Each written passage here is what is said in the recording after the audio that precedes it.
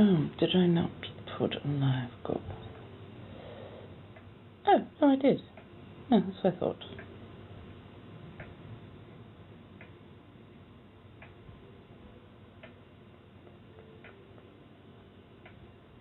There we go.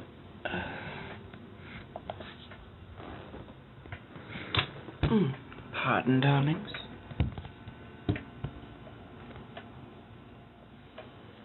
Hello, hello.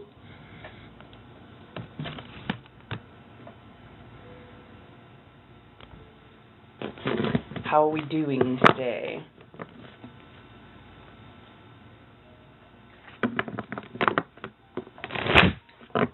And how are we, my darlings?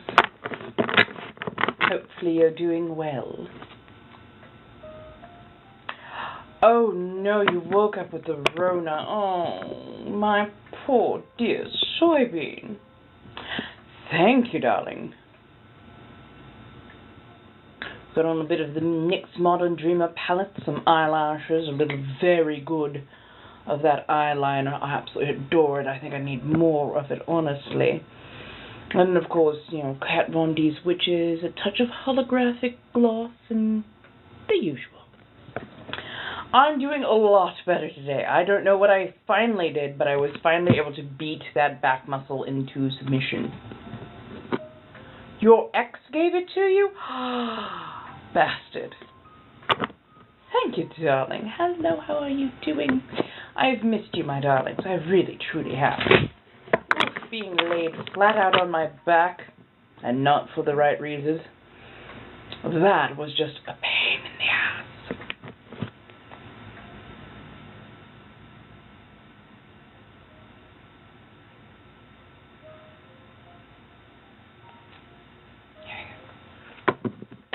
Hello, hello. Hello, my darlings. I was just over on Big O. That's still taking a little getting used to. There are some very, very forward people over there. Good evening. How are you doing? Ooh, meds are kicking in. Yay! Oh, it's also sitting a bit close, and I've got a bit of background music going on. Let me readjust it and maybe get it away from everything else that I'm doing. Also, I have been riffling cards, so it might not just be static. It might be the sound of a riffle. Thank you, darling. Thank you so very much. Purple was just calling to me today. My day's not too bad, not too bad, honestly. I was finally able to get my back to relax quite a bit more so I can sit up. I still can't quite put on the corset for as long as I need it to do its job. I can't stay upright and stable for that long. But overall, not too bad. How about you? Finally home from your father's. But yes, no, I just did an hour get ready over on Big O, because getting ready over on Big O, I think, is going to become part of that routine, or at least part of my routine. The men over there are incredibly forward, but incredibly cheap. The amount of declarations of love, and yet the moment I mention that there better be coin involved, they're gone. They evaporate like the morning dew. It's so much fun. Hello, Mariah, my darling. How are you? But no, it's quite funny. When people come in and start treating you as your just open, fair property, as it were, and then you correct them of, no, you can either have a nice bantering conversation, or you can go ahead and fund me. Oh no, suddenly. Gone. Evaporated. Good. Yes, no, I was like, I need to show up. I need to show up. If nothing else, I miss you all. I need to show up. So, what shall we speak about? What shall we speak on? Hopefully my back will continue to be in a good enough mood that I might actually be able to get myself a little bit of salad today. I could use it. To say the least, I could use it.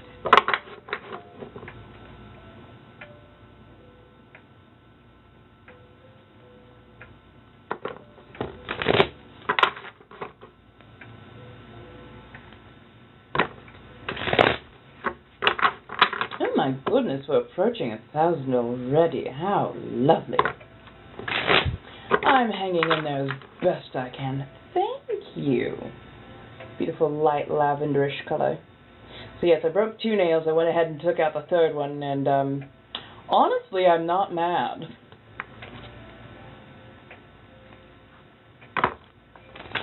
Just hanging in there, giggling still at how incredibly forward male-presenting people over on Big O are.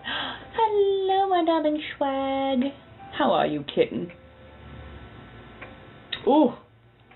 Oof. I feel you. I feel you. I swear to God, there are definitely moments you're like, you know, maybe I just quit. Maybe I just quit everything.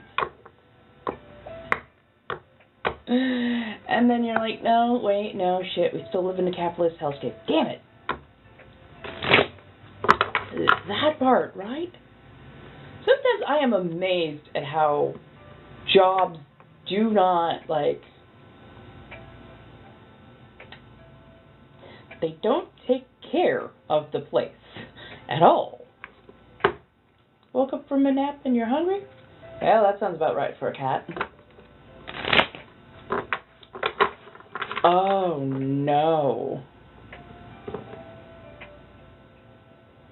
Ooh.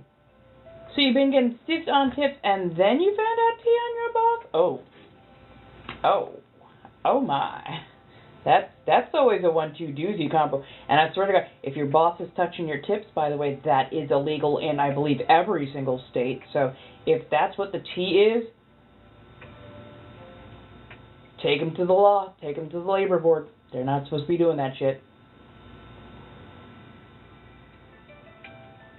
Which, honestly, I don't know why we, as a people, aren't, like, reforming sub-minimum wages, which are legal in certain places. It is some bullshit.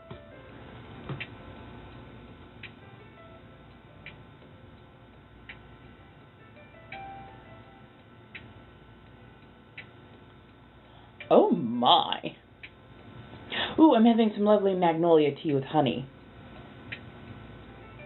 Right, I mean, you know, hey, I'm on my own business, but if I happen to hear something, I'm just saying. Ooh, driver for Uber. Yep. I used to drive for DoorDash. You want to talk about getting raked over some coals? That was some bullshit. That was some bullshit. Because they'd be charging customers like $10 in fees. And of course, customers think that we're getting like $7 or $8 from that. We were getting like $2.50. And if that person decided to tip, maybe we were getting like $5 a trip. It was bad. Ooh. Black bean noodles. Ooh, I've had black bean noodle before. Those are good. Those are good. No, I'm just having a bit of a magnolia.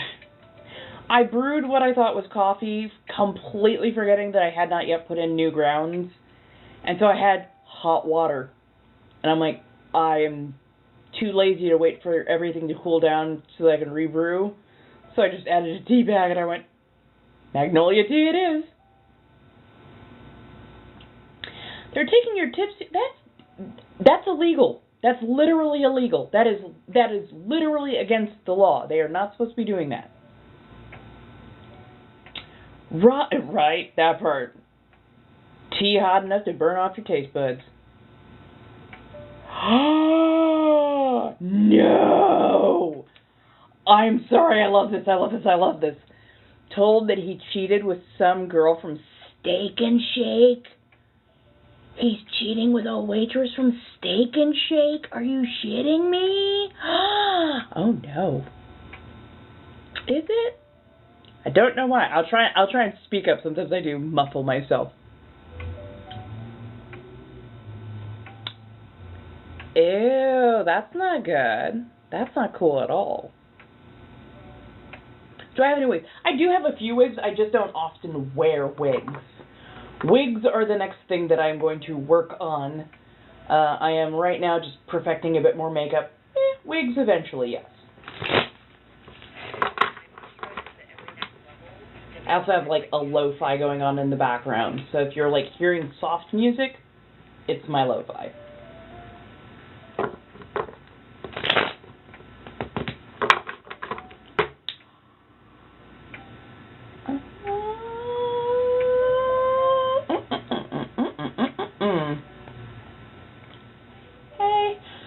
No, okay. Don't worry. The last couple of days I wasn't on because I threw out my back. Like, badly threw out my back. Could not sit up for like more than 10, 15 minutes at a time. I don't know what I did yesterday, but like I really went at that knot that was sitting in my lower back glute area.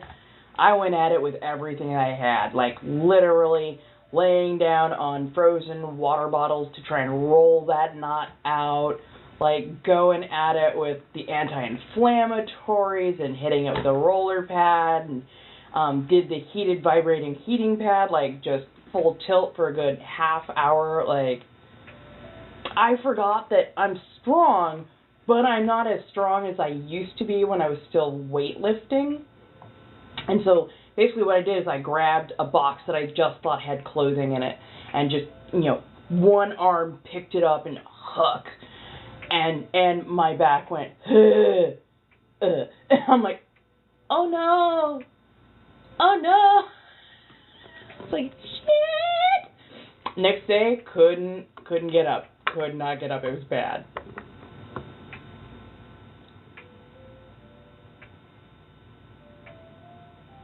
How you giving your kid $1,000 but you're snitching from the tip jar? What the shit?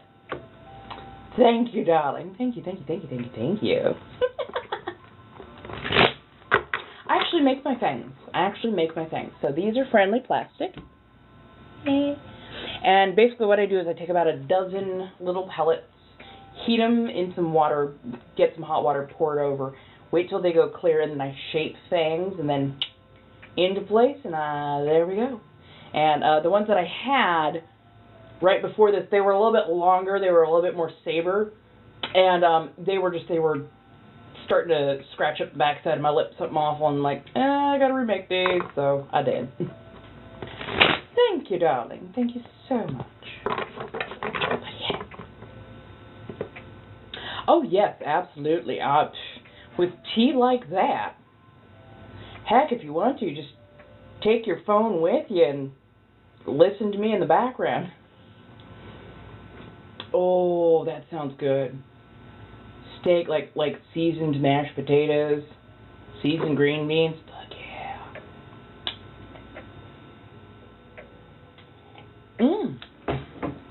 So this is Kat Von D's Witches with a little bit of that, I think it's the LA Color. It's like a holographic lip gloss, like $1.50 at Daiso, with a little bit of the NYX Modern Dreamer palette in the middle as usual. Right, that steak's got to be rare. I love a good, well-pounded, rare steak. I don't understand people who do well. Just, Thank you so much. Thank you. I do appreciate the gifting. Thank you so much, darling. How are we doing today? It's quite funny. Before this, I was over on Big O, getting to know my audience there. The fact that this audience is well and polite, you know the etiquette, and I absolutely love it. Burnt? Why burnt. At that point, just chew on a shoe. But no, I was over there on Big O, and they don't know me so well just yet. They're getting to know me. But the amount of men folk coming in and literally, hey, how you doing? I want to hook up with you.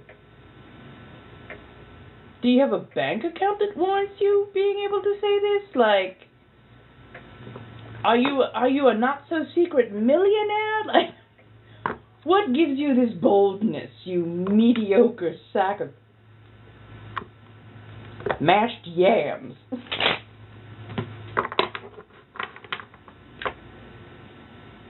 Oh, God, no.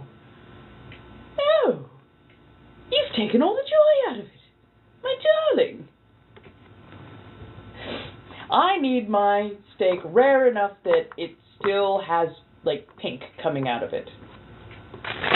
Not quite red. It doesn't need to be, like, blue. It doesn't need to be, like, just gently bruised.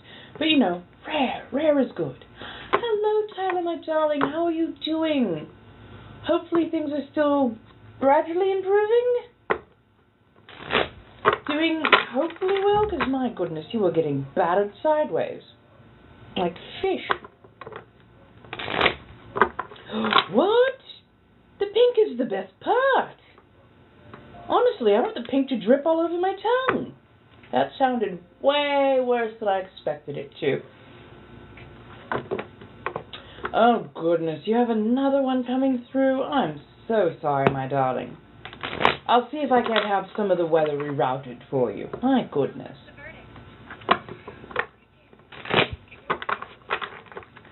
I'm doing a bit better. I'm doing quite a bit better. I was finally able to get the knot worked out of my back. I'm slightly more stabilized. It's not quite as painful, but, you know, you throw out your back, it takes you a few days. Ooh. Right. Ugh.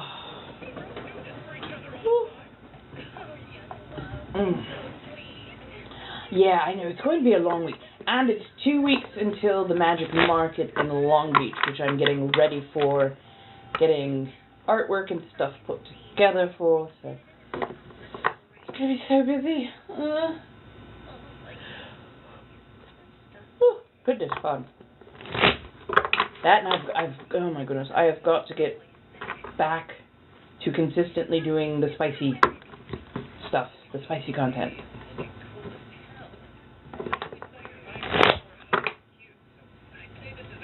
I've been on my back for 4 days and yeah, hello darling, how are you doing?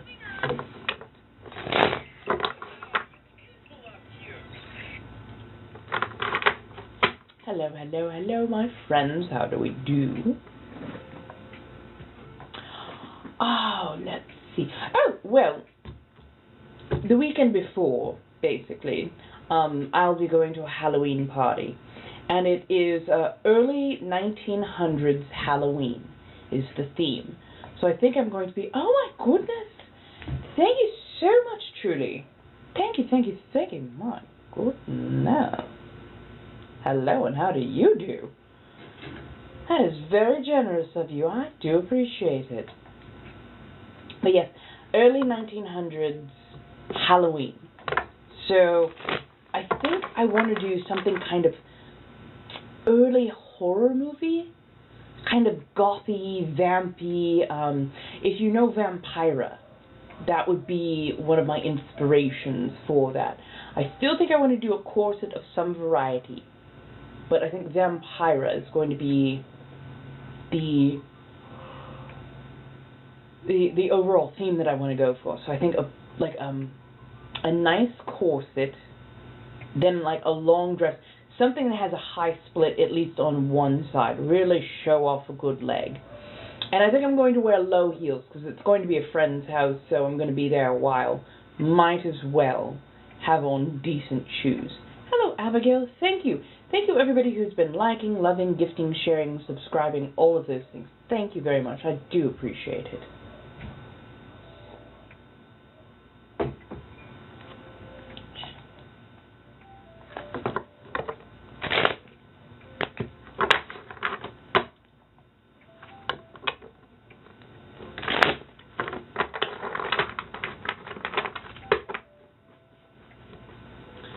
So, what is everyone up to? What shall we speak upon? Because goodness knows, it's been a mildly disappointing last couple of days.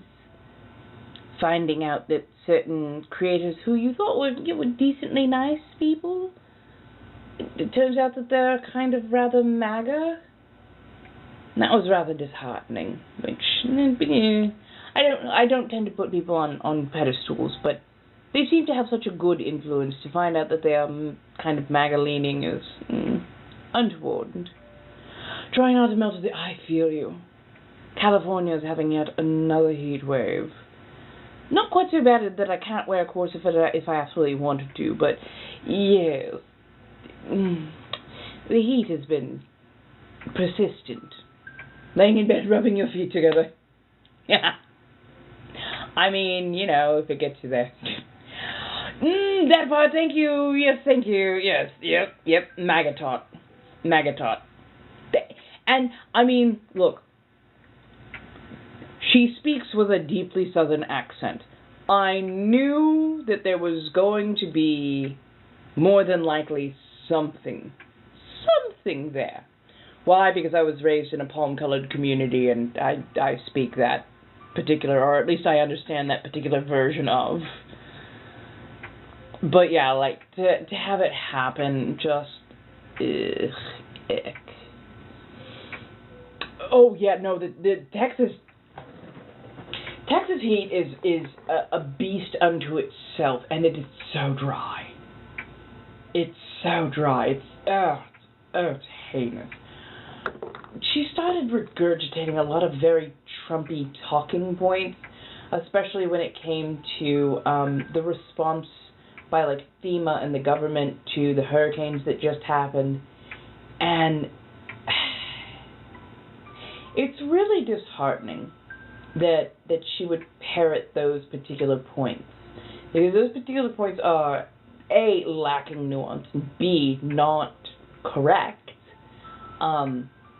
Even I am like, I was like, wow, $750 seems kind of low, but okay, there must be more to it. So of course I did a bit of research. That's what they got at first, or that's what they're getting at first, but there is more help beyond that. And like, there's a lot more nuance to it. But like, the Trump talking points right now, or the Trumpy talking points right now, are that they're only getting $750, that illegal immigrants are getting all the money from FEMA, and it's like, no they fucking aren't. That's not how FEMA works, firstly, and that's not how aid distribution goes. Not to mention, if somebody's a quote-unquote illegal immigrant, they're not getting shit. They are not getting shit from the system. And illegal immigrant is honestly just a cover word or dog whistle for brown people who might speak with an accent. And the fact that palm-colored people of any fucking variety think that they have any room to talk about who came here legally or not, who gets to move where or not, is beyond the pale. Absolutely beyond the pale. Like, that's not how that works. That's not how that goes. It's the same thing with, like, the Haitian immigrants, or the Haitians, just period, who are now having to deal with really super shitty people. Like, oh my god, you guys eat cats and dogs. I'm like, do you know how old that fucking trope is? Do you know how old that fucking stereotype is? And that stereotype has been applied to everybody but palm-colored people. And that rumor is usually spread by palm-colored people. And, like, for the longest time, it was the Asians. Like, and now it's the Haitians. I'm like, are you fucking kidding me with this shit? Like, what the fuck? Hey, how you doing, Bubble? I'm hoping that it's not muffled. Sometimes I'm not always speaking the loudest, and I do have some lo-fi going on in the background, so I'll try and, I guess, speak a little louder. But, yeah. Let's see if... Is it less muffled when I do that? Sorry.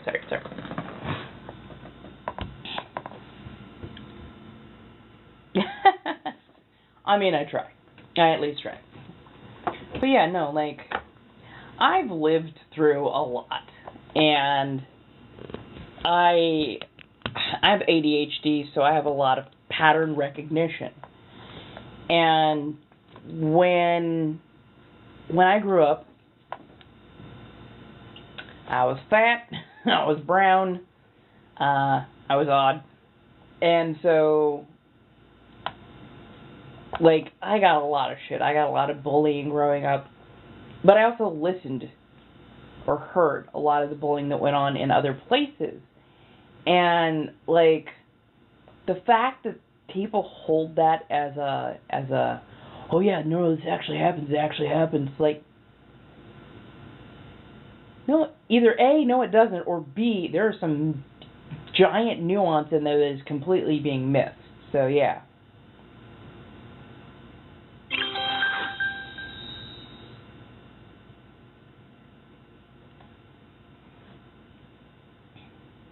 Oh my goodness.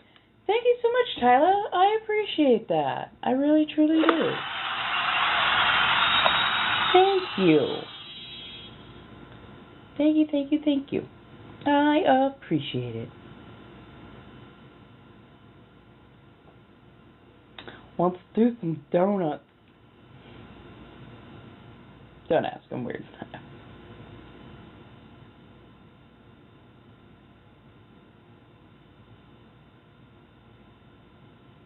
I hope you finished that sentence. I was very invested in it. Hey, I'm doing a lot better. I am definitely doing better. Because, oh my goodness, that was several days of no fucking thank you. Yeah, throwing at your back is no damn joke. To say the least, throwing at your back is no damn joke. And, oh my goodness.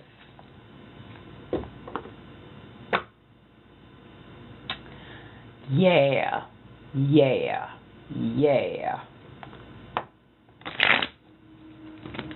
So for right now, I'm upright. I'm hopefully I might only be on for about an hour. My back is already starting to nag me just a little bit. It's a slow process of recovery, but that is actually honestly major improvement from the last couple of days, where like I literally couldn't sit up for more than about 15 minutes at a time. So getting better, but it's taking time, you know.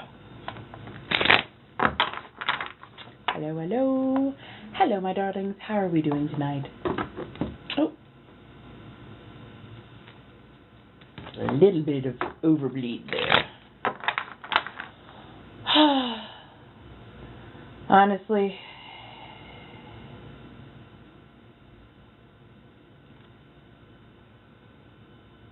I'm sorry, my brain couldn't figure out if it wanted to breathe or yawn. Weird that it got those two confused.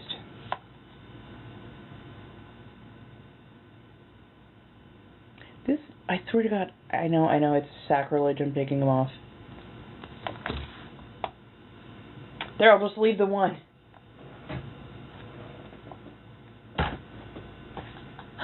Now I just look like a fancy droog.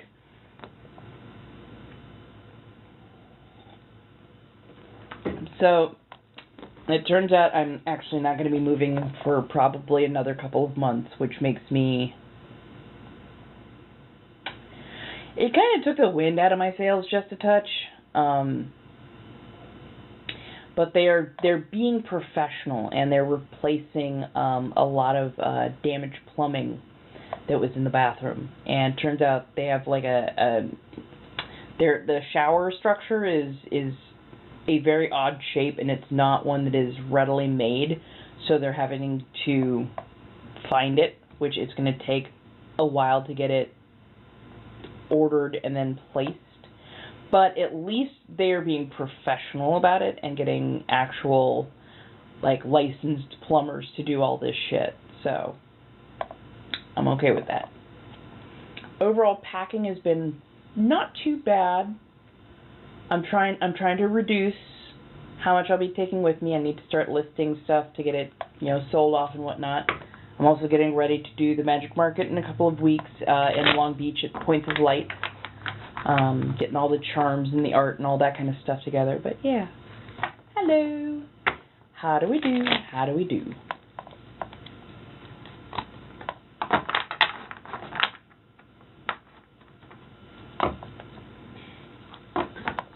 I don't know if I'll be doing earlier or later broadcasts for the next couple of days.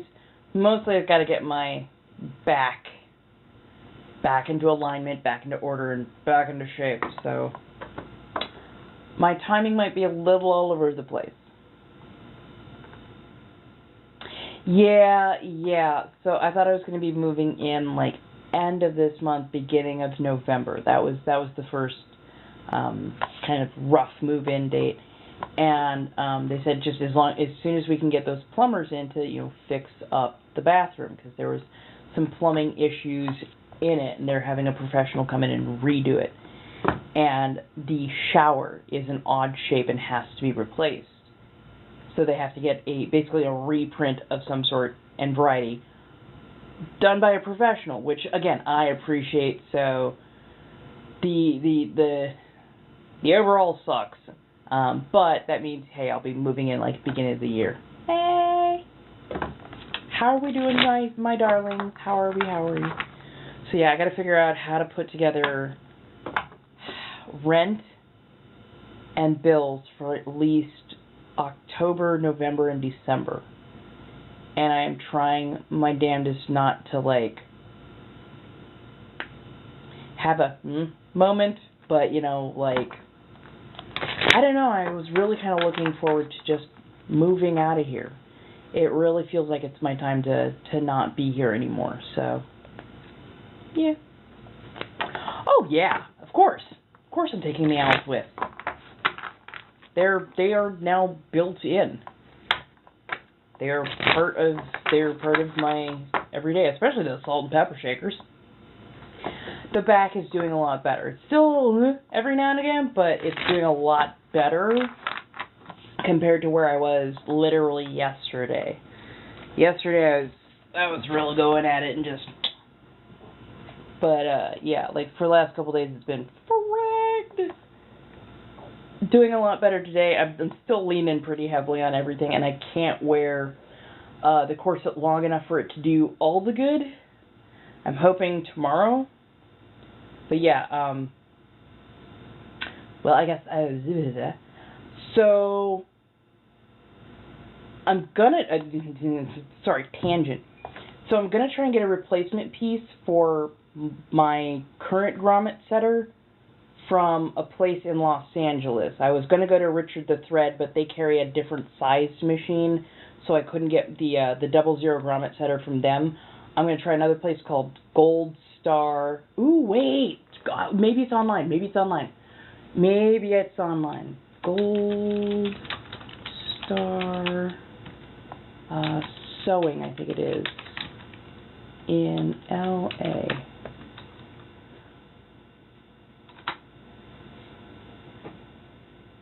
Gold Star Tool? Gold Star Tool. Okay. So, yeah. Let's see. Sewing machines, grommets. Grommet tools. Let's see. We've got a heavy-duty press.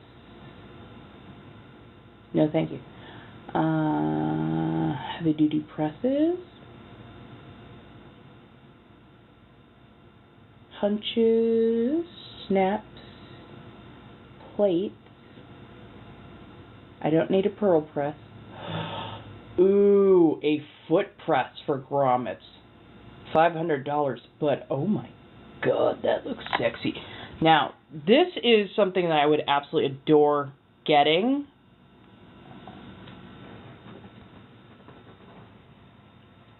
that right there would be...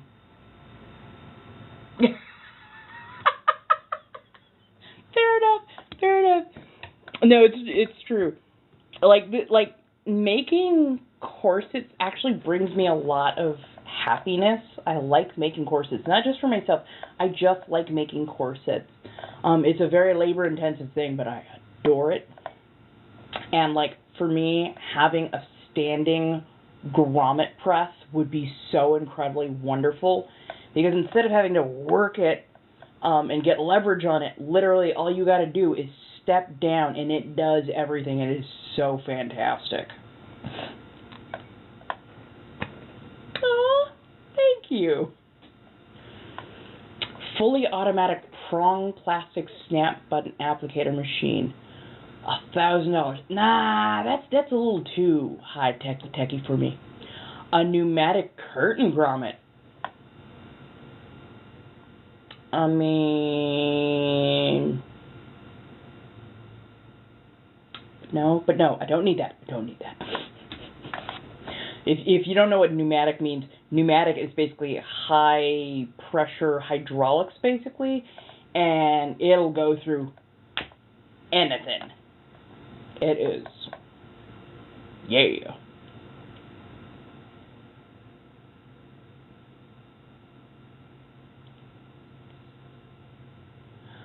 I might have to call in and ask if they have just the 00 grommet setter. Because if they do, that would be fan-fucking-tastic. I don't need the hole punch dies. I need the setters. Ooh, there we are. Ooh, geez. A GS808 die set for grommet snaps and buttons and rivets. Oh, that's everything. $250 for all of those. My goodness. Thank you, darling. Thank you very much. I guess I can call in and see if I could get just the 00.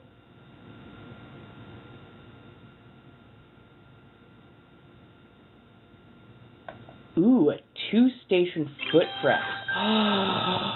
Ooh, so you could have help. I love this. Thank you. Oh, thank you, darling. I appreciate that. I am definitely getting ready for Halloween season. I need to have a new corset ready. I'm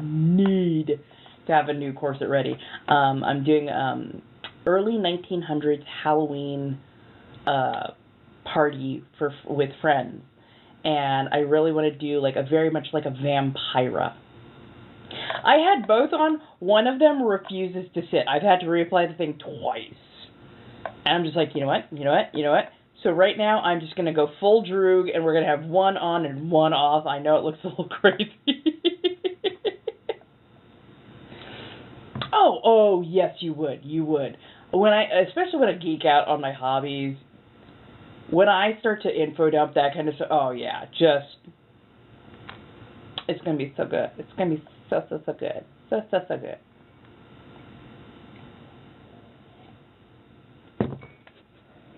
Right? I'm just gonna keep you guessing. Always keep you guessing. Oh my goodness. But yeah, no, if I can get just the set, if I can get just the grommet setter for the 00s, I'll be fine. Oh,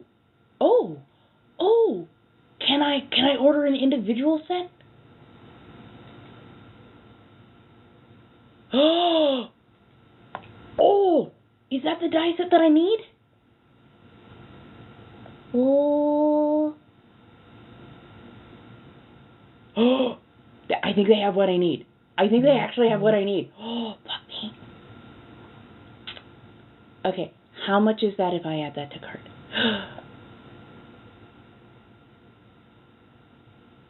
So, apparently, they have, for under $100, a heavy-duty 00 grommet setter. I think I have something I need to work towards. Yes.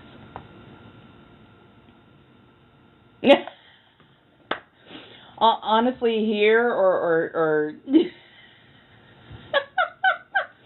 I need to get into rotation of like just having places where I geek out, having places where I do space. Thank you so much, Grace. I'm sorry I didn't see that first. Thank you, thank you, thank you. Thank you for all the likes, the loves, the shares, the giftings, the subscriptions, the everything. I really, really appreciate that. But yeah. Right. Very much so. Very much so. So like, I need to work for grocery money this week because, ooh, I have enough food to make it through the week, but I definitely need to go shopping for like produce. I need fruit. I need fruit so bad right now. I need like grapes and berries, and maybe a melon or two. But also, like, I really want to get this grommet setter because let me show you. Yes, I only have one eyelash on. One just would not stay, so I'm like, fuck it, we're just gonna take them off. But let me show you. Okay, slowly, upright. There we go. Dude, where did I put it? Where did I put it? Ah, there we are.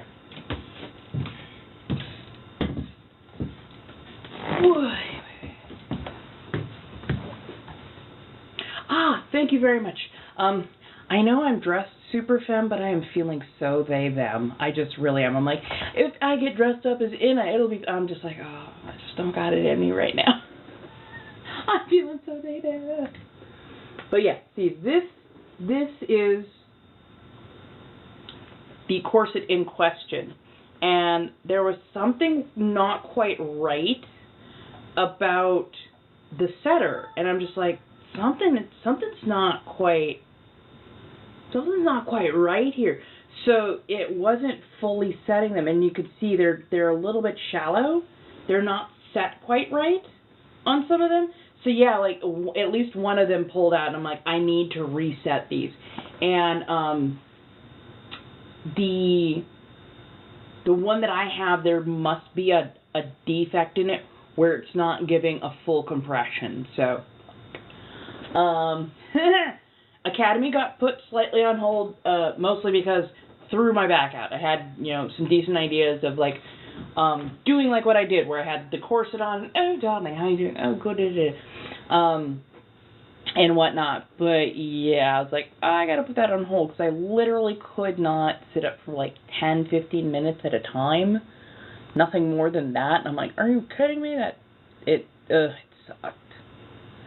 Thank you for getting me to goal. Let me go ahead and reset that yet again. I do appreciate this. I truly, truly do. If anybody needs their cards read, by all means, let me know. Is it bad that they have pumpkins? Okay, we'll do that. Okay. I am going to be that goblin for like this next month. I didn't realize they had some cool small Halloween stuff. Fuck yes. I love Halloween season. I really do. I love the spooky shit. I know. I've made better than probably about a dozen and a half corsets for myself. Some of them did not work. Some of them were definitely, R&D works in progress. No, that's not going to work. And then a good number of them actually worked quite well for quite some time. But yeah. Right, it keeps you guessing, like, there's something. I love it, right? I don't know, I'm having a bit of a sound issue today. So I'll go through and I'll re-clean my speakers afterwards, and hopefully it'll come back, but yeah. That's the other thing, like, overall I need to get financially somewhat more stable so I can get a new phone. This phone is quite some number of years old, and I think it's starting to have some issues. But yeah. I'm doing pretty good. How you doing? I'm hanging in there at least best I can. Would you all like to go make some coffee with me? But yeah, pumpkins! Pum pum pumpkin, ka-pum pum pumpkin, ka-pum pum pumpkin. Sorry, Witch Blair. If you know Soul Eater, you know Witch Blair.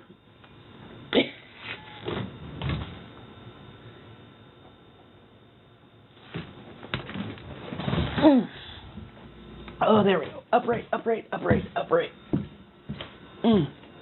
Thank goodness this is a lightweight stand. Pardon. Nope. Ow! Ow! Ow!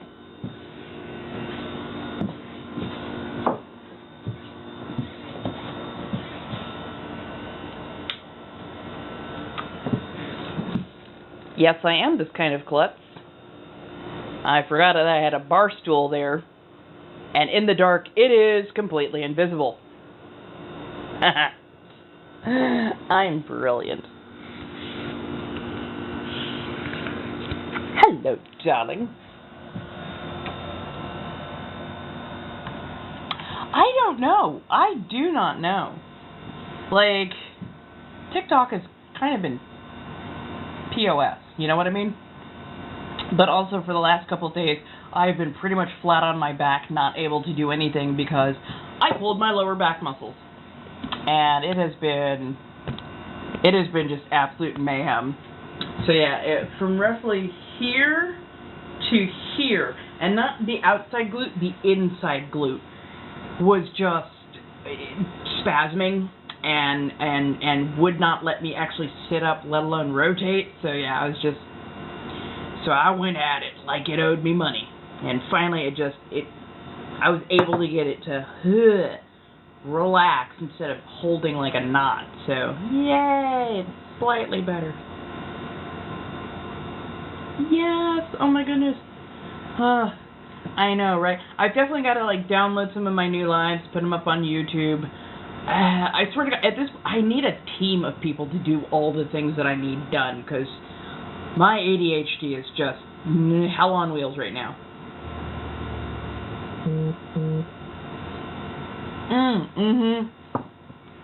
Right. The other day I just looked so sweaty and uncomfortable.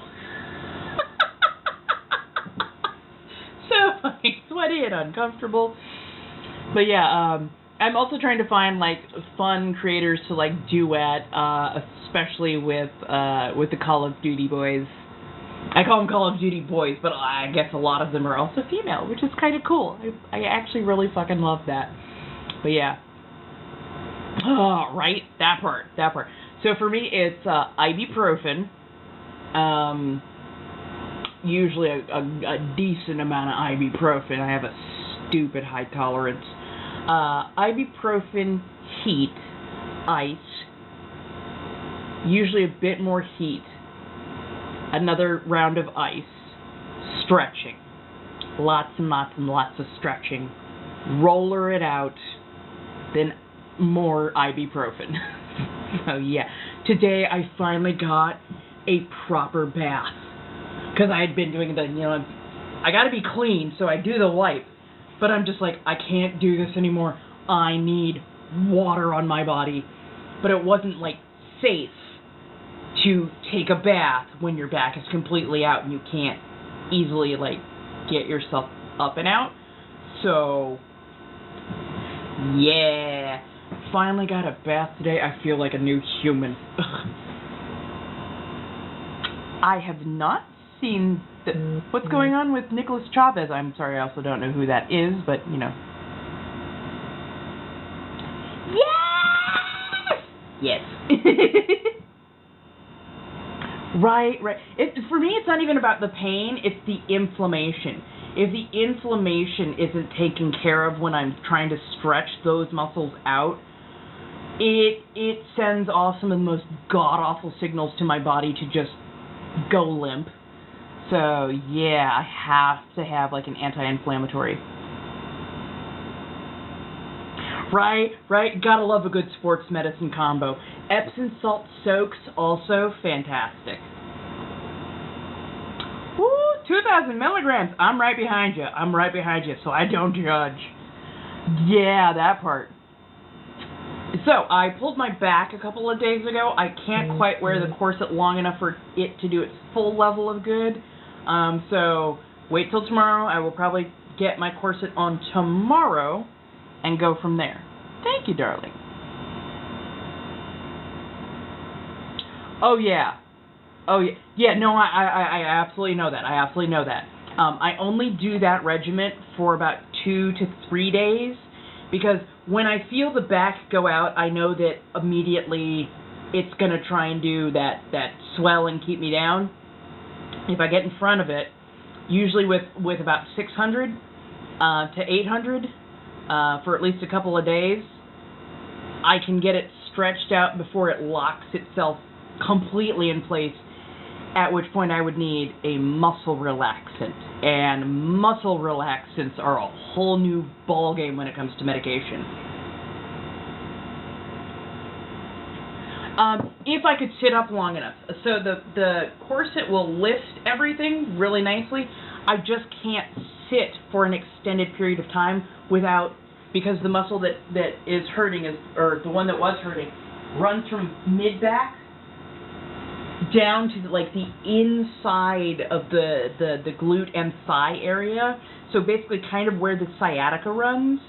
And it starts to spasm so badly that it causes my entire body to want to arch. So yeah, like I have to actually lift my shoulder and pull this way to actually pull all those back and leg muscles fully out. So yeah, it's such a pain in the ass. It's something I've had to do for like 2 decades now, so yeah, no. The funny thing is like the sitting will upset it slightly because I'm forcing it, long. I am not mommy ever. But yeah, like even like the standing is not so bad because that's just the natural relaxed position. But when it's already going off, like trying to get that damn hip up and under so that I can stand myself up straight, Lord knows I've been bracing countertops the entire time. So yeah, it's a bit of a pain in the ass. But yeah. Hey, Sonny, how you doing, darling? Oh, right? Ooh, which reminds me, pregnancy slings. Oh my goodness. Those are the best thing to have ever happened. Report what guy? Huh? What?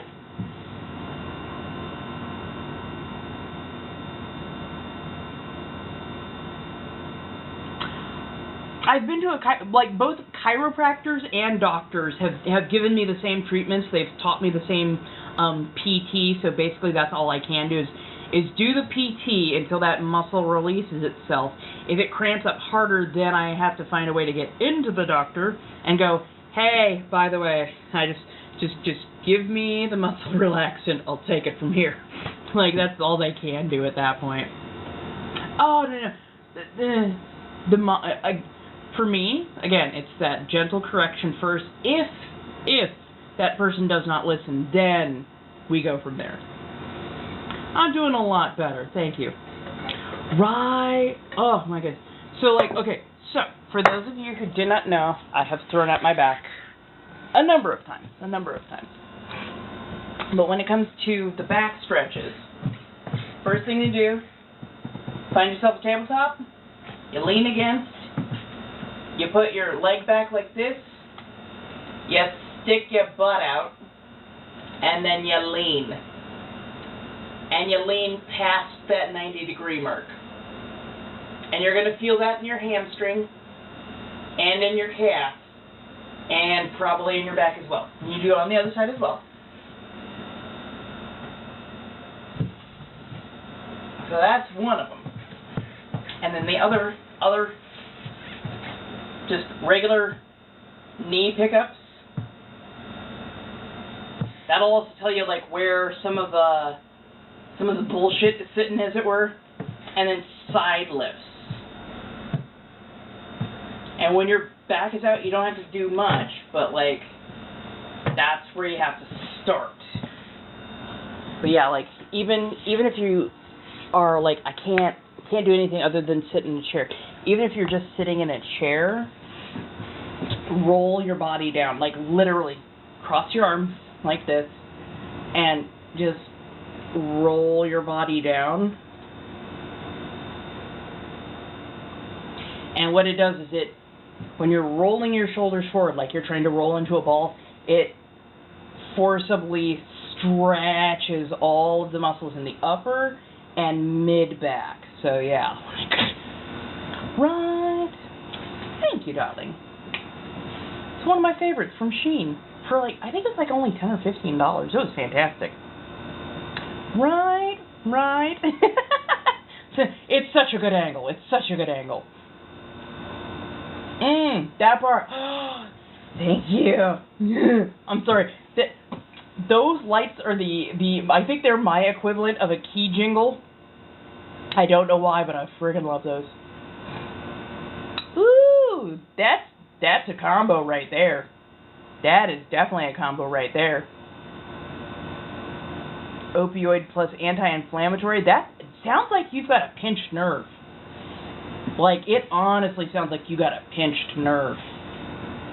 Cause yeah, either you have a pinched. What in the heck just happened? Hi. Kind of overstepping her role. I have no idea how that happened, but okay. Telling people what to do. A couple more on the side. What did I do? What did I touch?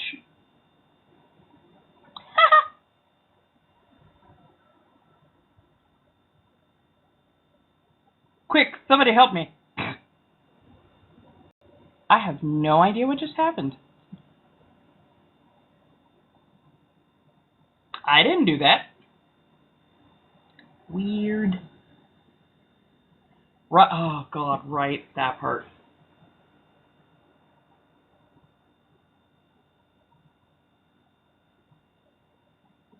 Okay, I have no idea what just went on. I'll just leave it out there for a moment.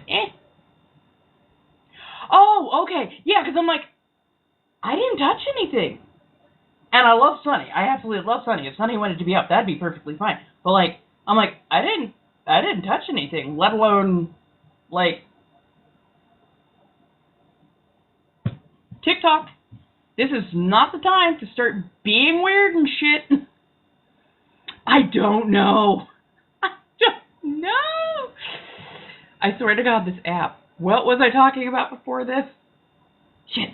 Okay, let's get some water and let's get some coffee.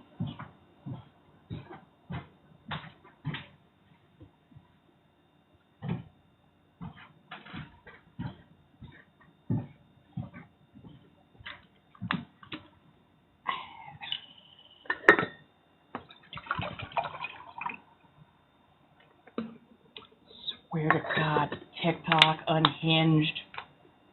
Thank you, darling. Thank you. Okay.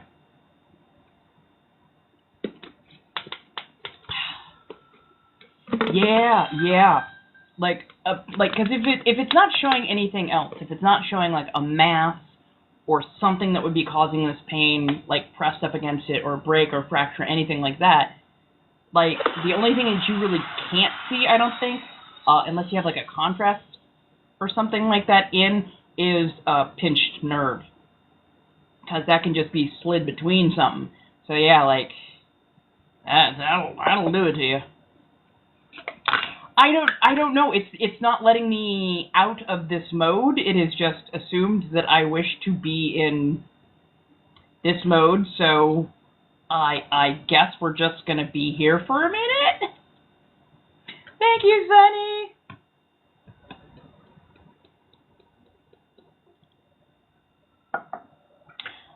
So, yoga is one of my go-tos when it comes to a pinch nerve. So, pinch nerves are basically, they get caught either under a muscle or it gets caught next to or under a bone. And the only thing you can do is basically try and stretch that area out so it pulls itself out of being there, doing that. It is all pain. And I am now out of coffee. No.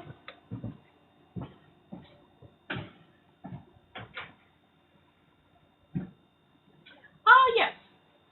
So, my darling, if you wish, depending on how you want to go about this, if you wish, you may go to my Cash App. We can do card readings and whatnot. But I need to get together grocery money and start working towards paying off some bills. So, by all means, let me know. If you wish to donate for a day out, or sponsor a day out, I should say, there are plenty of ways to do that.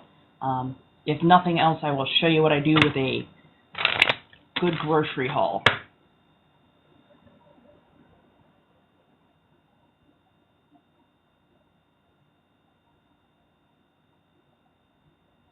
Oh, yeah.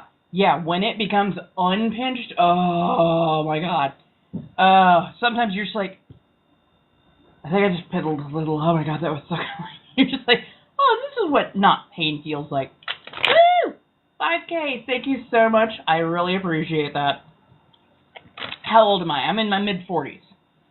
I am well into those mid-40s. I got my villain era gray. That is my gray. I will never act as people expect me to, because why would I want to be that bored?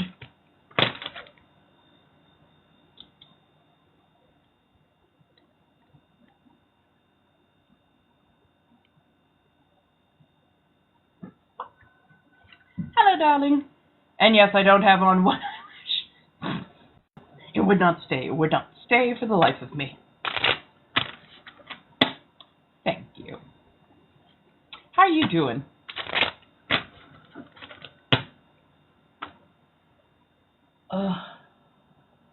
Can't quite get the neck rotation. Oh my goodness, I've gotta get that stuff published to AO3. I've got to get those stories published up on AO3, like, as soon as possible. 'Cause, yeah. Aw.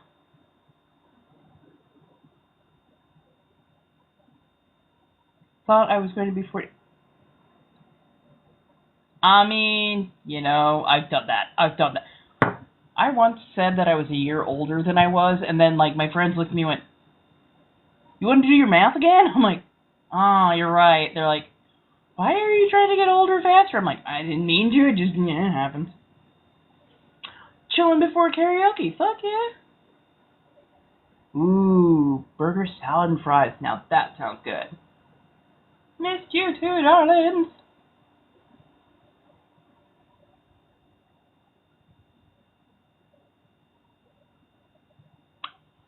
It won't let you use the app. What the fuck? Make sure you have the most updated version. I'm sorry that it is being so untoward. I definitely need to do some more work on my spicy sites. Not only just like consistency-wise, I want to put like more audios up. I want to put more videos and stuff up. And it's nothing like, no, I work as a DOMME. I am very much into the quink side, the fet side of stuff, and I am the dominant type.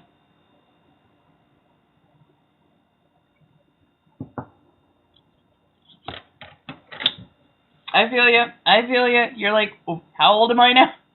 What age am I now? Oh yeah. I am convinced that like later in life I'm gonna be like, I don't know, don't make me do math. I'm old. I'm just old. Oh, don't worry. TikTok decided to put me into this mode. I do not know why. I didn't ask them to do that. But yeah, like, don't worry. It is what it is. Right. Like, I think I'm just going to start going by decades now. I'm just going to go, I'm in my 40s. Wait till, like, what was it, 2030? I'm in my 50s. And just, keep that up for a good decade at a time. That way I don't have to recognize what my actual age is. I don't have to, like, oh, yeah, I am this. Nah, screw it. Somewhere in that decade. Somewhere. Where? I'm not wholly sure. Ooh. Oh, Five Guys sounds fucking good. Oh my god, that sounds really... Like Five Guys bacon cheeseburger with their fries, hot fresh, and a coffee peanut butter shake. That sounds so good right now. I'm 32, but I feel 40. You know, that is valid. That is incredibly valid. Mm-hmm. Hey, you haven't drank in over a year? Hell yeah. That's an accomplishment. Honestly, that's an accomplishment. Especially when you need to. That is applaud worthy, honestly. Would it be weird to say, I'm 2 decades old? No, I think that works. I think that works. Make other people work for it, you know? How old do I look? I say that, but like some people are super bad at guessing, and other people are just going to use that as an opportunity to try and nag, and I'm just like, that's not going to work the way you think it is. Ooh, sushi hibachi chicken noodle. Oh my god. Chicken karage right now sounds really good. Or Korean fried chicken. That sounds so good. Oh, that sounds really good. So, but like it's juicy, it's crunchy. The seasoning is amazing. And here's the whole thing. The reason I like chicken karage and Korean chicken, fried chicken so freaking much is because black GIs basically taught people how to make fried chicken, and not only did they honor that teaching, they helped to elevate that teaching, and I really appreciate that cultural exchange right there, because it's like, oh shit, hell yeah, we worked together on something. And it's funny because quite often it's who do not give credit to the exchange between the GI and foreign soldiers, but it's usually people of color who will like, oh yeah, I heard about that too, and you know who taught that? I'm like, yes, thank you. I'm not saying that only black people can make good fried chicken, but like you gotta give credit where credit is due, because for like far too long credit was not given at all. So I appreciate when people recognize the exchange.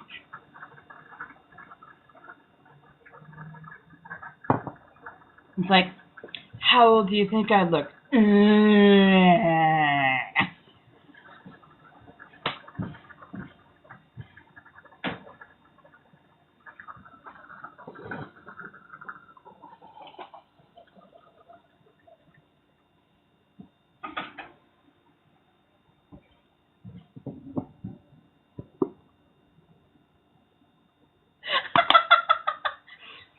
Oh Lord. See, I only have 2 modes when I'm flirting, and honestly, they look either pretty much like that, just unhinged, or it will be the smoothest thing that you have ever seen. But I just think that I'm kidding, and that we're having a good joke, and they're going, oh shit, okay, let's do this. Do what? We were having a ha ha ha ha, and you're like, what? Well, you know the key to flirting? Stop thinking. Stop thinking that you're actually flirting. Just say what you would say off the cuff in a haha. No, I didn't get to buy the oxtails yet. Okay, so. Sorry. Okay, I'm gonna set the intention now. I would like to raise $100 on my Cash App so that I could go out grocery shopping tomorrow and get like just 1 or 2 bags and get some really good shit to like cook for the next week or so. And I would really love to get some oxtail. So, if people would like to get their cards read, or even just sponsor a day out grocery shopping, by all means, links are in Lio. feel free to have at. I will definitely not stop you, and I will show you absolutely everything I buy and everything that I make with it. So, yeah. The older I got, the more flirting became. You're not wrong. You're not. Honestly, though, I think I can still flirt. I still have a really, really good flirt in me. It's just that my flirting is more like courtship. So when I flirt, people think that I am dead ass serious at taking them home forever. And I'm like, no. If I am flirting with you, I'm flirting to get to know you a little bit better. And I might take you home for a night or maybe even for a week. But the forever part, yeah, we're going to have to take that like really slow. I'm just seeing if I can hold a decent conversation with you for at least a night. And the fact that you're getting flustered and thinking I'm talking forever, no. No. Hell no.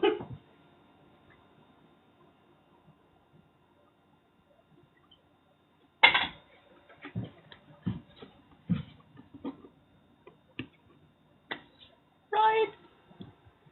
So like, let me see. Quick, somebody give me a scenario, a situation.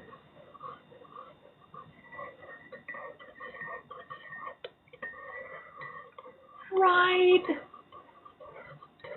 Right, like, and it's like I don't need forever to begin with. I just need to know, can I make it through a day talking to this person? Can I make it through a week talking to a person?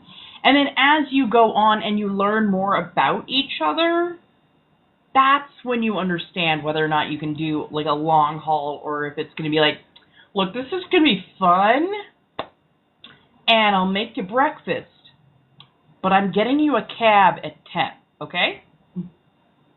Versus the, I'm going to make you breakfast, you're going to make me lunch in a couple of ways, then I'm going to make you dinner. Like, just say. I'm so glad I'm your whole mood.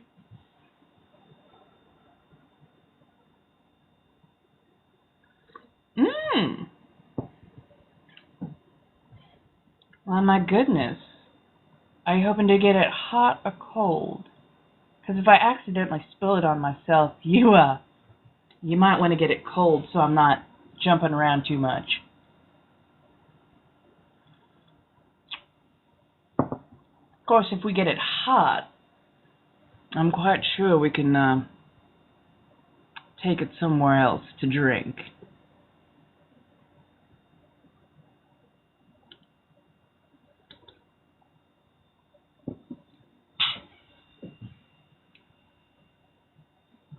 And I mean, that's a quick one. That's a quick throwaway flirt.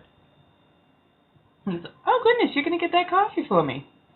Well, I don't know. What do I get to give you in exchange? Can I at least give you a good glance? Or possibly my number.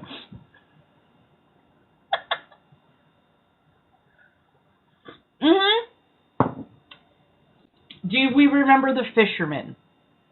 Do we remember the fisherman? Not that he's called back and I don't need him to at this point. That's totally fine. But like, I was out. I was doing a live. We were talking about everything and nothing. And we ended up, getting into a very lovely, spirited discussion. And I happened to be in public. I was out at one of the beautiful wharfs.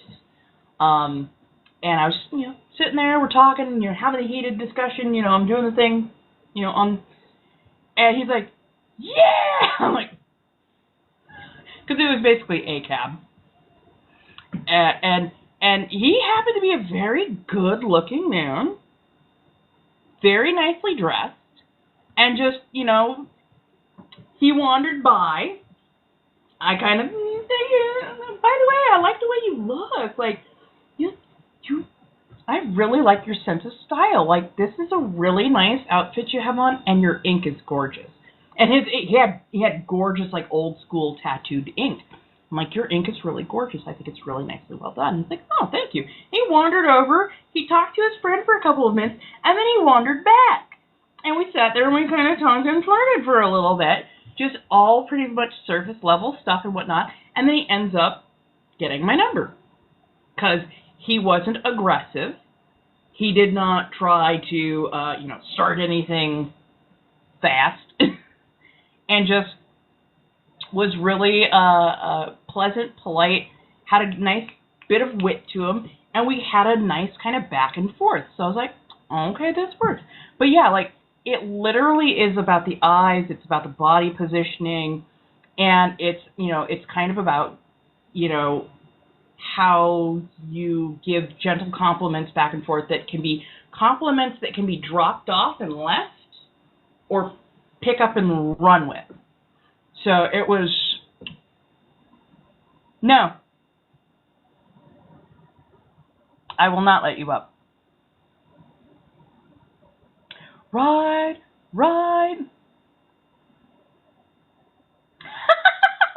Okay, so flirtation when it comes to the eyes, you don't want to be like, hey.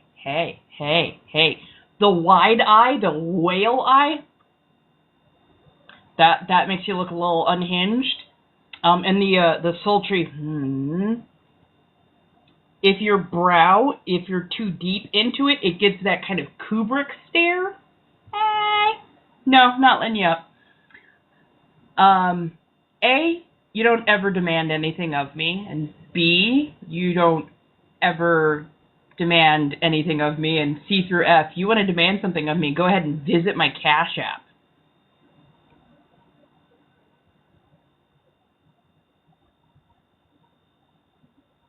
Oh, hell no, we're not,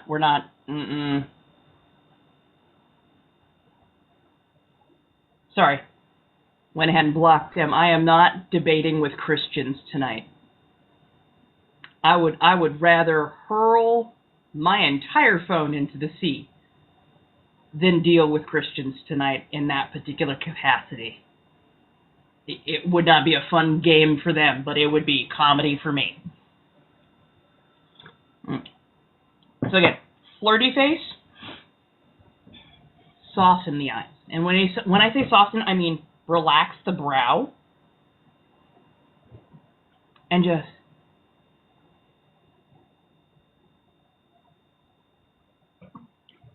slow your blinking down. That is the first thing. Slow your blinking down by about, I know I say eighth of a second, just blink slow. Oh, did I? Okay. I'm so sorry. What I meant is to block you again because you look like a child.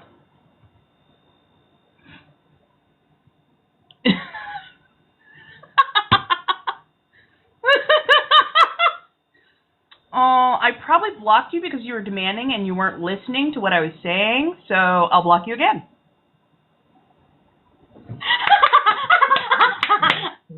Ow. Do it again. Yeah.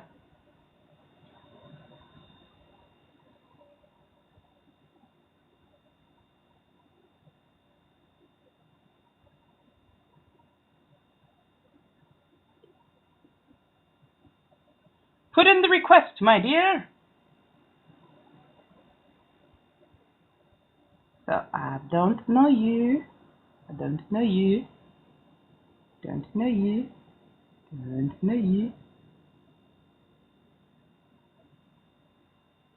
That part! I'm like, you look like a whole-ass child.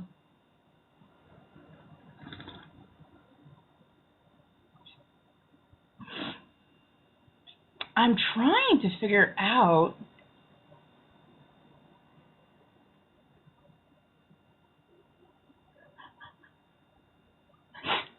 Sorry.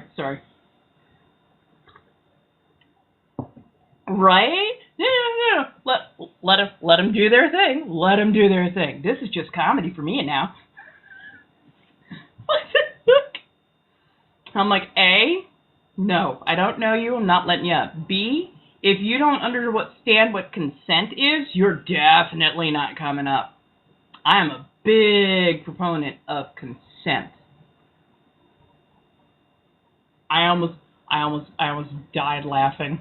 Thank you so much for that. Right?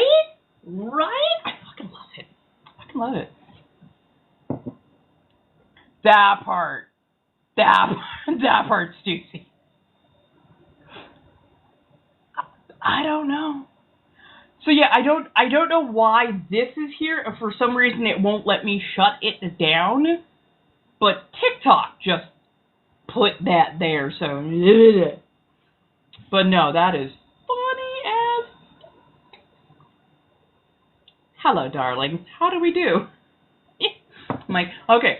So for the new people here who has not gotten a full rundown of who and what I am, beyond who and what you see, the persona that I am currently in, the makeup at least, is in a battery. And I am a person who does a lot of different jobs and whatnot.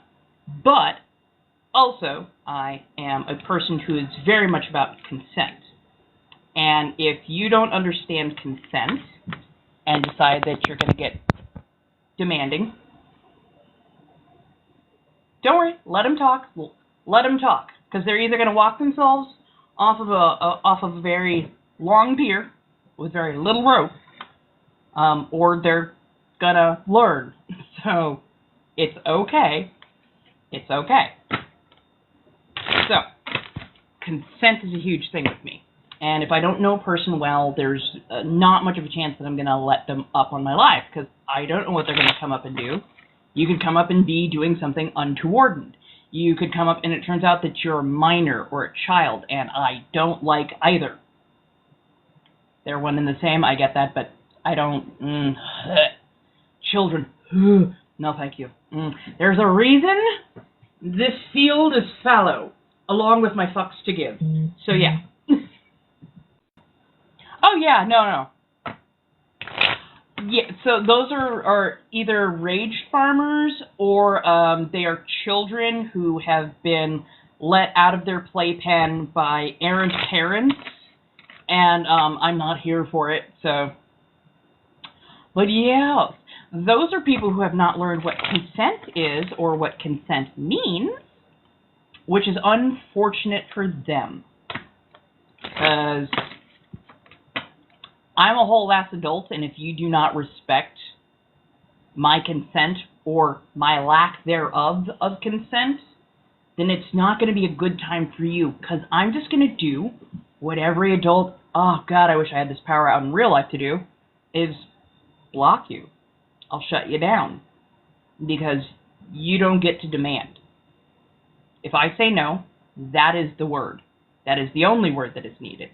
If I say no, that's your boundary line. That is the only boundary line that matters. This is my platform, therefore my rules go. Thank you everybody who's been liking, loving, gifting, sharing, bantering. Really do appreciate it. Let's do, oh, they got the black cats. Fuck yeah. Sorry. I love the little black cats. They're cute as daylights. But yeah. Exactly, Bay. I'm like, no, I am an elder. I'll take that. Funny enough, I'm not Aquarian. I'm a Gemini. I am a Gemini. But I appreciate my Aquarian and Libran siblings. Us air types. Right. I don't know. TikTok did this number, like, and it's not letting me shut it down, but I'm not worried about it. I'm just going to stand here and do what I do.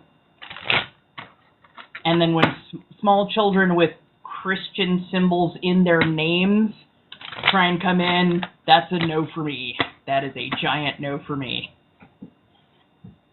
Oh, really?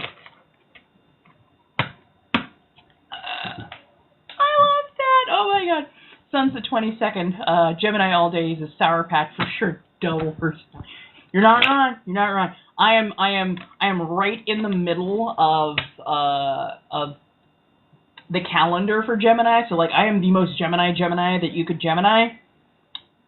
Yeah. Oh, trust me. Oh man. There's part of me. I don't know what it is about this particular part of the year. There's a part of me that really wants to start fighting Christians right around this part of the year. And it's not all Christians. It's a very particular type of and sect of Christians that I have a major beef with. And around this time of year, I get so much more witchy. I get so much more witchy about that shit. Like, I am not the one to challenge when it comes to this. Oh my God, you're okay, a Taurus, Pisces, Gemini. Oh, that's pure chaos. Pure chaos trying to be orderly. Oh my goodness, you poor thing. Fair enough, fair enough. Fair enough. We are coming up on the kind of cultist-esque holidays and whatnot. So yeah, you're right, it is a little bit more bound to happen. You're not wrong. Right, that part. Oh my goodness, what was I watching today? I was watching Alive today, and they were talking about abortion and like kind of like the religious ramifications and that kind of. And this woman was up there, and I say woman because sounded like, acted like, did not seem to be LGBTQ of any variety, and they started trying to quote the Bible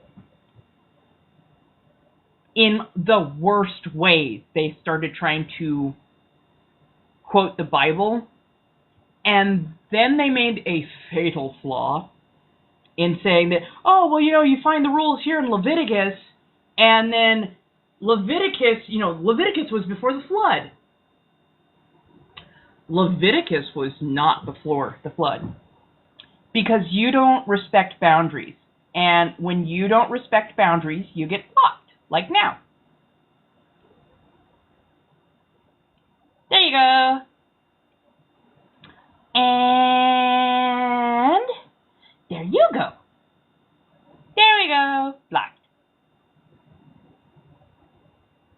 Right, exactly. Like, you could be a good Christian in a lot of ways, but, like, if you don't listen to boundaries, that's not a good thing. Yeah, and it's like, how are you going to tell me that Leviticus was written before the flood? The flood happens in Genesis. The flood happens, like, very early on. So the fact that you said that, well, these were written even before the flood, and I'm like, huh? What? You're Christian?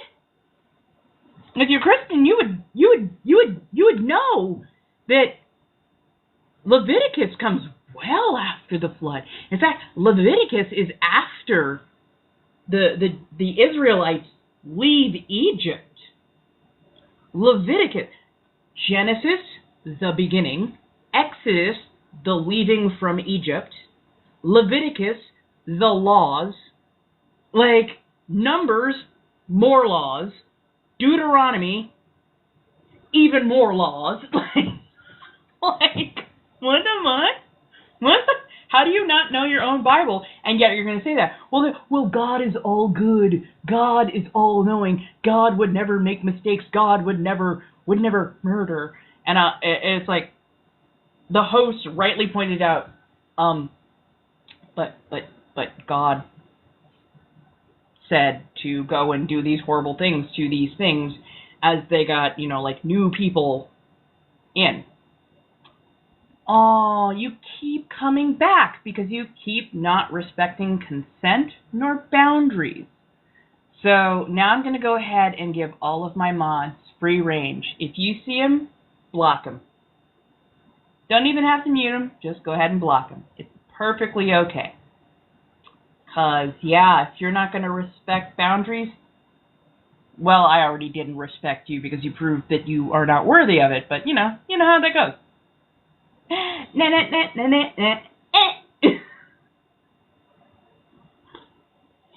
We've got a couple in here. They're on top of it. Thank you so much for asking for it, though. I do appreciate that you have asked to lend that. I do appreciate it. I truly, truly do. When I say no, that's the boundary. If you keep coming back and keep requesting, that means you're not respecting the boundary. If you don't respect my boundaries, then that means you get blocked. I don't know why consent is difficult for you, especially since you seem to be a child. No. That's the entire boundary, and that's the entire sentence. No.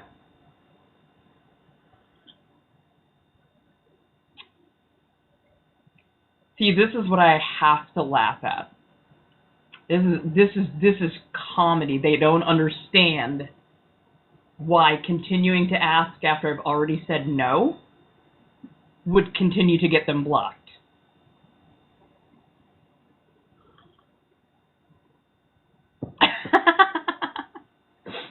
I mean, maybe. Thank you so much. Thank you for the liking, the loving, the gifting, the sharing. Right? It's the sudden victimhood.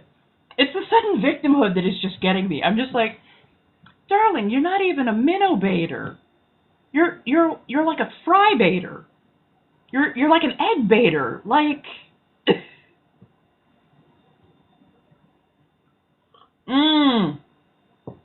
Fuck yeah. Oh man. Electric kale sounds absolutely fantastic. Honestly, like I might have to take a hobble down and get myself a little electric kale just to have a garden moment. Right? It's the no. You look like you're the PFPs read like you're a child. And if you're a child, I want nothing to do with you. Absolutely nothing to do with you. But B, if you're a grown-ass adult and you don't understand no, that's worse. In a lot of ways, that's worse.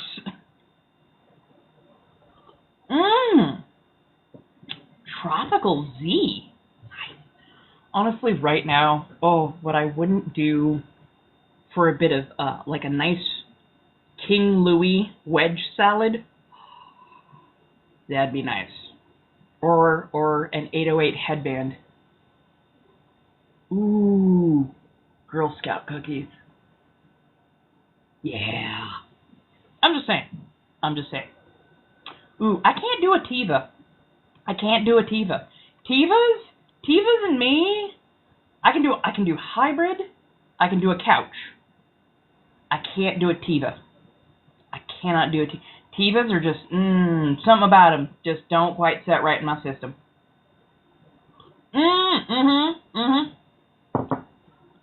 So for those who don't know but have been looking to try a different type of salad, King Louis the 13th is so good. It is exceptionally, I hope it falls off. No, it's exceptionally strong, but it is so well worth it, and I would highly suggest putting something very colorful on, Bridgerton or anything Marie Antoinette or even Les Mis, honestly. Fantastic. Ooh, good lord. 1,000 milligram apple bottom jean salad gummies. That would put me so on my backside, like that would end my weekend. I wouldn't be waking up for a few days, man. King Louis is, I believe, an indica couch, if I'm not mistaken. Possibly hybrid, but leans heavily towards indica couch, and I'm very, very sure it's indica couch. I know for sure it's not a Tiva, because if it was a Tiva, me and Tivas, no. Yeah, I'm like, I can do a hybrid. Hybrids, I get a lot of stuff done on hybrid salad, but Tivas, that spurs paranoia real quick and very, very, very vivid imagery. So yeah, I can't calm down on that shit at all.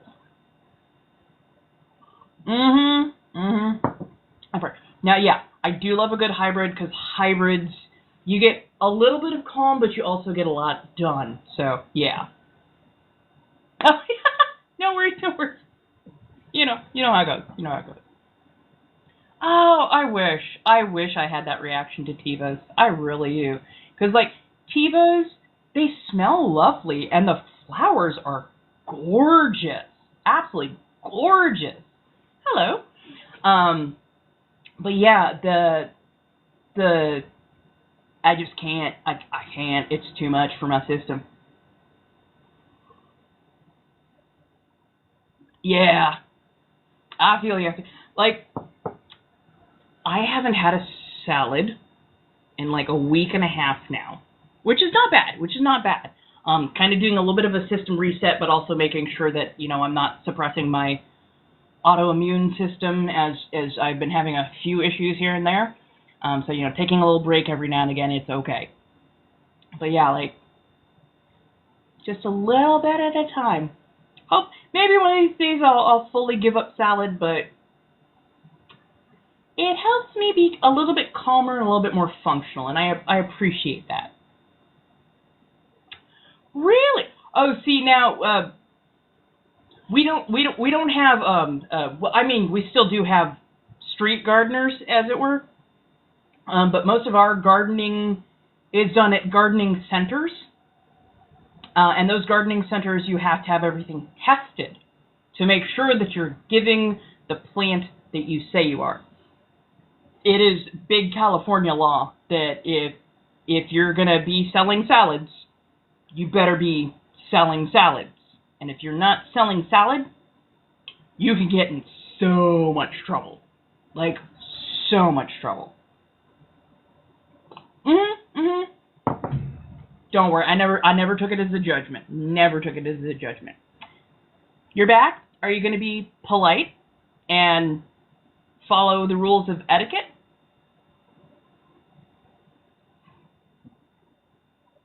That part. Oh my god, that part. Isn't it wonderful? You're like, take a penny, throw it. Like, literally, I have at least, I think, 3 within walking distance.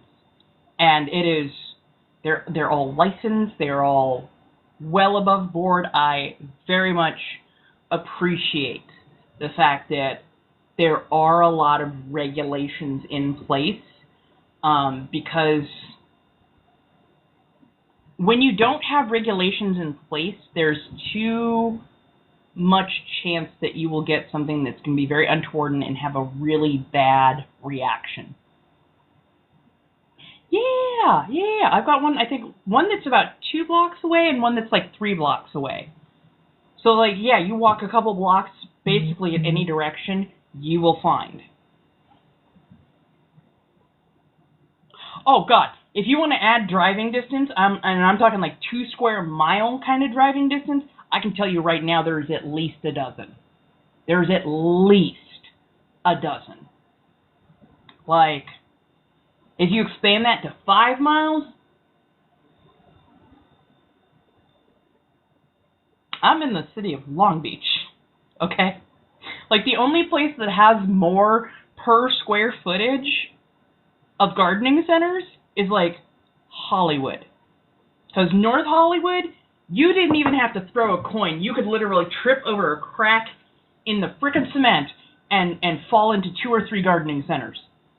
Like, there'd be one here, there'd be one literally right across the street, but 2 doors up. Like, they had so many gardening centers. So many gardening centers. Oh, okay. Well, you're in a desert, my dear.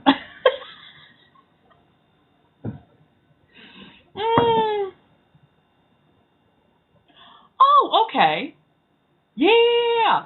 So you're in Massachusetts, about 15 minutes away from Boston, and they're like all over the place. Yep. See, I would expect that from Salem. I would definitely expect that from Salem. Los Angeles, fuck yeah. Los Angeles is another good one. They tend to be a bit more expensive, though. They are definitely a bit more expensive over there. I love that certain shops for gardening will actually have themes as to what kind of plants they carry. It is so much fun. No, I am not accepting requests today. I don't know why TikTok did this, but it also won't let me shut it down.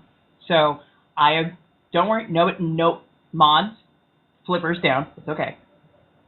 So I'm not accepting requests right now. I don't know why TikTok did this to me. At some point, maybe. But also, how old are you, my dear? Oklahoma. Nice. Really? I see. Federally, I think it should be legal everywhere. Because A, revenue, and B, it helps so many people. You're right.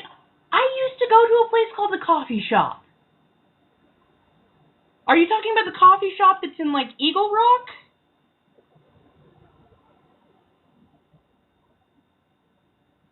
Oh, wow. Good thing to know. Oh, no. I know. So, since she's 14 looking, go ahead and do it again. Block it.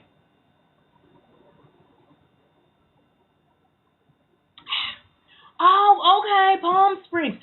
Did they move there like a couple of years ago? Because I used to be going to the one in Eagle Rock, and then suddenly they were just gone. Oh, if they're 12, get rid of them. Oh, no, block that to hell and back. Fuck that, no, at 12. You're not even supposed to be on this app at 12. Gross.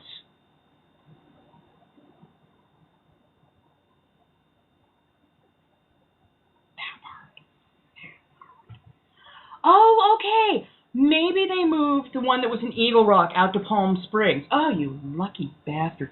They had some very good stuff. They had a very comprehensive shop. I really appreciated them.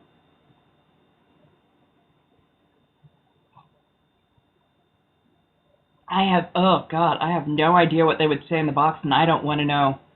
I'm pretty sure it'd just be gaga, goo goo, milk, bleh. Ugh. Sorry, that's what children sound like to me.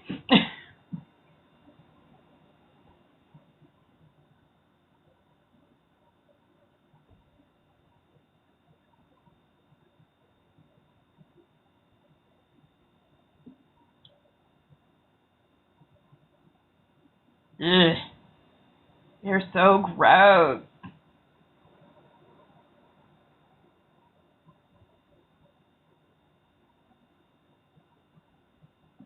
I just want to make sure that I'm blocking the right person. Okay, yeah, that's blocked. Okay, cool.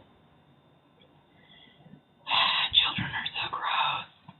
See, this is the part where I'm saying that parents need to, like, be held accountable for their children. Because right now you're witnessing children being untoward, being aggressive, not respecting boundaries, not respecting very clearly defined lines of how you are to comport yourself, etiquette, all that kind of stuff. They have decided that they have to abide by none of that. And this is an 18 and over live. I always make my lives 18 and over because I like talking with adults. I do not appreciate minors. They're not my jam. Kids are. Sorry, no. But also, I do not want kids here because I don't need aggressive adults jumping on them. That's not cool either. So, I wish TikTok would keep that feature all the way through and not damage. Reputation is the wrong word. Wouldn't damage my view count, because if I turn my videos to only 18 and over, because that's who I like to interact with, then literally my views will get hammered down to under a dozen. So yeah.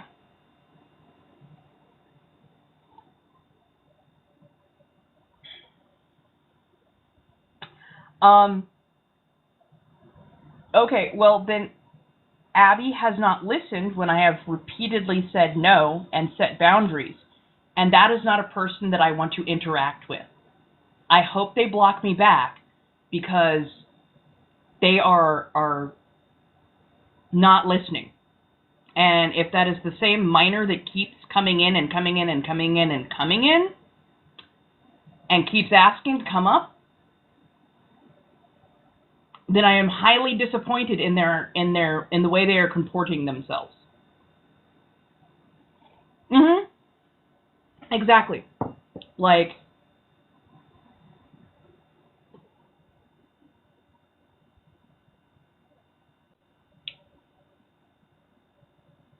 is Abby... Oh, no. Did I...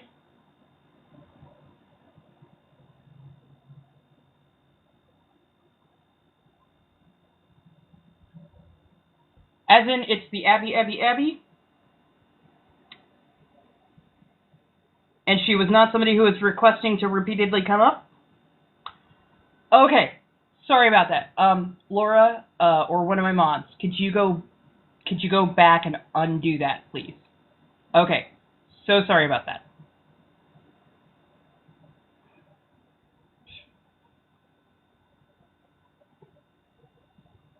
Can you please go back and undo that then? Sorry about that. We've had a spate of minors who had come in. Abby, I very much do beg forgiveness. I'm so sorry about that. Yeah, we had a spate of minors come in, so a little bit touchy there. That was a little bit touchy. Sorry about that. I am incredibly sorry. I will go ahead and apologize because I was in the wrong. I got ahead of myself. You're fine. You're fine. If you didn't see, we had some minors who were repeatedly coming back and coming back and coming back. And one of the first things that they would say when they came back is, "Hey, you remember me?" Or something along that effect. And I'm just like, oh, if we're having this moment, click. Sorry about that. My deepest apologies. Honestly, my deepest apologies. I mistook you for one of the 2 or 3 minors that kept trying to come in and force their way up, and I am incredibly sorry about that.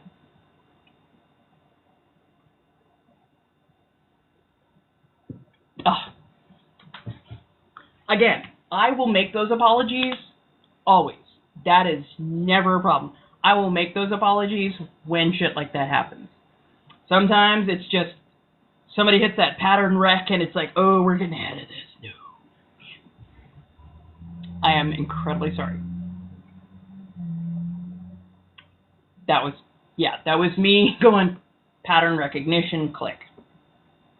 So yeah, pattern recognition is not 100% foolproof. It's just one of those, oh, we're not doing this again. Because we literally had to block those miners how many times? Roughly a half dozen each?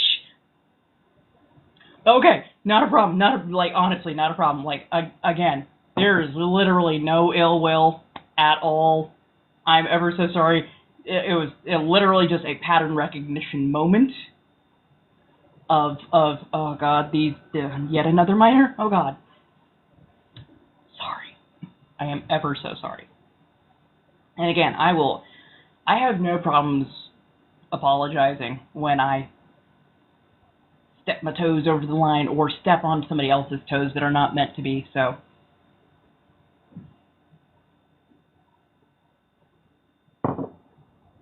I still appreciate her showing up, and thank you ever so much for politely informing us of the mistake that was made. I appreciate that. That, my good gentles, is etiquette. That's the difference between actually getting unblocked versus getting yourself perma-blocked on everything. Asking gently, asking nicely, giving full, full information with nuance is very helpful. Coming and demanding, on the other hand, that doesn't tend to work out well. And that's what somebody else was doing, so yeah. Don't worry, it was one of those things, you know. So yeah, I don't know why TikTok has done this. I can't take it down at the moment, so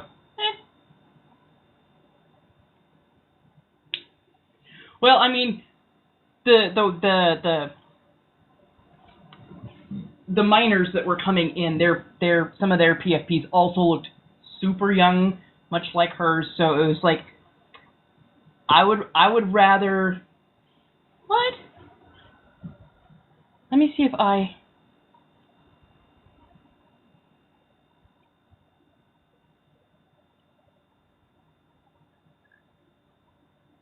No, you should be good. It's clear on my side.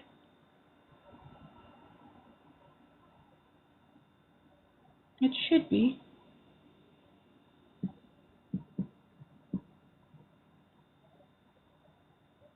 Let me see if I tag her name, see if it can draw her back to here. Yeah, sorry about that. We were on high alert because a couple of it looked like tweens.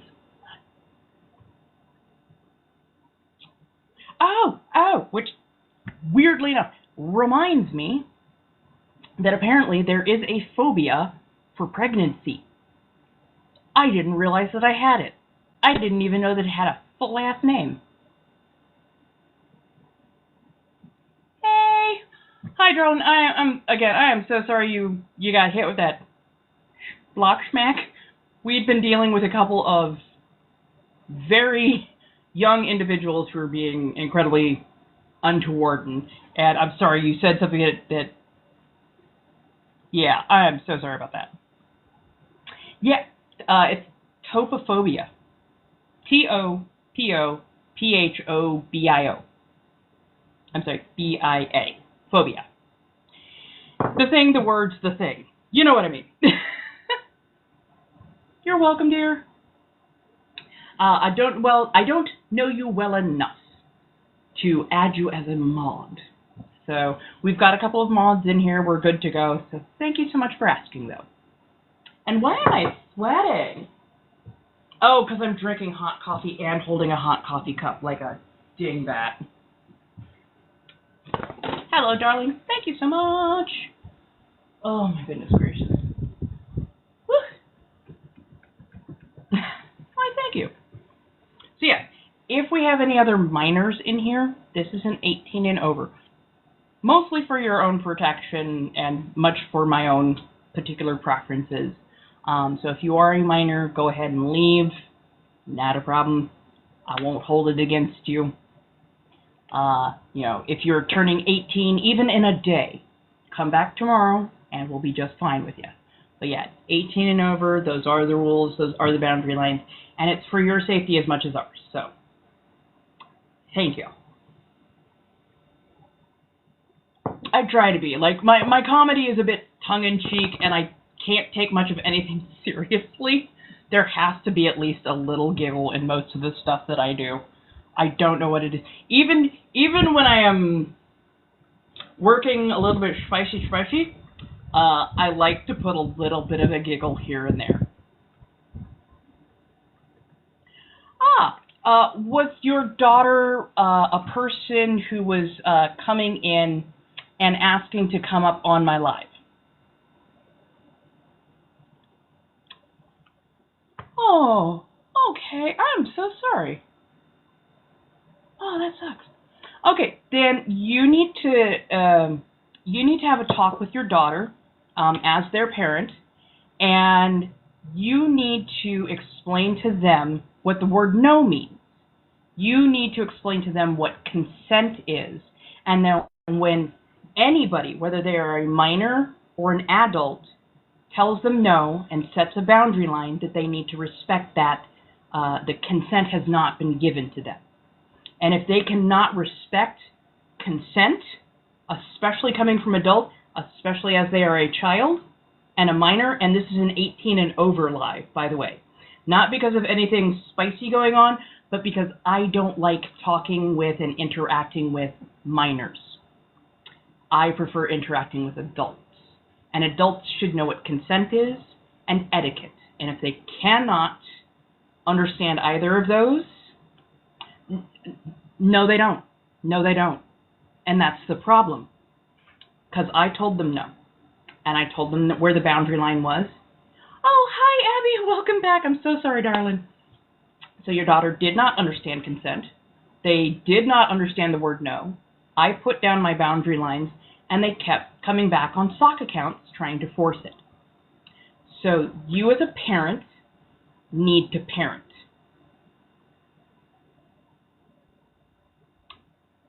No, they didn't.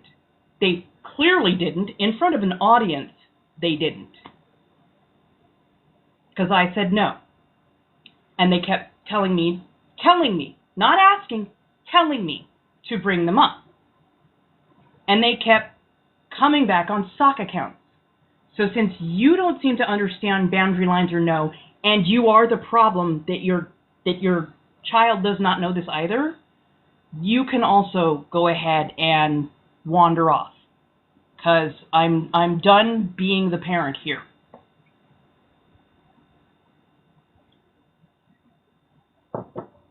Go ahead and let them fly then.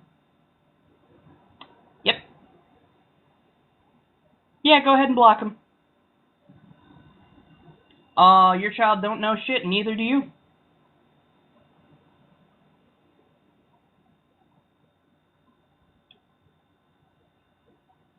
No worries, no worries. We got him blocked. We got him blocked. That shows you right there why I'm not interested in interacting with children.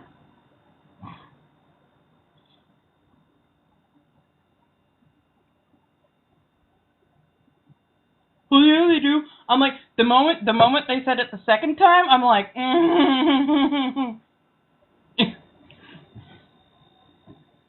No. For some reason, TikTok did this, and it won't let me take these back down and try and get out of that mode. Like, I've been trying desperately. Let me try one more time.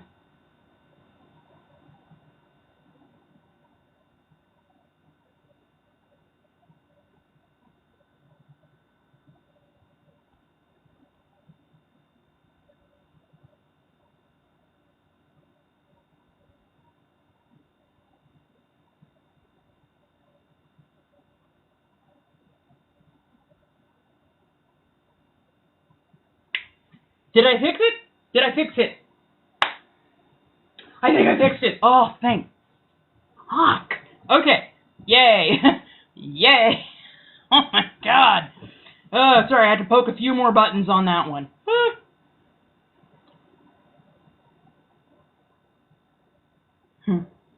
Yay. Yes. No. Yeah. I saw what that was and I was like, maybe it's this thing.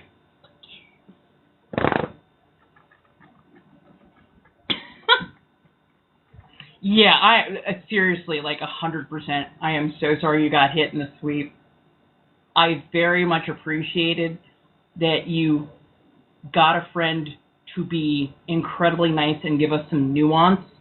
That helped exceedingly. So thank you so much for being so polite and actually observing etiquette. That really,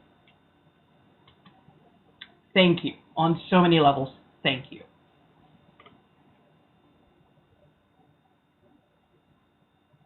Hello, darling. I'm going to do a quick reapply on the lips here.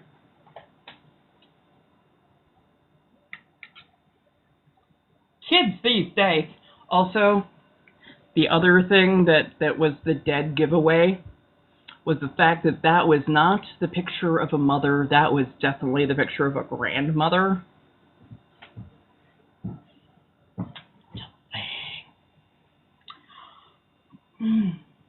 Did I reach the landlord? We're still working on that. But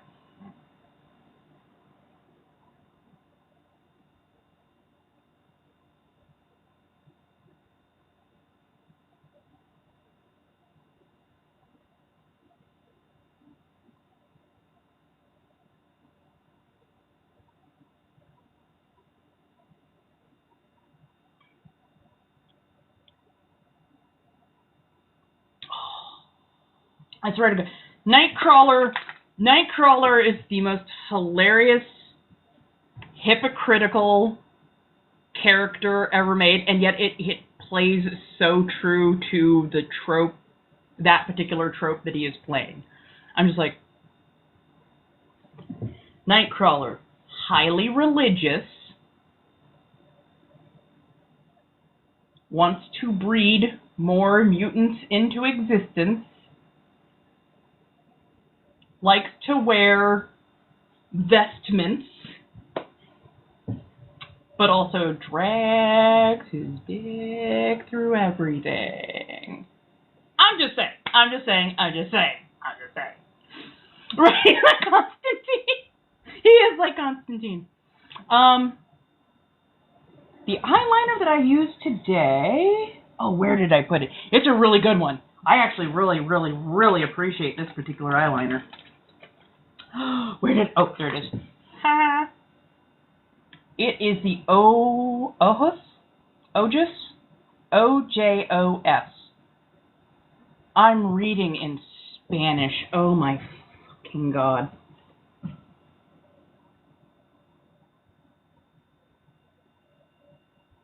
Araceli is the name of the pencil. It is a liquid eyeliner. And I think it's Eye Perfect liquid eyeliner. The color is Night. And absolutely love it. It glides on beautifully. It has a good thick pigmentation to it. It really holds well, and you know my face sweats so much.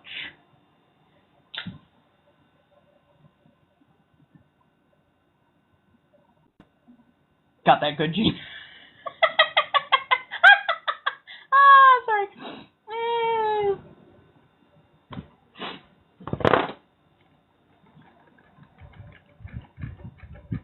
Ooh, any movie recommendations? Odd Thomas. Oh my goodness, Odd Thomas. Odd Thomas is one of the better movies that has ever been put out, and it is so drastically underrated. It did not get its flowers at frickin' all. Anton Yelchin is in that, and I think he did that right before he did Star Trek. Hard as my nose has decided to go. You know, for today, we can do a little bit of everything. But yeah, Odd Thomas is absolutely fantastic. I just watched it today. I think I'm probably going to re-watch it tonight because it is that good.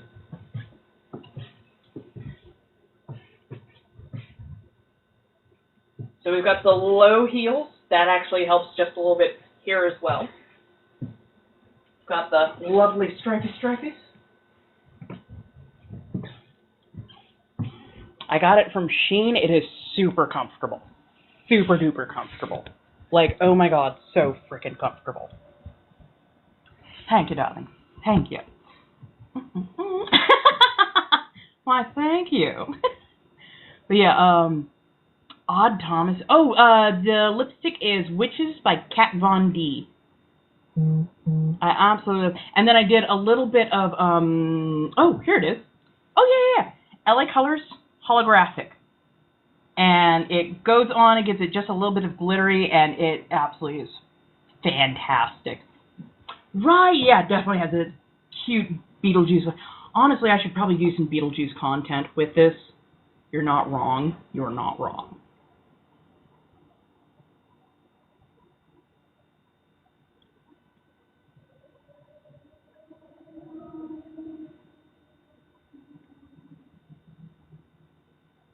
Ta-da! And yeah, this stuff gives it just that little bit of sheen.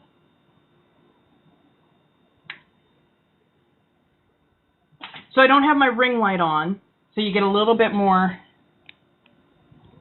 You get a little bit more of the yellow tones from the lights.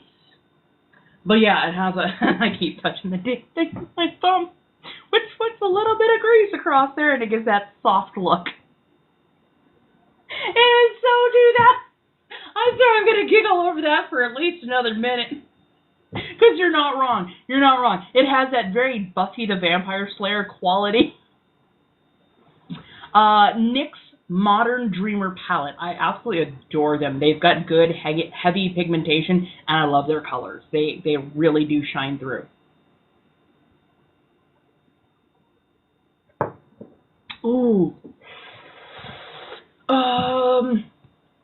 Gen V was really good. I also like The Boys. I like the deep social commentary that is kind of I don't know. When it comes to shows like The Boys, Incredible, Gen V, and that kind of stuff, I like that it goes for the, the beat 'em up, the action, the adventures, the draws, and the dudes. But also, it's really, really smartly done because there's so much social commentary under it. And if you weren't necessarily looking for it, you might not notice it. But if you're looking for it, you see it in spades, and it's so good. I freaking love it. Like, who was it? In Gen V, there is a non-binary character who can switch between the two. I think Dala is... Oh, yeah. Subcard. Yes, so if you would like to purchase cards, they are $5 per. You just go to the Blinks and Lio, hit up one of those apps, and we're good to go. I do anywhere from a 1-card read all the way up to like a 10-card read, which is the Celtic Cross. It's very in-depth. Yeah, just come back once you've done that. If you are a subscriber, you basically get a 1-card read free every month when you have subscribed. And I believe Dala is a subscriber, so I'm going to do their 1-card pull through. Yeah, you're fine, you're fine. You are good. Thank you so much, darlings. I do appreciate it. Now, for those of you going, are you a witch? Yes, I am. I'm also ex-evangelical. I have very spirited debates about many a things. Just recognize that I am well educated on many a subject, and I am unrelenting in certain areas. So if it makes you uncomfortable to have a spirited debate, especially over certain religious things, then please don't please don't start any religious arguments with me. I'm dogged when it comes to it. Oh yes, absolutely. Absolutely. Okay, darling, let's get you read. And we're using the steampunk deck. So, nice, light, kind of cheerful, hopefully. Please be cheerful. Yay! Oh, don't worry. It's still going to be. So it's Wheel of Fortune, and I'm guessing you're having a bit of a ass over tea kettle kind of moment, where it feels like you went from some place that wasn't great, but it was like semi-stable, to the fuck is going on here? It's the turn of the wheel. And don't think of the turn of the wheel as being a forever thing. It is literally like playing roulette. It goes round, round, round, round, round, land. You're like, shit, I didn't win this time. Round, round, round, round, round, do it again, kind of thing. So yeah, like, yes, you're a little ass over tea kettle at the moment, but that next roulette spin is coming through shortly. So, weather it as best you can. Recognize that it's just a bit of upsetting luck, but it's not going to be forever. Not by any means forever. Hi. Hello, darlings. How do you do? Yeah, over here. This one just refused to stay on. This one is like, I'm not coming off, and I'm like, you know what? Fine. So I'm just going to leave it as it is. Hello, thank you so much. Thank you for becoming a team member. But yeah, like, luckily this is one of the shorter go-arounds on the Wheel of Fortune. So yeah, it's a bit of bad, but like, breathe. You'll be okay.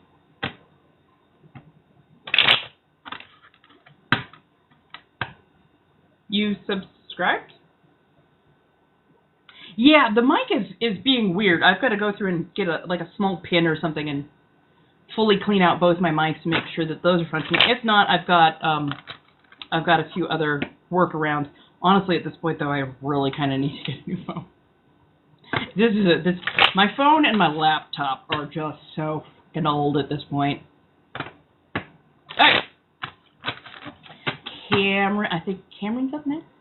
Oh yeah, don't worry. Yeah, no, everybody's let me know. I try and speak a little bit louder and project a little bit harder. think Cam was next. Yeah, there we are. Yeah, it is. It could be a little bit clearer, a little bit cleaner. For some people, it's a little bit muffled, and sometimes it just will give people random sound quality, depending on what device that they are on.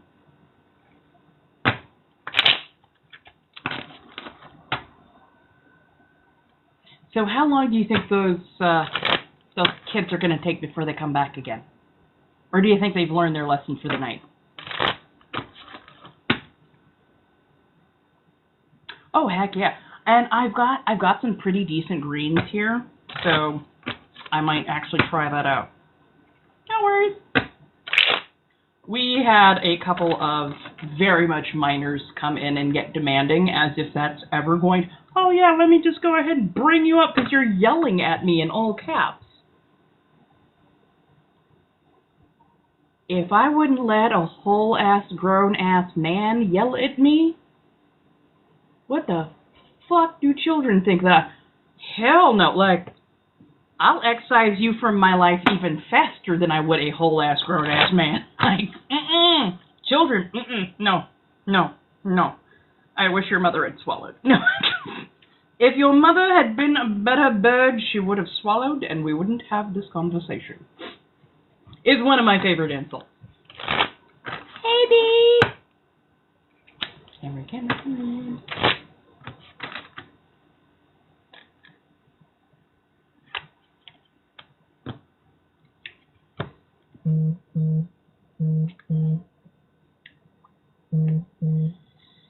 6 of Wands in reverse. Usually that's a Hail the Conquering Hero, getting your flowers when... Oh, yes, no, you're lined up, my dear. So, it's the Hail the Conquering Hero, but in reverse, it's like, you think you deserve to get recognition, you think you deserve to get your flowers and whatnot, and you're not getting that recognition. Right. Yeah, no, like Laura knows that if I miss so much stuff at times that, like, they know to do that because we already have that understanding. So don't ever think that they're yelling at me. They're just making sure that I can see, because I don't always. But yeah, no, how to put this? It's not that you shouldn't get recognized. It's just that you're not. This is for Cameron. My dear Dolla, you were the upside down wheel of fortune. And again, don't worry. It's literally just one of those. Yeah, you hit a bad bump, but give the wheel a second. It's going to spin itself ever so shortly. You're gonna be fine. It's just right now. You just hit a bad patch. And luckily, it's like a minor bad patch, not a major bad patch. But yeah, the 6 of Wands upside down is for Cameron. And it's the... I can't tell exactly where the recognition is coming from because it doesn't feel like this is tied to work at all.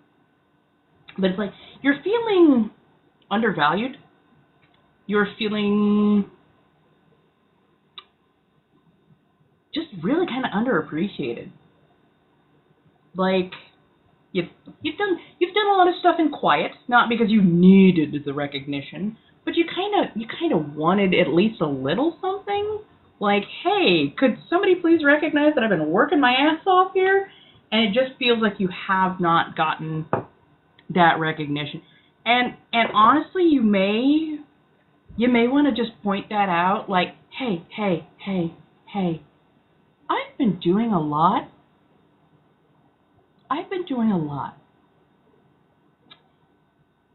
Could you please either just say thank you or just be less dickish? Like, etiquette, people. Etiquette. Like, step up. So, yeah.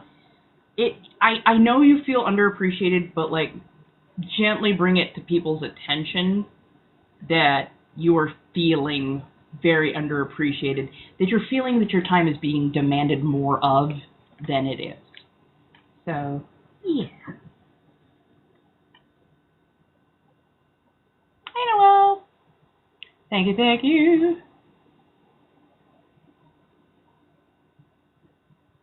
Oh, there.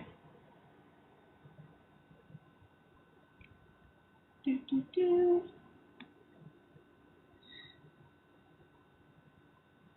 Christoph, you are actually not subscribed. Oh no, it is new. I don't know why they have not lit that up. Don't worry, you're fine, you're fine, you're fine. I don't know why it's lit it up. Thank you. Thank you very much. PTSD. I still love that name on so many levels. But Christoph, you're up next. Yes, I did. And you will be right after Christoph. I don't know why it hasn't lit it up. Litten it up? Yeah. I don't know why it's not lighted up. Whichever. We're going to run with it anyways. Nobody worry. No, I'm still waiting for somebody to come out. If nothing else, I am going to get myself like a full mask and some like mold killer and have at least go in and out. We're working on that. The new place is still a couple months out. They're having professional plumbers actually redoing the plumbing, so I gotta wait now.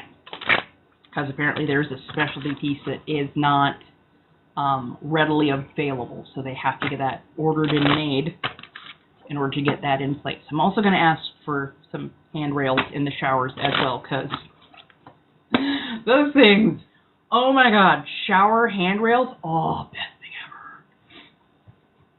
ever. Same. I'm hoping by the end of this year / beginning of the new year is when I will be moved.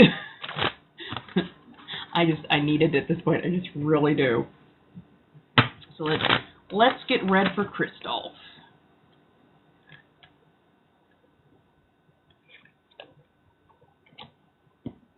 Ooh. There's a lot of upside down cards today. Oh yeah, oh no. Like vinegar is one of the things that I have in spades. But mold, especially black mold, is very particular and needs kind of like an extra level on top of that. Bleach only does so much. I need something that can actually be set into place and allowed to absorb for a while. Because if you get the surface level, that's fine, but you'll still have more mold behind that, so you kind of have to treat a little bit deeper, especially for black mold, because it has a respiratory component that tends to go with it. Also, I'm trying to like make sure that it stays contained. So I have to take all of the precautions.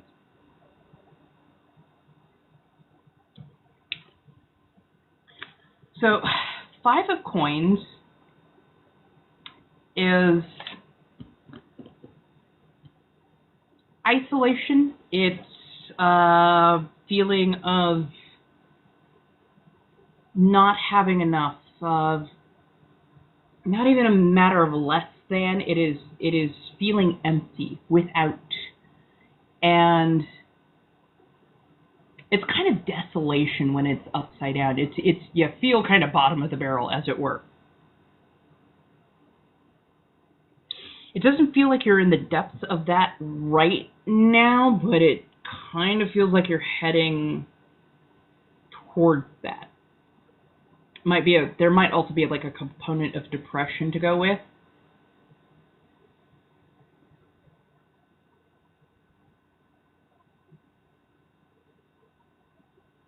Because it feels like you've been in a downward slide for a while. And when it comes to downward slides, like at a certain point in the spiral, the desolation, the depression, the negative feeling gets kind of deeper down, and it becomes harder and harder to fight because there's so many layers of it. So I know it's hard, but ask for help.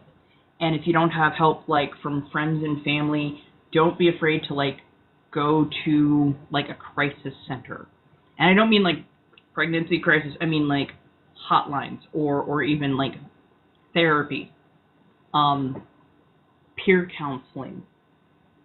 Like, find that extra layer of mental support, because it really feels like the mental support is so needed. So needed. Get ahead of this. Don't wait for it to hit. Get ahead of this as fast as you can, because the mental upset can be so much more damaging than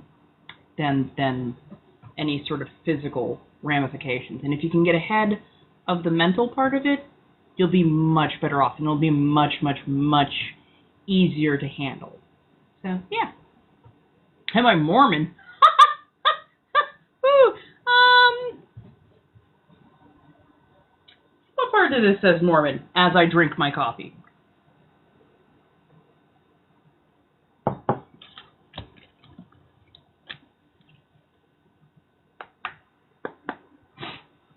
Let's see, you're right. There was somebody who... Oh, yeah, Dala.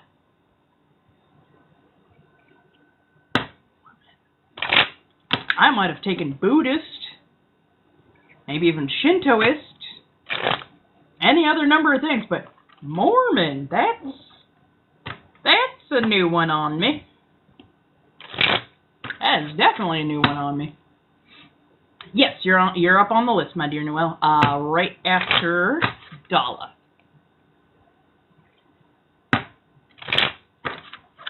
Hello, darling.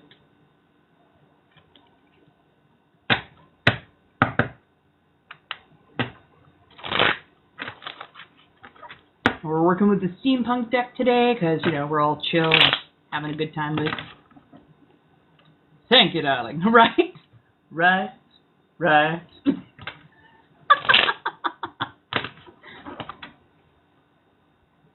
No! Oh, I couldn't. It could not be me. I could not give it up for a Mormon. No. I'm so embarrassing. Really? Do tell. Please. Don't worry, penguins. Flippers down. Minnow baiter. Fair.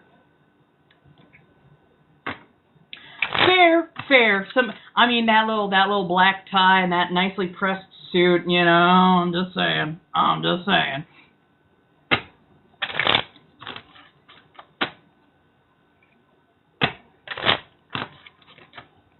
Not to mention, those are some tight-ass cheeks from all the pedaling on those bikes. I'm just saying. I think I scared the living shit out of some Jehovah's Witnesses, this morning, because they rang my bell at noon. And, of course, I showed up, no makeup on, just barely put together. Just, yes? Fun. Because I was expecting somebody else. I was like, what? Yeah, they're like, do you speak Spanish? I'm like, no. And they spoke perfect English, but they're like, do you know any neighbors who speak Spanish? Nope. And they're like, oh, okay. And just wandered off. I'm like, damn, I know I look barely put together, but damn.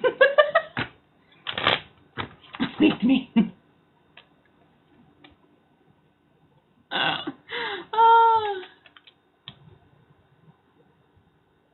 Oh, Four of Pentacles reversed.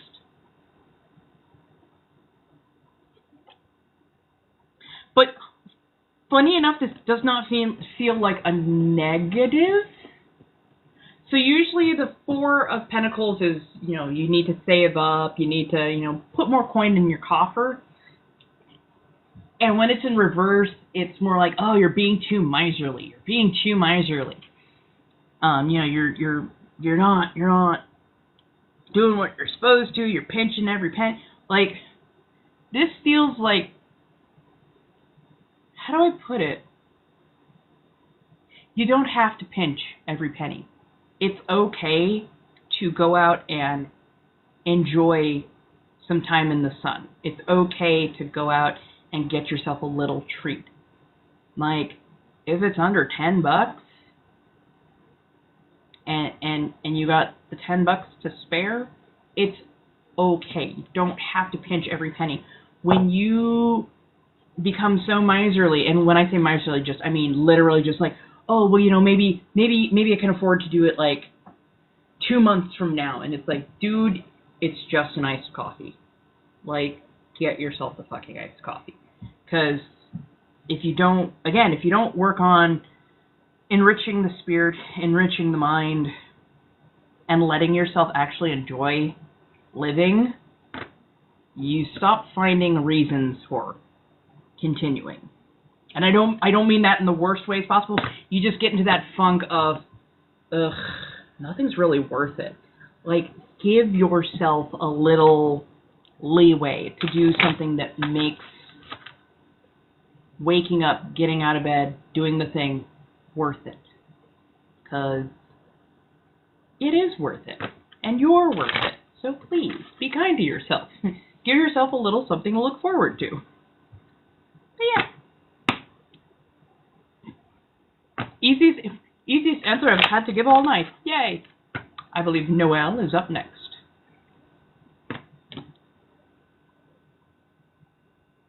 It's a kink, I guess. I'm sorry, I just saw that. So, Natasha, you've never explained your sentence further. Did you not have anything more to say as a grown-ass adult to another grown-ass adult?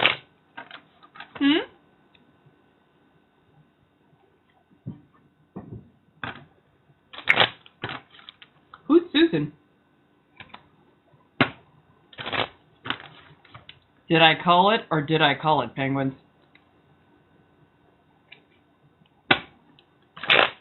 Well, let me see what I can do.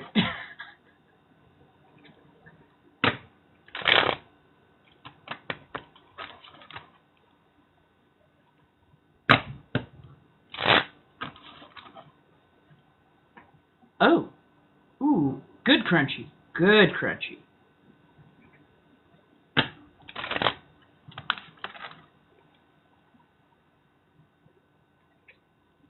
I don't know why I got dollar bills running through my head. Dollar bill, yeah, dollar bill.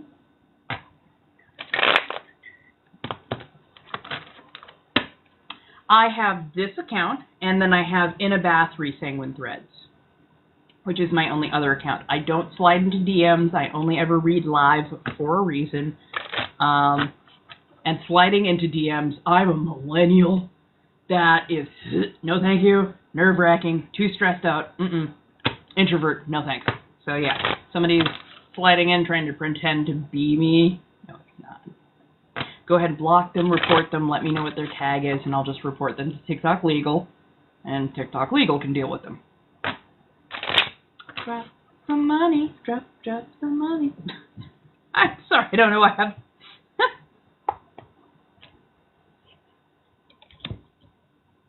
Ah!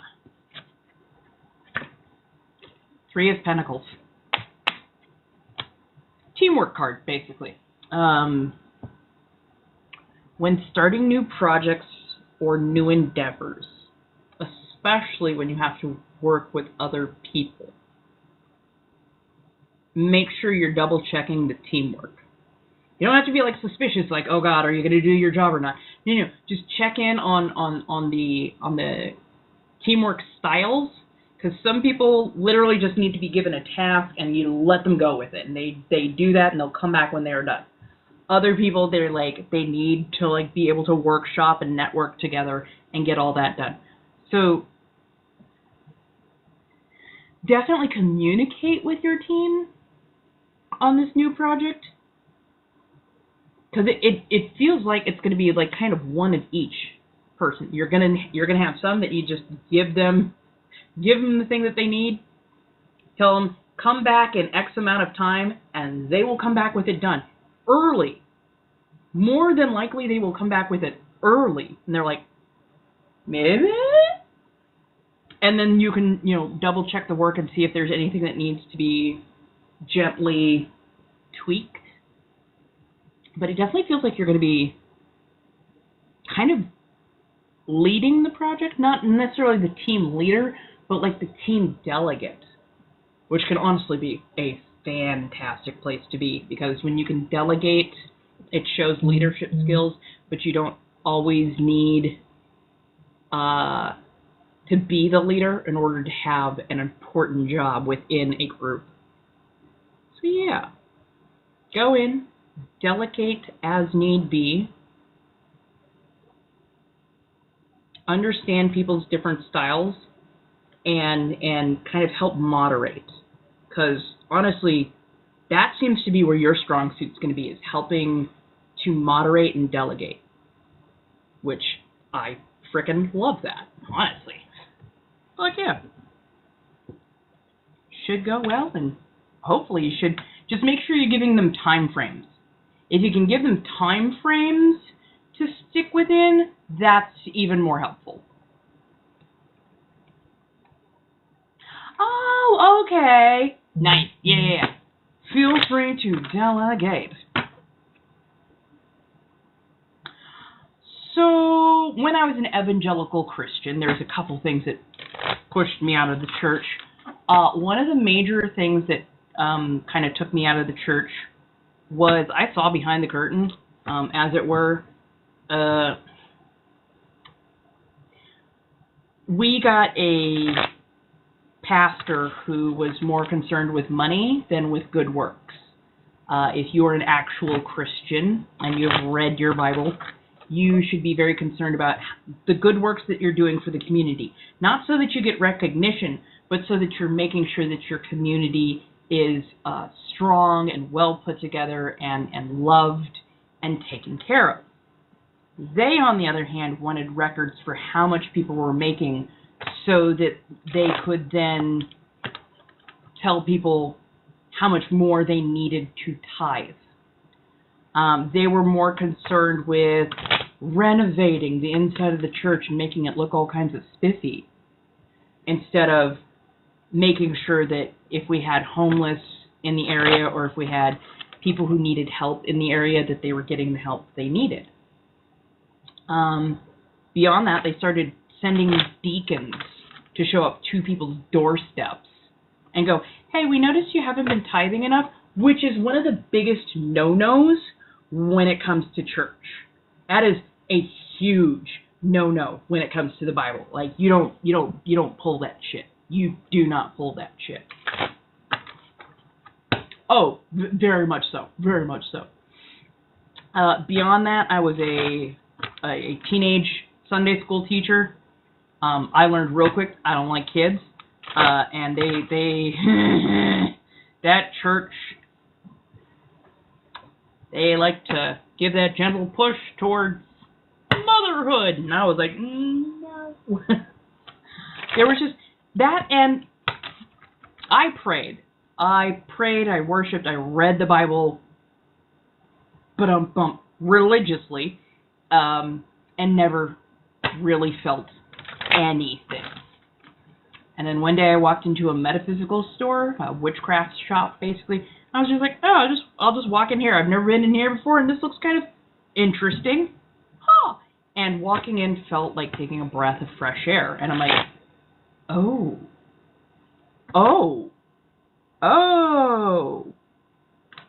I think this is where I'm supposed to be.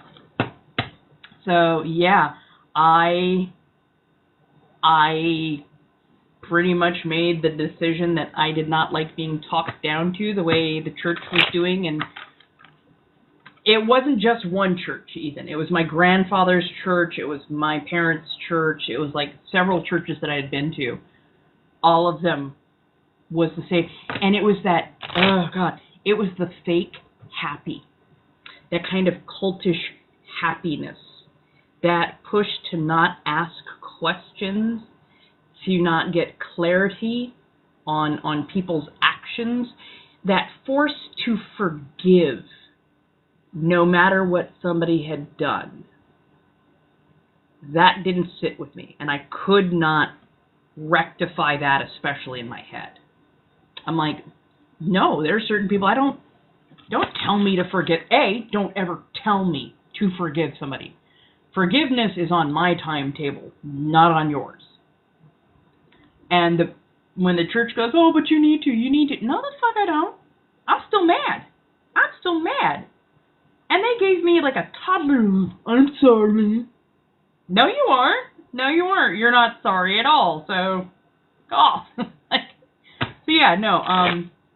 Getting out of the church and getting into witchcraft is where I actually felt called to. It's where I actually felt more. So yeah, I was like, well, I guess I can go ahead and step out of here, and elsewhere will do so much better for me. That part, yeah, there are plenty of people to get into, and yeah, just oof.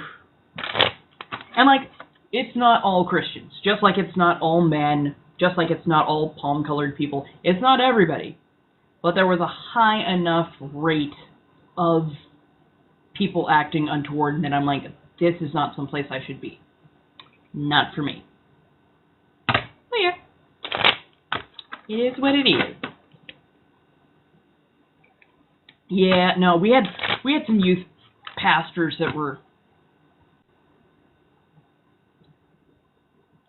I don't think they were doing anything untoward per se, but the way they would push cis-het normativity on us high schoolers, it got a little weird after a while. Like, we had a youth pastor who was just kind of this big dumb jock guy, and he had this little minuscule waif of a wife who was very quiet and subservient, and he loved to go on about how we had to preserve our purity. We had to make sure that we weren't having impure thoughts, because we were like white paint, and if we had even one impure thought, it was like putting a drop of black paint in. You'll never be pure again. And I'm like, what? A, that's not how that works. B, that's not what Jesus said. C through F, what the fuck do you think a baptism is for? We can be forgiven, no problem. All we have to do is mean it when we ask for that forgiveness. So, the fuck? But to equate children who are going through puberty, with impure, amoral sex addicts, basically.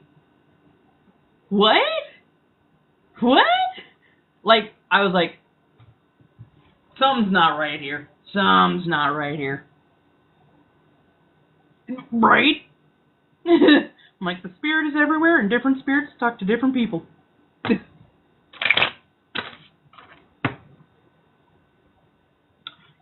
That part. See, and I went through very much a goth phase. Well, it's not even a goth phase. That's what I ended up being, is goth. I went through a goth phase in high school. And I think my parents thought it literally was just a phase. That's why they were going to let me go through it for a moment. Although I was then accused of being a Satanist and a lesbian. And I had on like all black. I would do the metallic lipsticks from Hot Topic. I had a shocking, beautiful, like purple curl that I'd done with Manic Panic. And I went to Christian summer camp. Vacation camp. Like, this is where you go to learn to be a better Christian. So my ass walks in there, all gothed out, purple curl, listening to ska and you know, alternative music. And I swear to you, I think they thought they were somehow going to save my soul at like 15, 16 years old, and all I could think is, what? No, we're all Christian here, right? Why do you think that I am the lost sheep? Why do you think I'm the lost sheep? Even though I'm like quite literally, I look like the black sheep, I get it. Ha ha ha ha ha. But why do y'all keep approaching me like I'm the one you're gonna fix? That doesn't make any sense. In fact, there's a few of you that I could tell would definitely need this more than I would. So, the fuck? But yeah, it was the savior of that. Thank you. It was the savior complex that was like, what the fuck? Like, it was wild. It was so wild. Oh yeah, like my major issue with most organized religions, not just Christianity by far, but my problem with most organized religion is that they lean heavily into control, control of the person, control of the body, control of the mind, and they micromanage it to a very unhealthy level, to a very, very toxic level, instead of letting people make those decisions for themselves. And the really, like, the absolute last straw for me actually came a couple years after getting out of the church. I had made friends back in like 4th or 5th grade with a family. And I went over to their house every weekend and watched like Star Trek and what was it? Not Battlestar Galactica, Farscape, and like that kind of stuff. So watched all that kind of stuff for years and years and years. So we had been friends, I think 15 years at that point in time. Facebook had come out, a little bit before that, and I finally got on Facebook and, put in all my information and whatnot. And when it came to straight, gay, or it's complicated, I put down it's complicated, because I was like, something's going on here. I don't feel perfectly straight. So I just put down, it's complicated. And, put down some hobbies and interests, and I'm like, I'm really interested in particular types of fetish fashion and furries. I didn't want to be a furry. I liked anthropomorphic art. I found fursuiters to be really interesting because of how much craft work it took to make those. And friends that I had for 15 years called me up. Oh, thank you. Called me up and had a very, very quick, like 5-minute conversation that I was not allowed to speak in, with we saw some very troubling stuff on your Facebook page, and we can no longer socially be seen with you. If you ever decide to come back to Christ, we'll be here, but we cannot associate with you. And then hung up. 15 years of friendship ended with a 5-minute phone call. And all I could think is, if you thought I was truly in that much peril as a Christian, what does Jesus and God and the Spirit call you to actually do? They should have called you to at least attempt to save me, or lead me back onto the path. And instead, you have dropped me into the abyss without a second thought. It was that easy for you. Years after that, I finally contacted one of them. I'm like, I don't want to be friends with you ever again. That's not what this call is about. I want to know why you dropped me as a friend after 15 years of friendship. Why did you drop me? Oh, well, you said that you liked furries. I'm like, yeah, I think that the construction of the suits are very interesting because I'm crafty and I do cosplay. And they're like, well, furries also do X, Y, and Z. And I'm like, I had no idea about those. It's so weird that you know about that shit. I had no idea about that shit.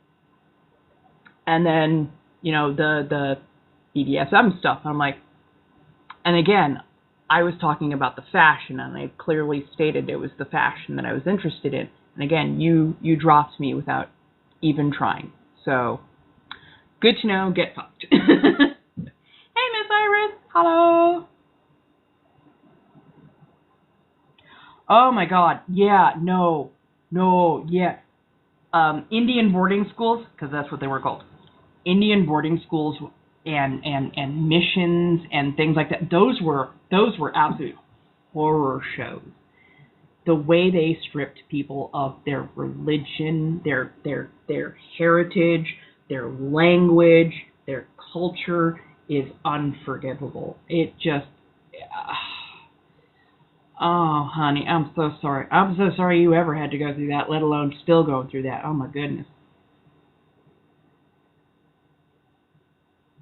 I'm on my regular phone. I swear I'm on my regular phone. Apparently there is a difference in sound for some reason. I don't know why.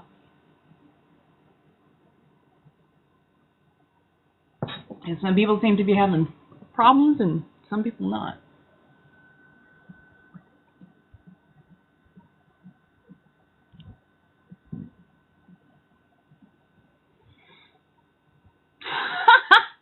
I mean, you're not wrong, because this is rather an older phone. Yeah, no, they straight up they would not let Native people do their dances. There was just recently a high school, I think it was, that um not evicted, expelled two two kids because they attended a Native American dance ritual. And it was just regular part of their culture. They weren't participating in, they were just going to watch because it was part of the culture. And the school, which was a private school, fuck them sideways, by the way. School said, you're attending a satanic ritual, and that goes against school policy. And I'm like, are you out of your fucking mind? Like, what the absolute, livid, just absolutely livid. Like, again, this is why I never had kids, and I couldn't be a parent in that way, because I would have shown up hot as hell, so mad. Exactly. It's all about freedom of religion until it's not their religion. And that's the part that pisses me off.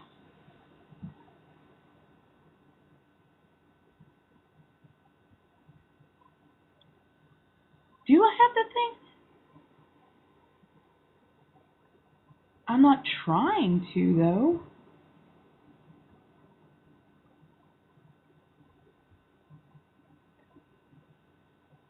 Is that helping at all?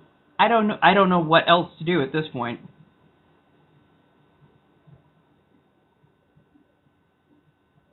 Cause yeah, Well, I'm only going to be on for about another 15 minutes. If you can ride it out with me.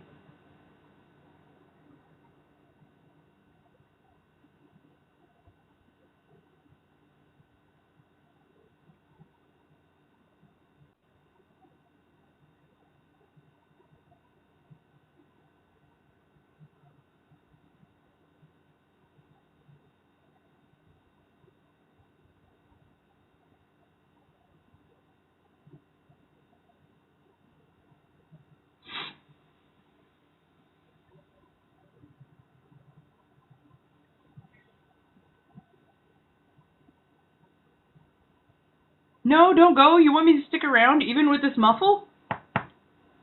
Sheen. I love Sheen when it comes to bodycon dresses. Honestly, I think the first bodycon dress I ever bought was from Sheen, and I'm like, let's try something new. Huh. I'm like, I love these. And yeah, no, I'm so much more comfortable with myself in this kind of attire than I am with stuff that is just kind of voluminous. Voluminous is fine when you're trying to be like super relaxed and stuff, but like I kind of enjoy the dresses that show off a bit more, that hug, that actually have full contact and whatnot. Pardon, I'll do this off screen. Sorry, notice I had a bat in the cave, as it were.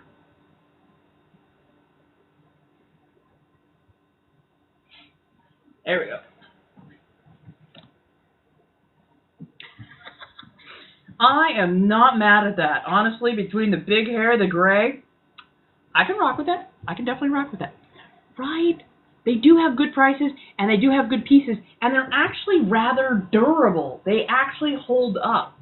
So, like, Temu, I tried, like, 1 or 2 things from them, and the quality was such shit that I'm just going, ooh, yeah, we're not doing this again. Shein, on the other hand, actually pretty decent quality for what you're paying, especially. Like, oh, yeah, absolutely.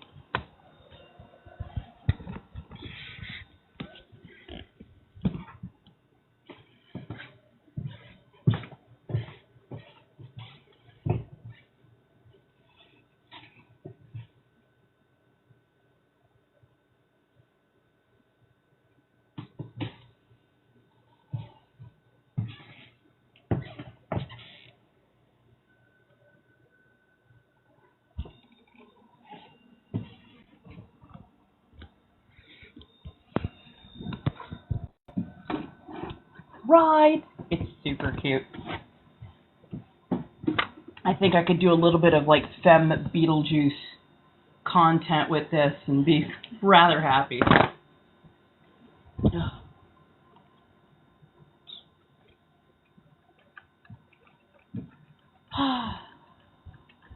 Oh my goodness.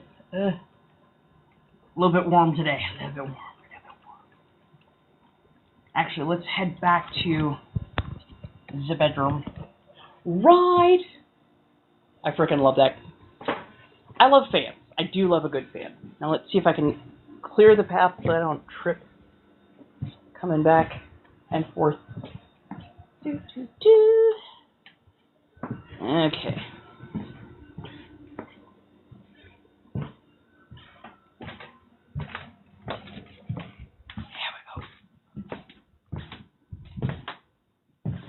Yeah, I think I'm probably gonna get some electric salad tomorrow.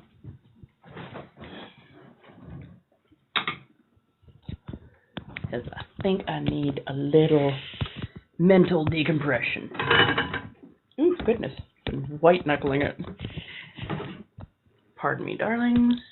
There we go.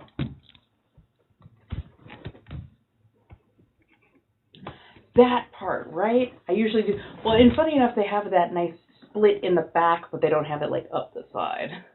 I wish it was up the side. Right. That part. Like, it has that nice, almost pencil skirt kind of feel. And it's just a very, very comfortable dress all the way around. Night, Abby. Have a good one, dear. Yeah. Those, like, WTF. But again, this is, it kind of reconfirms to me why I do what I do. Because I'm like, maybe I'm being too hard. Maybe I'm being a little too hard on. Nope, no.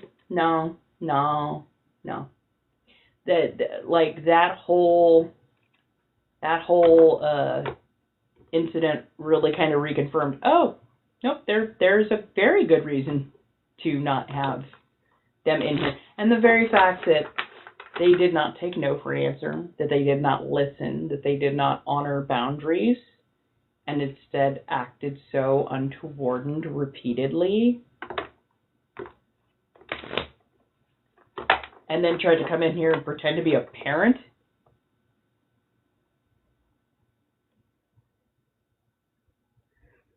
Like you have some shitty ass parents if that's how they taught you to behave. And it's not just the lack of etiquette when it came to consent. It's the fact that you're so willing to lie. And it's not like you're a 5-year-old. It's not like you're a toddler. It's not like you are a person who does not know what morals are or what ethics are. You're a tween into early teen. You know by now the difference between right and wrong, even on a basic level. You understand what no means. You know what boundary lines are. And for you to push those and then lie and then act like you're an adult, that just speaks to what terrible parenting you had and what a terrible child you are and what a terrible person you're growing up to be. That kind of activity is what later turns into people who commit SA and other crimes against people that they don't like respecting boundaries. Those are future rapists. Those are future SAers. Those are future harassers and stalkers. So, yeah.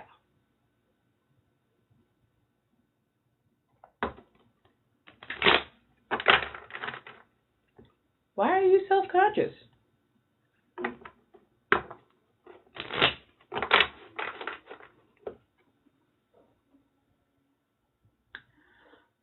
Darling, I'm not necessarily looking for extra friends, and I don't know why. I don't recognize...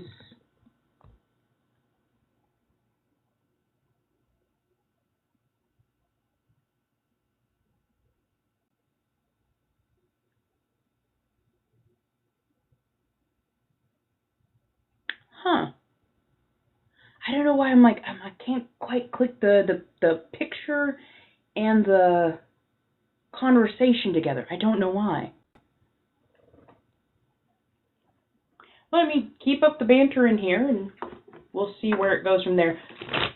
But also recognize I'm going to be a little bit extra careful, extra layers of careful, because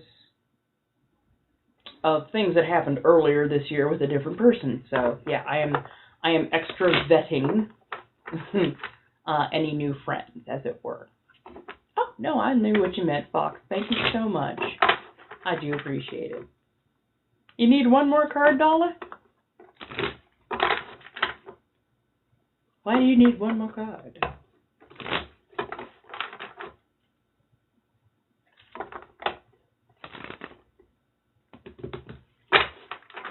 Also, you have to recognize, I've got, I think, 20,000 or so followers now? So sometimes that's a lot of people coming in. And I don't always remember everybody.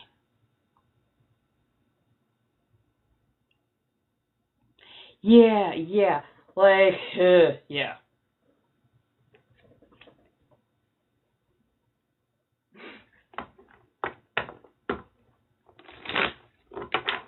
I'm in my 40s too.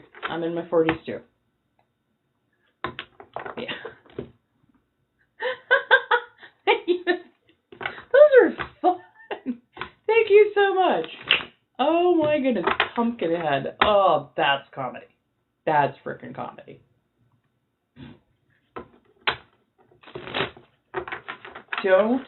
Don't rely overly heavy on the cards. Trust the information that you have and work with it. Give it some time to come through.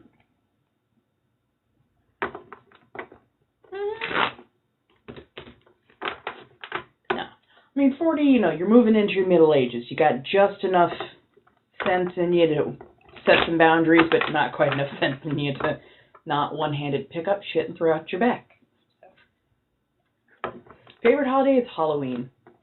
And I love it not just because it's dark and spooky and all that kind of good stuff. I like it because I love seeing other people's creativity, especially when it comes to like costumes and whatnot.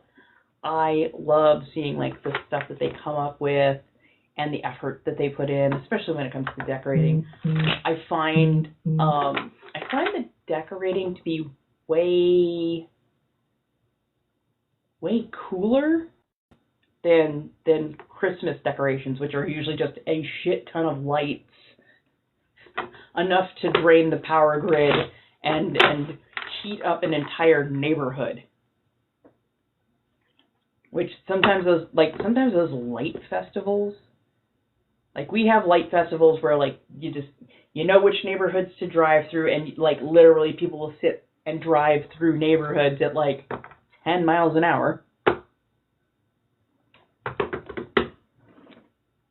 Looking at lights, and those lights are so friggin' warm. But like for Halloween, you get like a lot more sculptures. There's topiary. There's like a whole storyline, and it's really fun. So yeah, I appreciate that. Good night, Susie. Have a nice night, dear.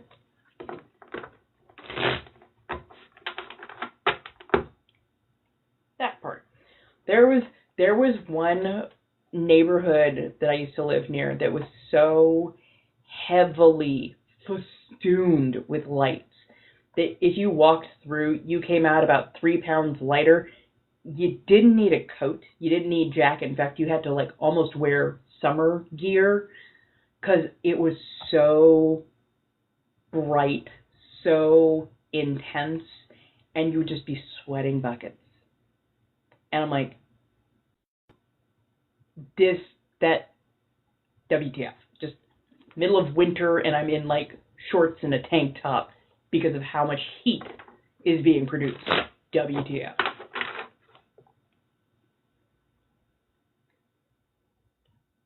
Ah, fair enough. Oh, okay, so there was, a while back. But yeah, thank you. Thank you for giving me the time and whatnot to get reintroduced, as it were.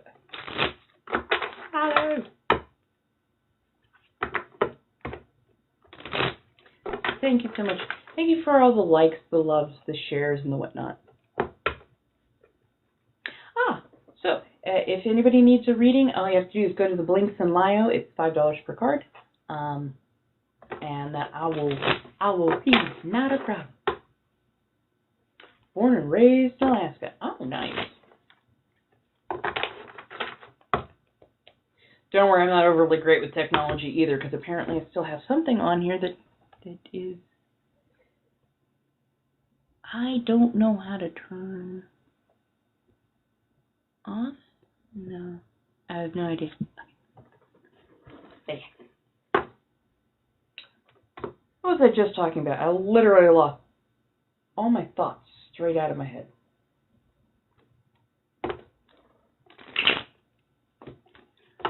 My back is doing a lot better. Yeah, my back is doing way better. I hit it with a kitchen sink, basically.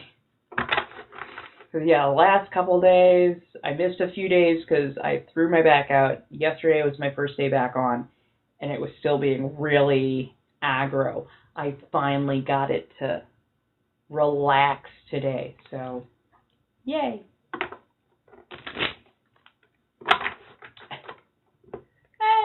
It happens.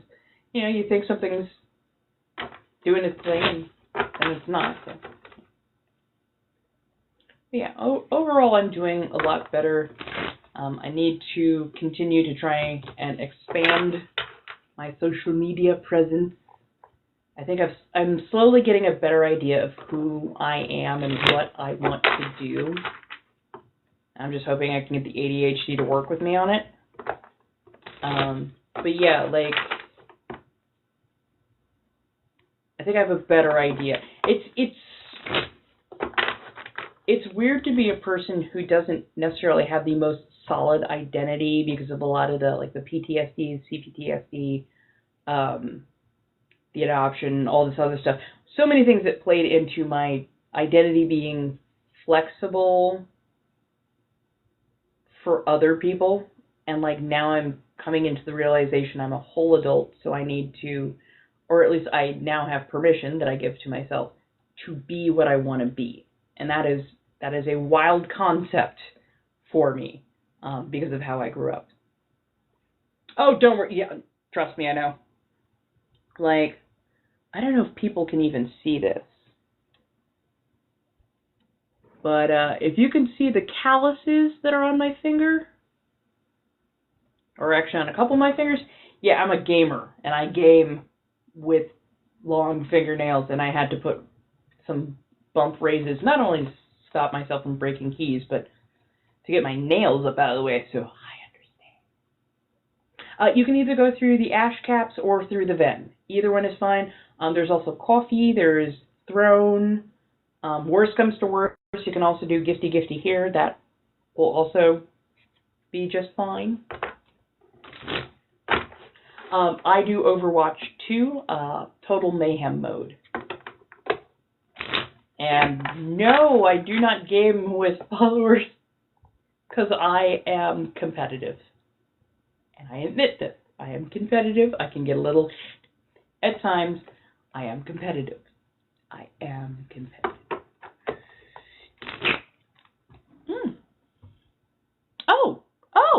Oh, goodness. I'm sorry, darling. Oh, I'm so sorry. It was buried in my notifications. I got hit with every notification. I'm so sorry. Let me get that up for you. But yes, I do. That's pretty much the only one I do right now. I love my total mayhem mode. Like 75% reduction in cooldown on specials. And I'm usually either Moira as an aggro support, Junkrat as a bombardier, or now I'm starting to try out Mauga. I'm not sure if I'm saying that right at all. He looks like Maui, like a sexy version of Maui, actually. But yeah, I'm doing him as the tank, and I'm actually rather enjoying it.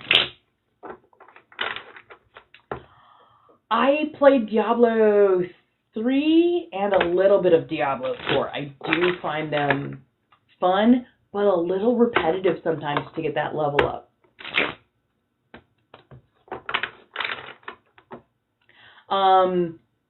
Either of those are fine.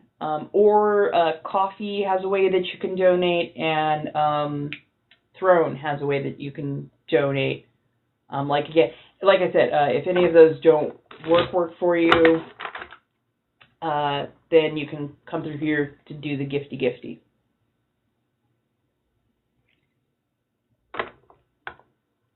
Why would let me read for Dollar first.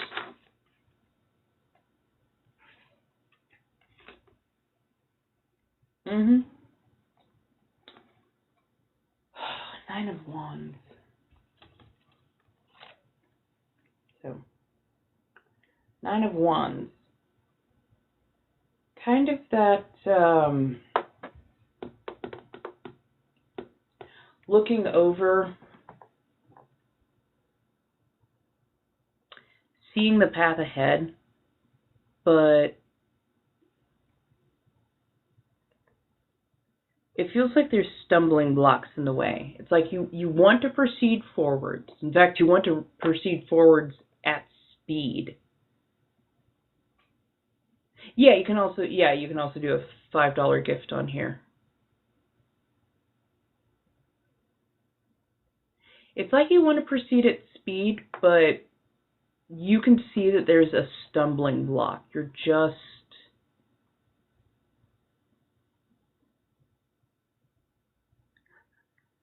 don't worry, I'll address it in just a second.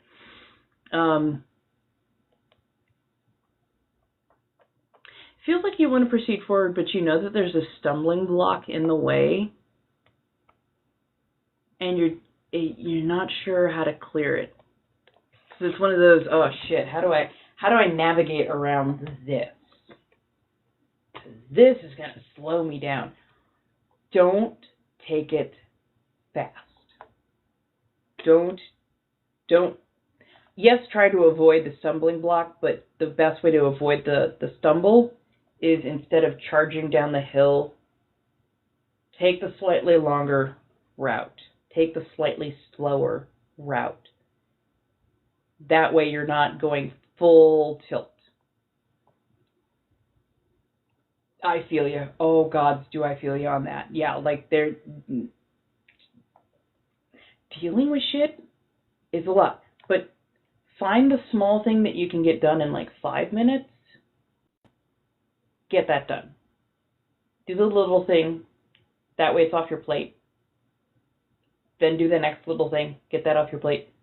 That way when you do get to the bigger stuff, it's not cluttered. It's not massive. You're like, oh, I got a lot of the little stuff out of the way. Oh, the big stuff is not actually that big. It's just slightly bigger than all of the little stuff that was piled up with it. So, not as bad as I thought. So yeah, take your time. Do the small stuff first. Get that out of the way. Once that is out of the way, much, much easier to pick your way down that hill, as it were.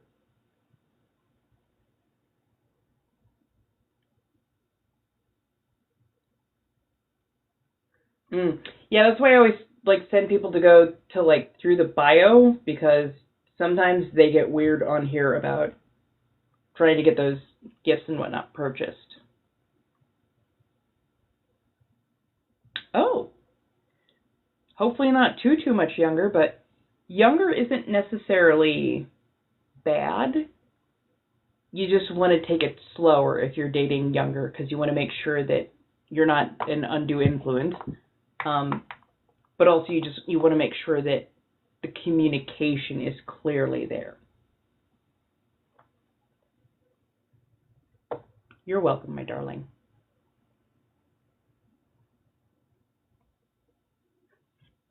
Oh, no. I threw out my back, my actual back. I lifted something, and it was not balanced. It was much heavier than I at first thought, and I grabbed it completely wrong and lifted and literally threw my back out. So the blown out, hey, versus the thrown out, oh sweet Jesus. Yeah, I threw my back out. Yeah. Yeah, no. I literally just screwed up my back and couldn't sit up even for a couple of days. So yeah. Oh, okay. So he's young. Take your time. Again, that's not necessarily a bad thing, but yeah, definitely take your time. Recognize that you're going to have to communicate with some nuance, and they've still got a lot of maturity left to do. So, yeah. Hopefully you're not too much older. But yeah, it's going to take a little bit. That part. In this economy, honestly, anything is possible. You're right.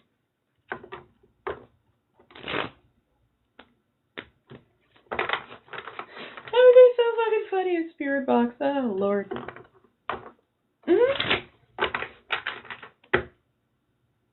Okay, at least you're at least a lot closer in age than, if you had said something like 27, I would have judged you. Y'all are still getting your brain is still fully forming. So, but yeah, take your time and definitely take your time. Take your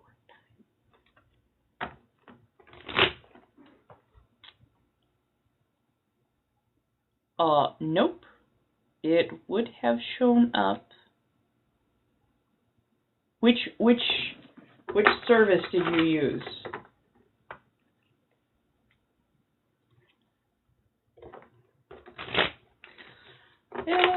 I'll at least give it to you. I am more intuitive than I usually give myself credit for, though. I don't know. It's not humbleness that makes me not want to necessarily take all the credit, as it were. I don't know exactly how to... Oh, there we go. Yeah.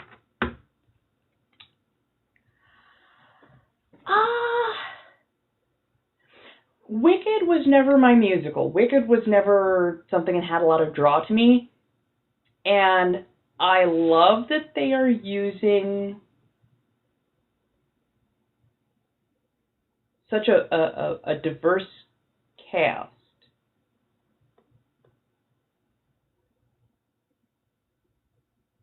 Did anybody else see a penguin that was sent?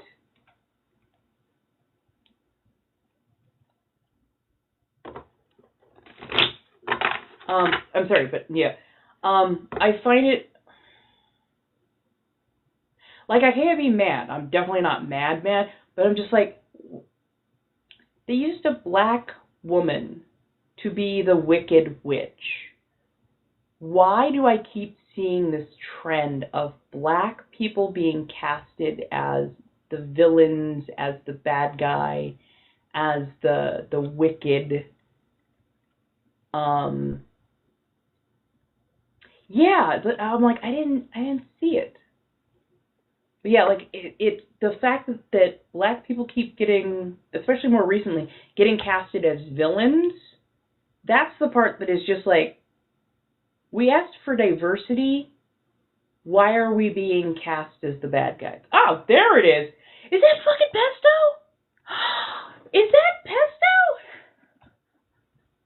I freaking love that. There we go. There's Pesto the penguin. If you don't know, there's I think it's a emperor penguin.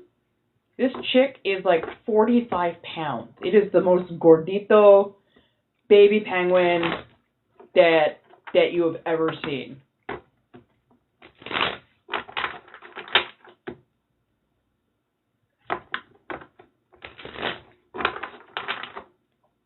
Oh yeah, a little after 9. A little after 9. Oh yeah. How's everybody doing this evening? I know there's a lot going on.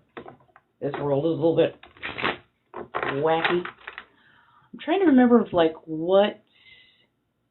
Right, that part. So basically, 100 of those would be roughly $5. Sorry, I'm trying to look back because I think I missed a few bits and pieces. Oh no, we're good. I actually did read most stuff. Okay, there you go. But yeah, what was it? So yeah, it's the, so like Wednesday, right, like Ariel is one of the few, and there was so much backlash over Ariel, but like Ariel is one of the few, but like Wednesday, Queen Bee and that kind of that jock, in the first episode that was seriously putting his hands on Wednesday, like WTF. And then for Queen Bee, like, not only is she rude, but like it turns out her mother like forged papers or something, or was a scammer and scammed to get her daughter into this prestigious college, and it's just like it didn't make sense that they kept doing that. So it was like, yeah, it was like over and over again. And then the dad that the black father who owned part of Pilgrim Land, like, what? And he was the mayor, and he was just trash. Miss Peregrine's school for gifted children, abnormal children, whatever that was. Samuel L. Jackson was the bad guy in that. And it's when you have a mostly palm-colored cast and the only person of color, black person of representation that you have in there is in a more villainous role. It's like, why? Why are you doing that?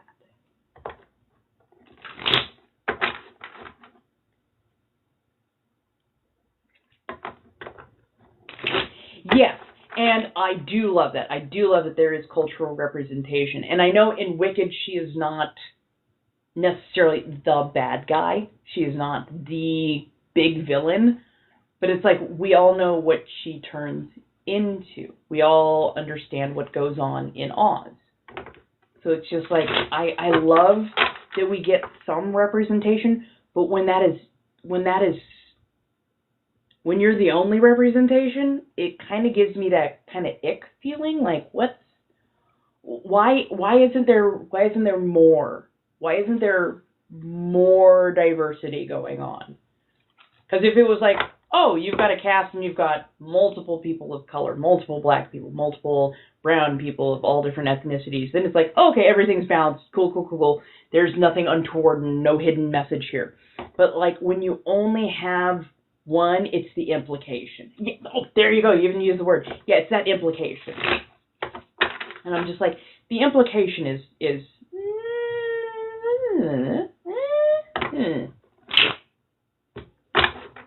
overall, I am very happy that she got some of our culture in there and that she is playing that part, because she's, oh, it's fantastic. It's absolutely lovely. I enjoy the voice. The voice is beautiful. But yeah.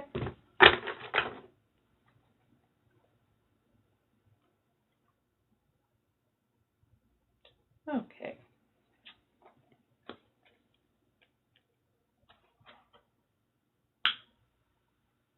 Yeah. And you're lucky. It's minor arcana.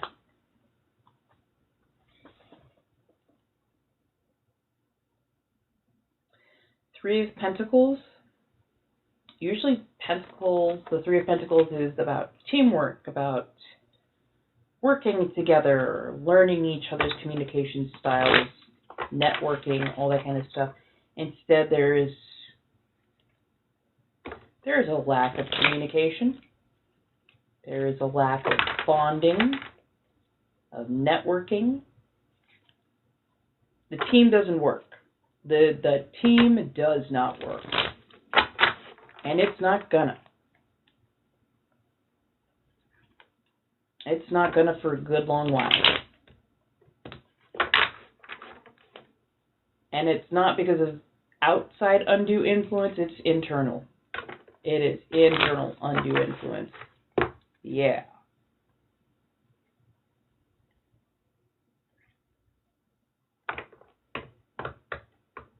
I don't know if it's one individual or multiple, but it's gonna keep going. It's gonna keep going for quite some time. And that is because somebody in the fold is harboring, we'll call it a dark heart. But it's not good. Again, that's on them, and they need fucking therapy. No corset, because for the most part, I cannot be upright in the correct position for too long. I have just either had to sit or stand, but yeah, the corset, unfortunately, would not help me at this particular point. Okay, go do the thing. No, darling, that's for you. That is for you.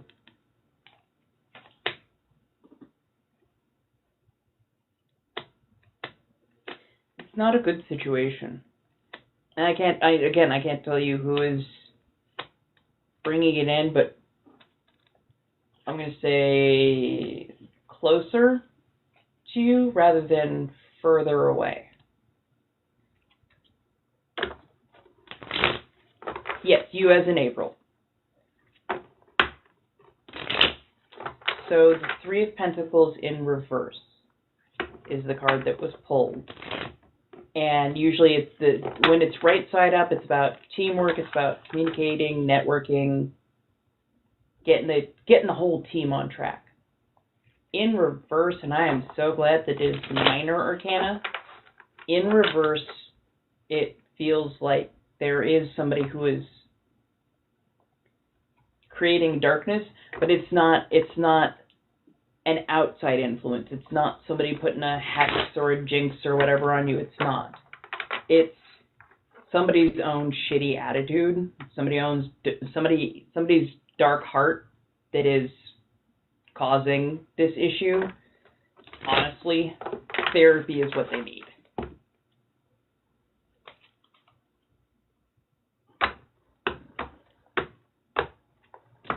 COD kitten. So yeah, like I don't see this particular problem alleviating itself anytime soon. So gird yourself as you see fit. 'Cause yeah.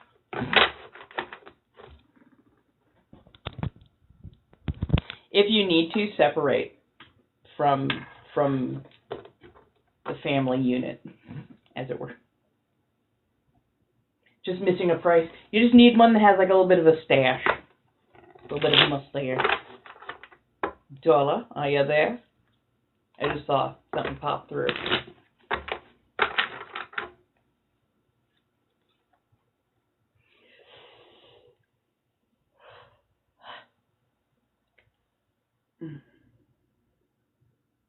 Oh, God, my neck is so freaking tight. Thank you, darling. Sheen. I appreciate it.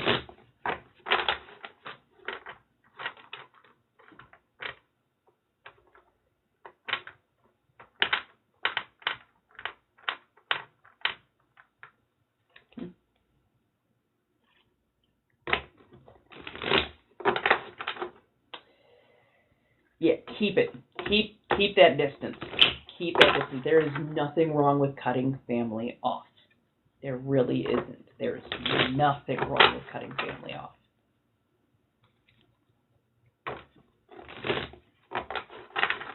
If they contact you, I do not suggest answering back. Because honestly, if they are not willing to get help for themselves, that does not need to be stuck on you.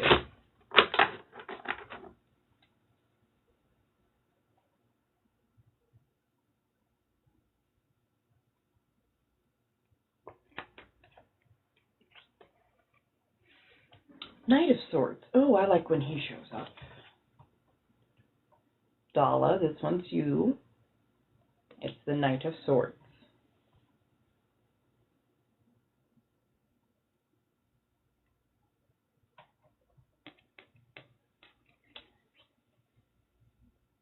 The Knight of Swords has two ways of communicating. They either compliment or they insult. And their words can cut. And they are very good at what they do. If they if they give you the flat of a sword, that gentle correction flat of a sword, take the gentle correction with grace. Because if a Knight of Swords has to use their words to cut, they will use it to cut to the deepest. Good night, Cameron. Thank you so much. Trust me, I'm going to keep taking care of it. I don't know who your Knight of Swords is, because the presence feels super neutral. It does not feel masculine nor feminine. It feels very, very neutral. But they are not a person to be played with. They'll smile. They will definitely smile and give you the correction. But when push comes to shove, they will still smile and cut your feelings to absolute ribbons.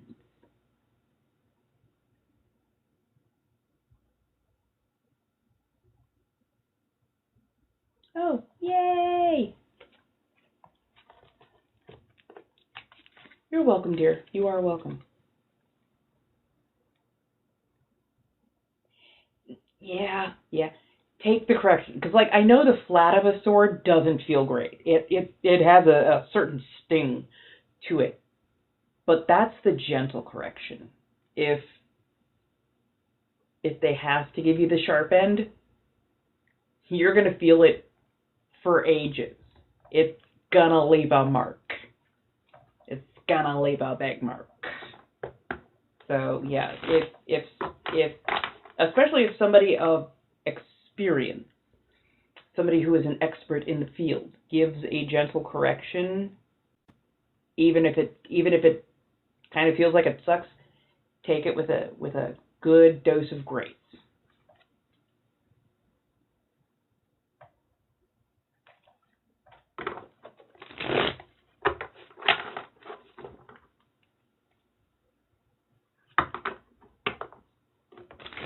Yeah, it might. I'm not going to say that it's your communication style. It's something about the communication styles that are not matching up, and that's causing extra problems. It's almost like they need you to speak in jargon, and instead you're speaking in slang, if you know what I mean.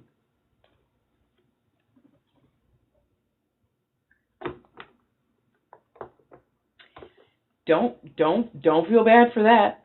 Don't feel bad for that. Like, they got to do what they got to do.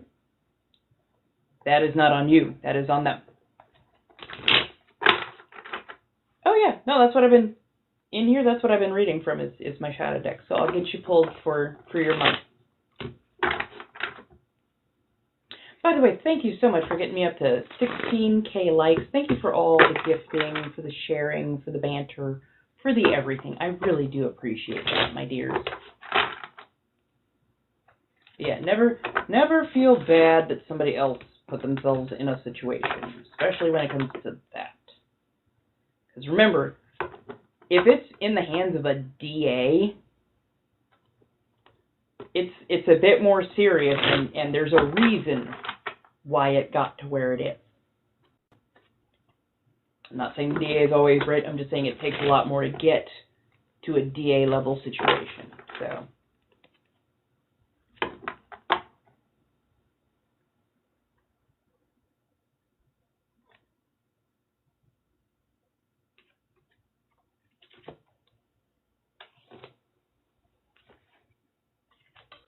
Oh, Three of Wands. Actively waiting to make a decision. Three of Wands.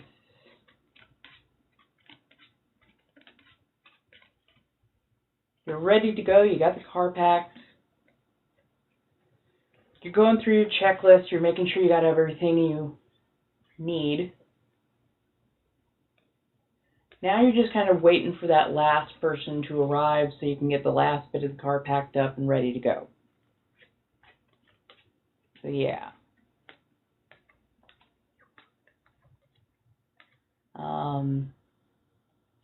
Yeah, for my dear Laura, this Three of Wands. It's an active waiting situation. I don't know why it doesn't feel happy though. It's not. It didn't come out upside down. It's not a negative journey, but it's not.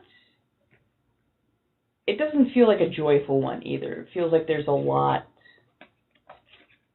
kind of riding on it.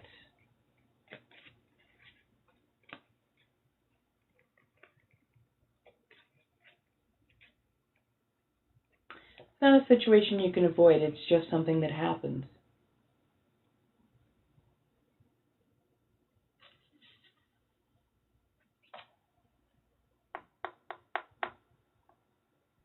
It's not for me to like or dislike a portent, but it feels like you're going on a journey that might also involve mourning,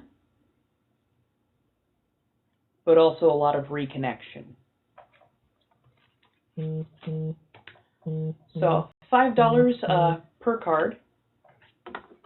I think that ends up if you're doing like gifties on here, I think that's like 500 coins if I'm not mistaken. But yeah. Thank you so much, Samantha. And I got that. It just came through. No. That last card pull was for Laura, for her monthly subscriber pull. Again, it doesn't feel negative. It just feels a little bit somber.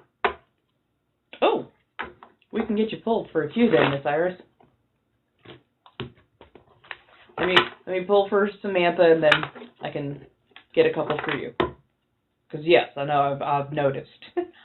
Oh.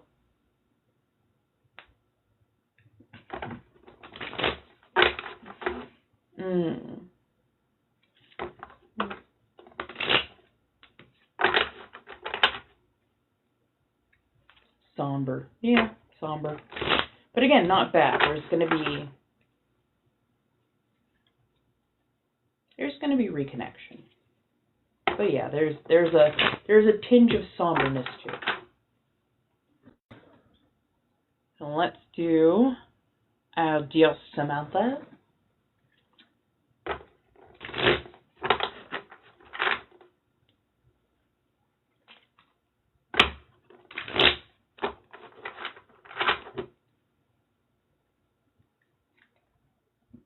To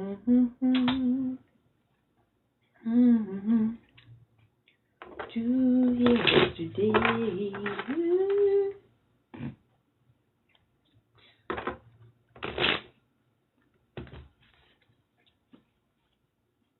Like flipping through a radio station in my head.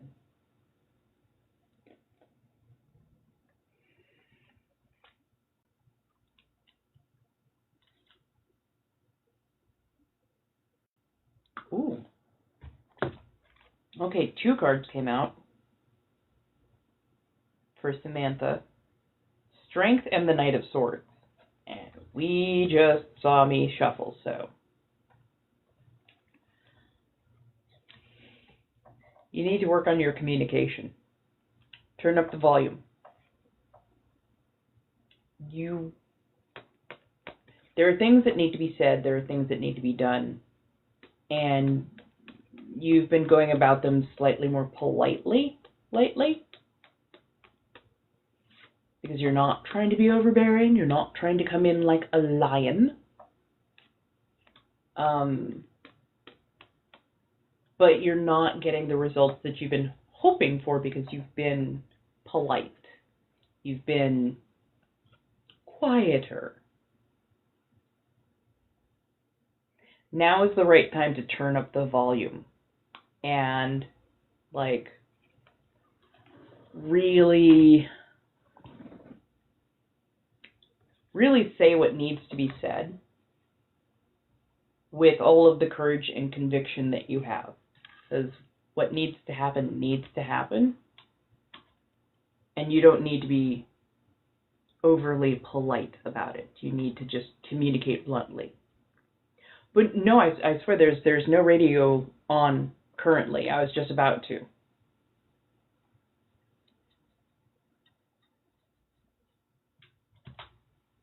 And I know as a Leo, it harms you so deeply to have to be quiet. But yeah, it's okay for you to be a bit louder, a little bit more forward, especially as a Knight of Swords plus strength. Yeah, it's communicate well, but communicate in such a way that you are heard. Yeah. I'm amazed you had to repeat yourself as many times as you had. Because whoever you're talking to is just, they aren't listening. So yeah. Hey, how you doing? What's for dinner? I don't even know what's for dinner right now. You know what I am fucking craving right now? Arby's. I am desperately craving Arby's. Fucking roast beef and cheddar. So much. Oh my goodness.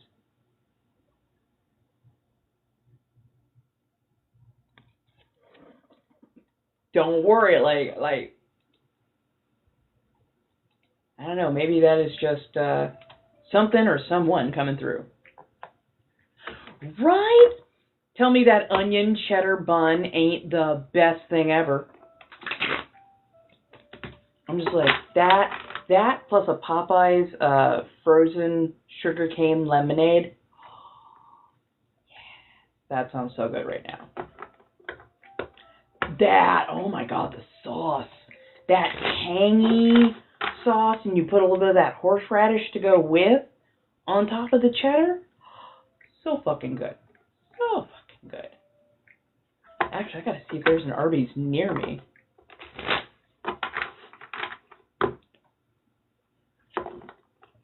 Yeah, oh my god. Damn. Maybe I'll go ahead and grab a couple of those tomorrow, because that might be nice. To say the least, that might be nice.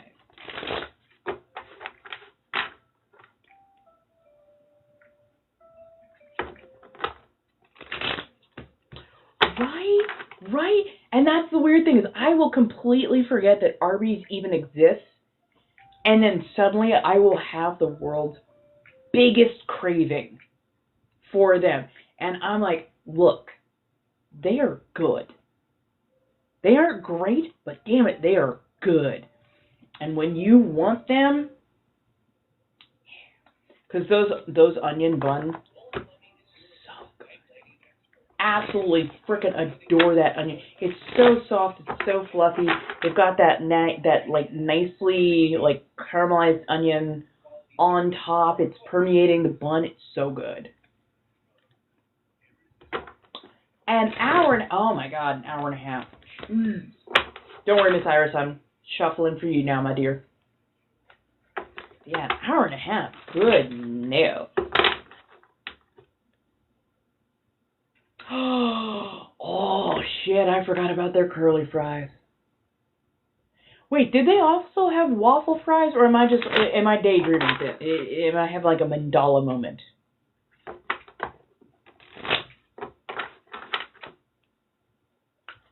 Oh. Oh. Oh yeah. Oh no. If it was a factory before, and like, so people think that haunted places are haunted because people are unalived there, and it's not always the case. Sometimes there's just a lot of energy that gets left over, so you get residual playback every now and again. So yeah, especially if it was a factory, a lot of old school factories, like the workers would sit around with the radio on. Nice. Okay. I gotta see where the nearest Arby's. Oh.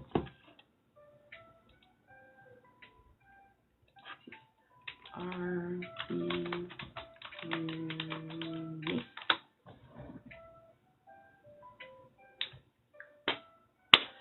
Oh my god. Oh. I wonder if you're sitting on top of a ley line. That would be wild if you were sitting on top of a ley line, because a ley line has like a shit ton of energy in it. And if you're getting more and more energy poured out into it, yeah. Yeah. Ooh, there's an Arby in Buena Park. Ooh. Okay, so that's where I am. Well, that closes at 10, and that closes at 10, and that closes at 10. But apparently the one in Buena Park, which is quite some drive for me, closes at midnight. But there is one near me. What are your... So 11-ish, 12-ish.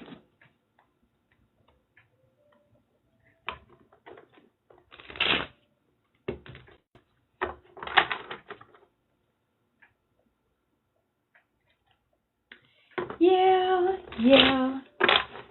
Now, I don't burn sage, especially not white sage, because that is not my medicine.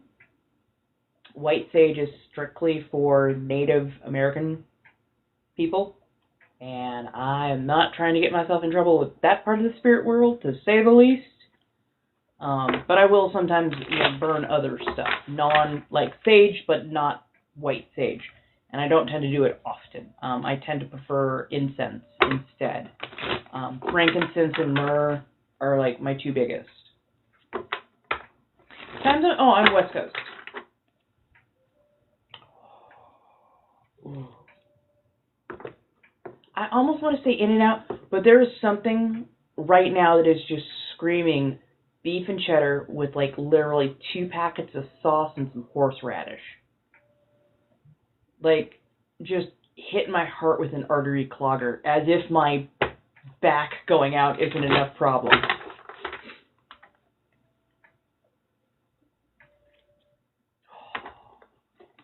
No, you spelled it right. Nah, friggin' Wagyu is good. Oh, wait, W-A-Y-G-U?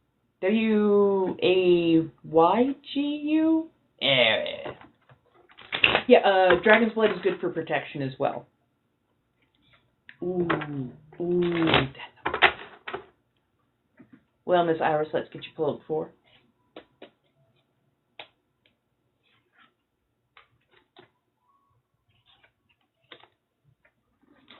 Oh, honey, who hurt your heart?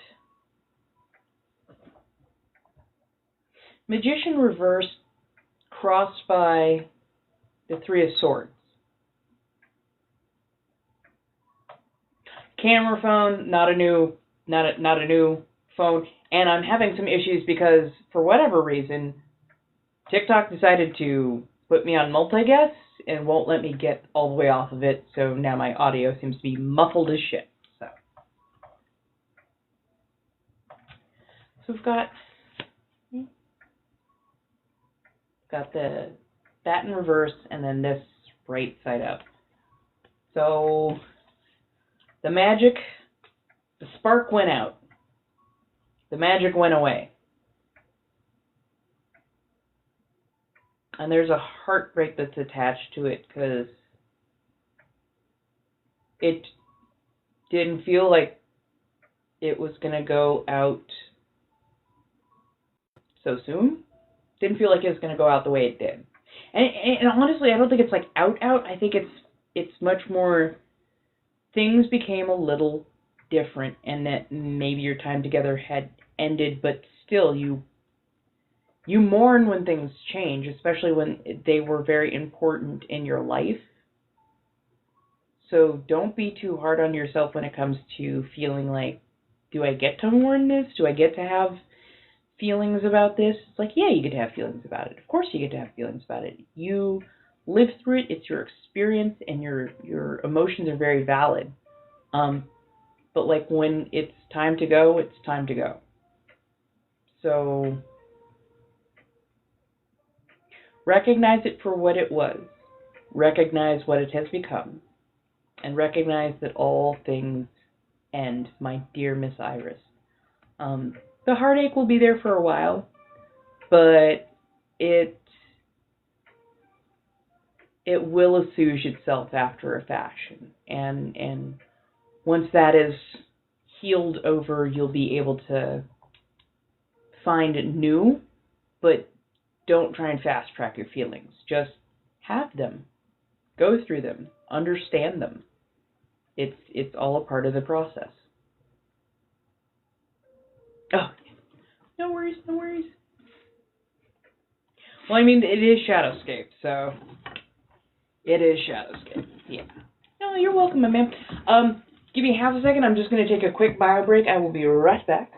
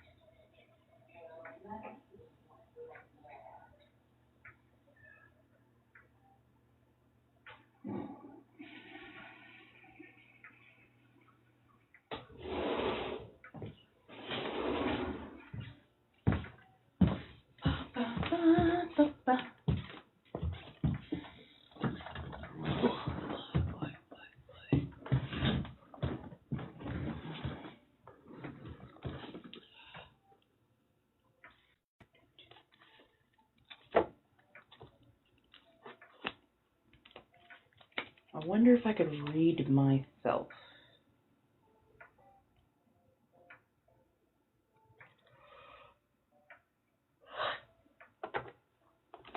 Sorry, that was me forgetting to breathe for too long.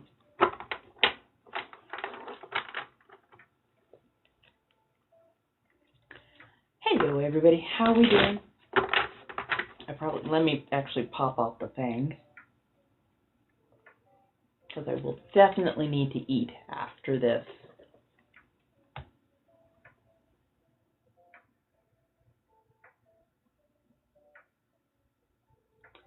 You ever get for those who are also, I do forget to breathe. And it's not that I forget, like, to fully breathe, like, I don't forget to breathe, but I forget to breathe deep enough. So I end up doing, like, just shallow rotations, and it's like, oh yeah, I should probably, get one of the big ones in, Hey, Gecko, how you doing? I don't know if that's like an ADHD thing or something. There are times that I get into such a calm rhythm that I just forget to, breathe like a normal ass person.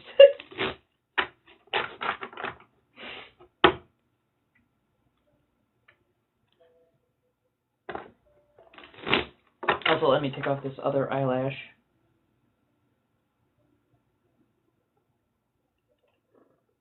Oh, that feels good. Yay.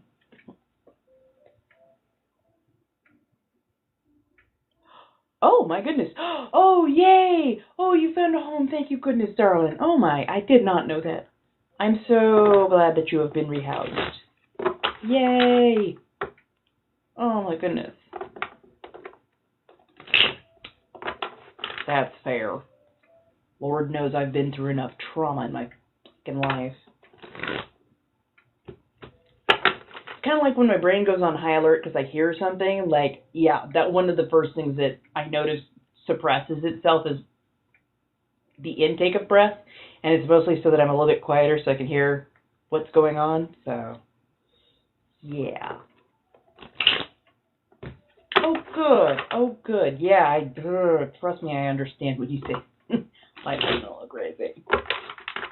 Life has definitely been a little crazy. I might try and do an early get ready with me tomorrow. I'll probably do that over on Big O. If anybody wants to put towards, say, groceries or the other stuff, like Blinks and Lio, you can do it that way. There's like at least one or two places I kind of like to go just to get out of the house and take y'all on a field trip. So I will see if I can't find a way to get together some funding to get that done. But I will also, of course, put out ways for others to sponsor and whatnot. There's a place called BLT, and it's tea spelled like tea. It makes amazing like little confections and boba. It's in LA, and it looks absolutely fantastic, and I'd love to go out. Big O is it's not a fan site. It just happens to be another site. It has like a little cute dinosaur mascot, and I'm just trying different social medias and like expanding. I'm trying to expand what I do more. I'm an introvert. I find it exceptionally hard to put myself out there more. But I know that I need to put myself out there more because I want to become more financially stable and independent. And right now I'm having a very hard go of it, to say the least. I'm also, like looking into jobs as always, but, it is the economy. It is what it is. Hey, how you doing, Sloth? Live has been actually pretty nice. Pretty damn nice. And I think I really want to do RVs tomorrow, especially. I know, right? Right? And I think my hardest thing is like I've been trying a lot on the spicy sites, on the fan sites, to really get traction, and I don't seem to get the traction that I'm looking for, and I don't know what I'm doing incorrectly. I won't say that I'm doing anything wrong. I just don't know what I'm not doing correctly. I think part of it is, trying to create the brand, and the brand is much more in a battery. The brand is sharper, more dominant, much more in charge. There is a bit more to it. But I know that I have a soft start. And it's because I don't want to get mad at people for free. But also I don't want to be so, untoward and that people are like, you have no reason to have this kind of attitude. Like, ew, no, this attracts no one. And I'm like, oh yes, absolutely.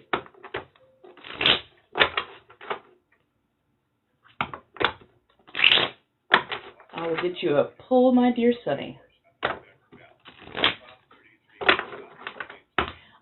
If I'm pronouncing your name wrong, if it's supposed to be Sony and not Sunny, let me know. The only reason I keep saying Sunny is because you make me feel kind of sunny in my brain. So I don't know what it is, but like, your energy shows up like a sun. But Sony. I would much rather that you have your name pronounced correctly than my flight of fancy being the leading factor. Everybody deserves respect put on their name. Okay, most everybody deserves respect being put on their name. You're not J.D. Vance, the couch fucker. Oh my goodness. Thank you so much. 20K likes. I appreciate it so freaking much. Yay! Your subscriber tag is working now. I love that you love my fancy, but still, I like putting respect on your name.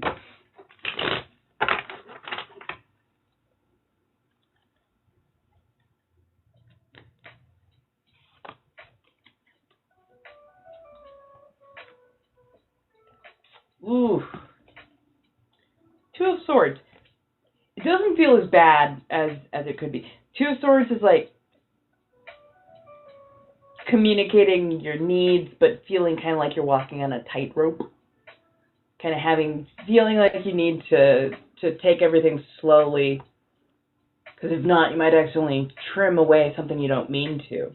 But like in reverse, like, you know that there's some things that you have to trim out of your life, and you've known it for a while, but you're just like, but maybe no, but maybe, because it's not even like it's in your forefront.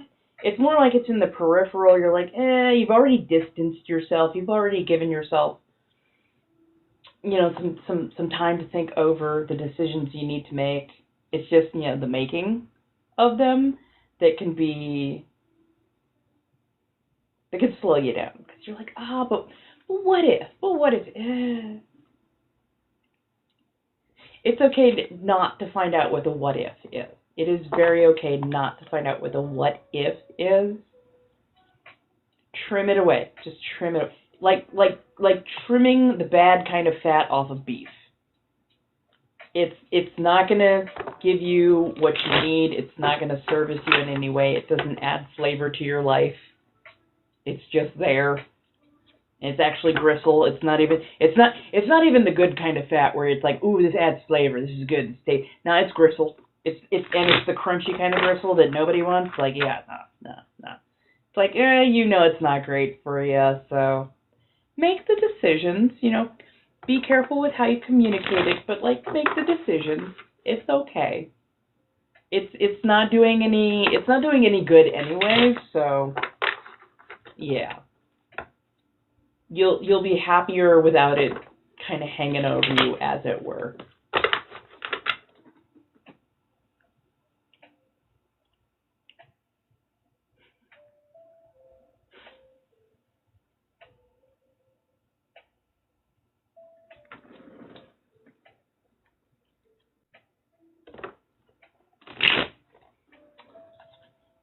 You're welcome. So this is what has been in the background, is the lo-fi.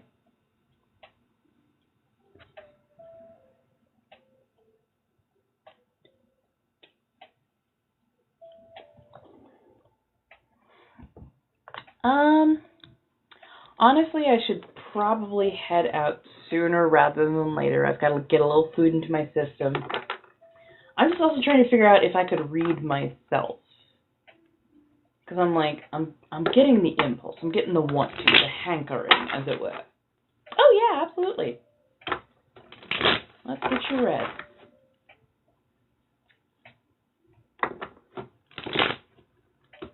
I think I want to try for an early day tomorrow. Maybe grab a little Arby's. Maybe pick up a little bit of groceries.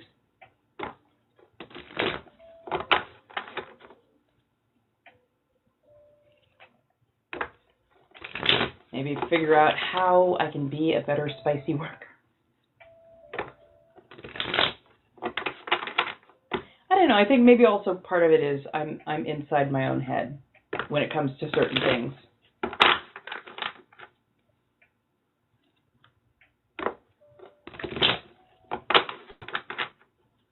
Onion bun, beef and cheddar, full thing of that beautiful, that red sauce that they got, and some horseradish. Tell me, Lord, that they've got some waffle fries and a lemonade, and oh, I'm going to be the happiest fucking camper. Oh my god, I forgot about the fucking Jamocha shake.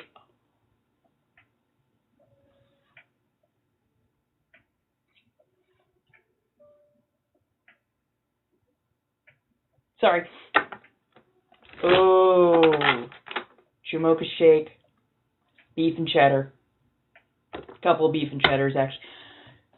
Arby's is one of the few burger places or food places that I can literally have one of their sandwiches cold and be the happiest camper.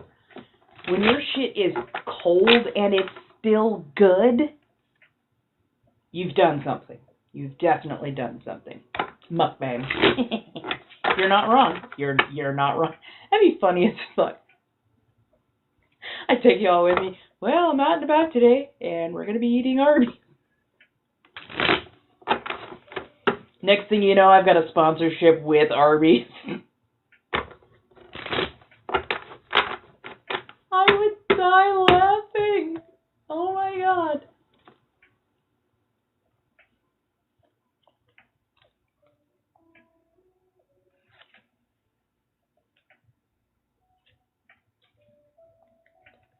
Queen of Wands.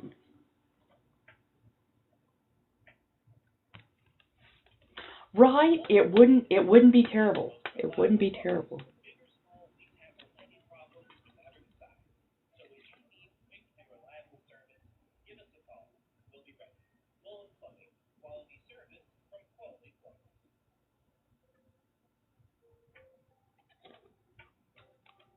This Queen of Wands is not happy. She's not supposed to be quite here, but she's like that. This Queen of Wands is really not a happy camper, to say the least. Oh, no worries, darling. You're fine. You're fine.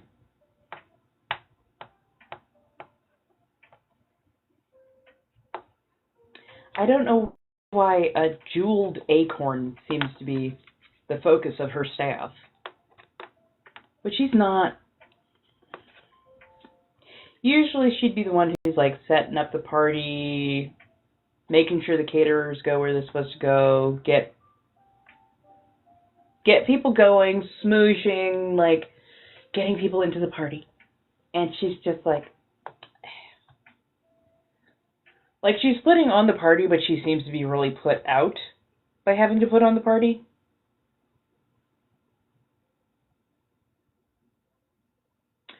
She needs help. Like she needs extra help. And it feels like when she's asking for help, she's not getting it.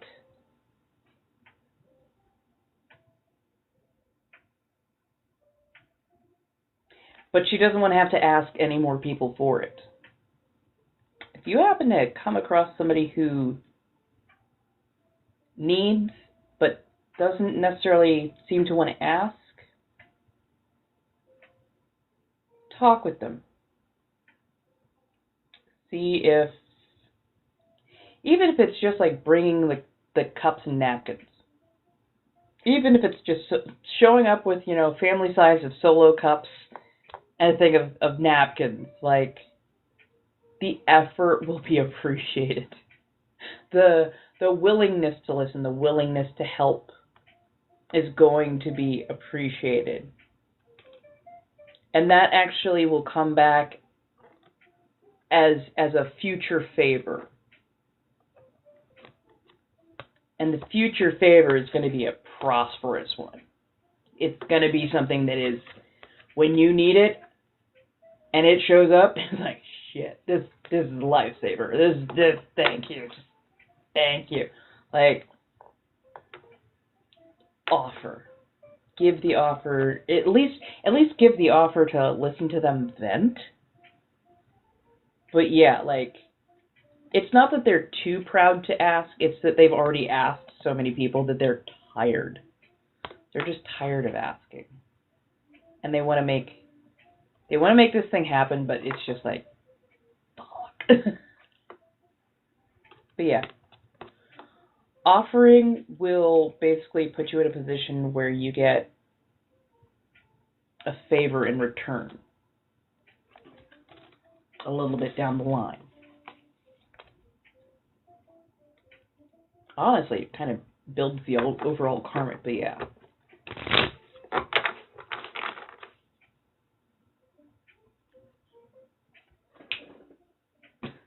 There we go. Yeah, I mean, it's perfectly fine to be tired of having to ask all the time. Like, it happens. It definitely happens. Hey, James.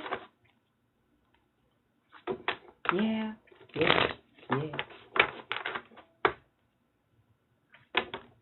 happens. It does.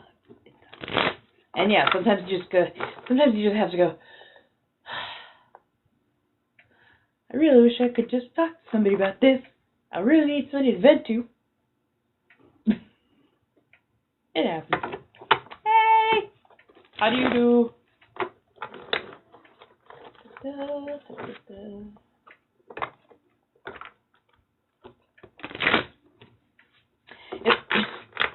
My similar but not similar situation is just I really want to find someone I can have a good night with, but I don't want to have to ask for somebody to have a good night with.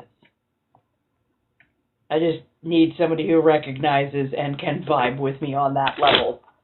But yeah, like, I know that it's asinine to not go out very often and then to, like, expect to just have somebody pop up like, hey! And it's like, oh yeah, that's right. No, why would anybody pop up and go, hey, if I'm never outside or, you know, like, interacting with people in real life and getting those kind of conversations started? Oh, I know I'm such a dumbass like that. Yeah. Well, funny enough, I am supposed to do a photo shoot with my Virgo in a couple of weeks, but, like, my Virgo, I have the wrong parts. I have the wrong parts for my Virgo. My Virgo likes outies much more than innies, and our attraction towards each other is not that kind. Oh, I wish we still had that kind of a back and forth that we could do, because, oh my goodness, yes, absolutely. They know the dance steps. They're very good at what they do. I taught them a lot of it, so that would be fun. That would be great. But yeah, no, they're not on the table. The dangles. There are times when I have to code on this app, and I swear to God, it's more comedy than anything. Aw, thank you. Yeah, no, the back is feeling a lot better. I finally got everything to, like, release, and, like, tension comes off of it. So, yeah, feeling a lot better. A lot better. That part! Shut up, I don't need you to call me out like that. No, it's 1,000% that part. It's 1,000% that part. It's the, gee, I wish. And they're like, do you ever go outside and talk to actual people? I'm like, I don't need you to call me out like that.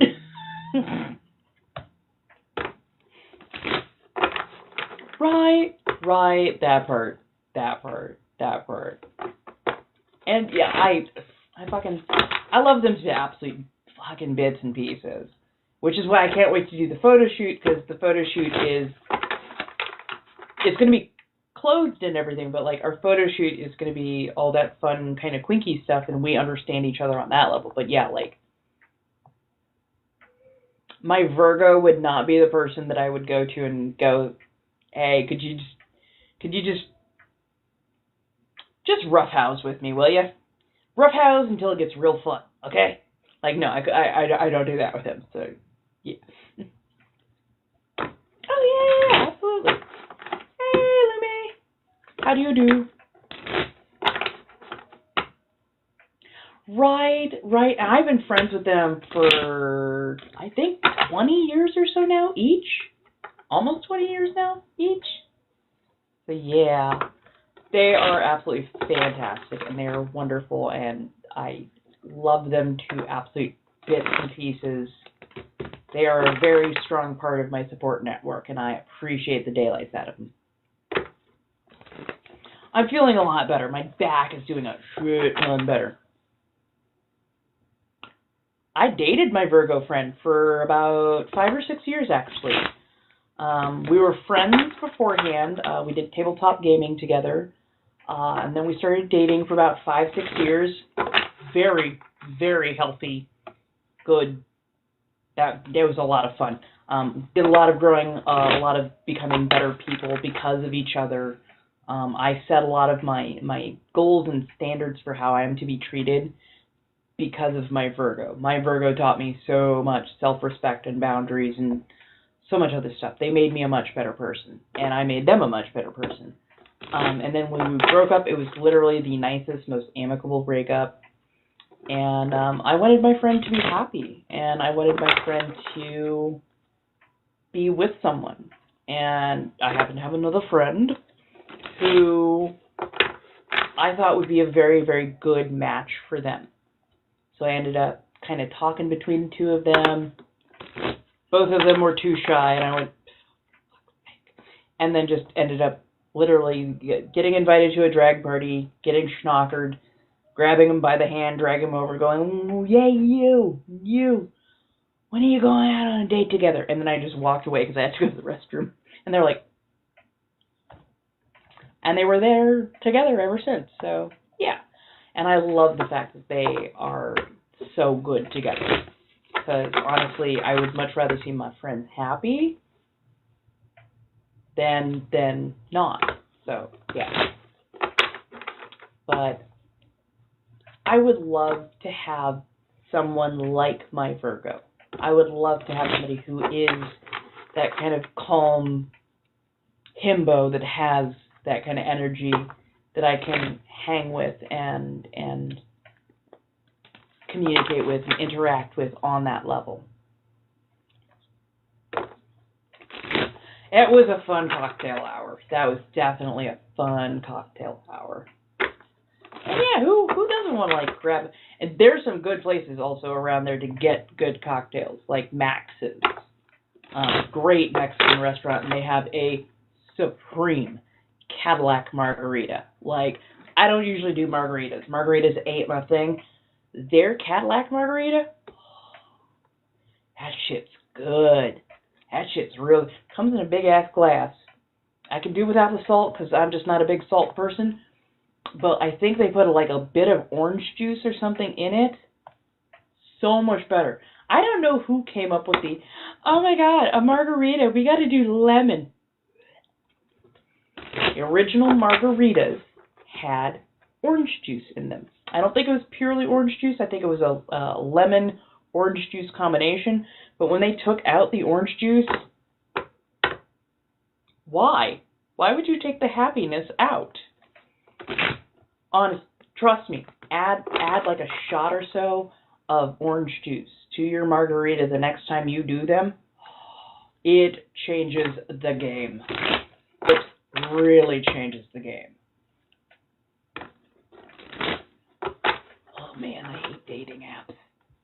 I hate dating apps so fucking much.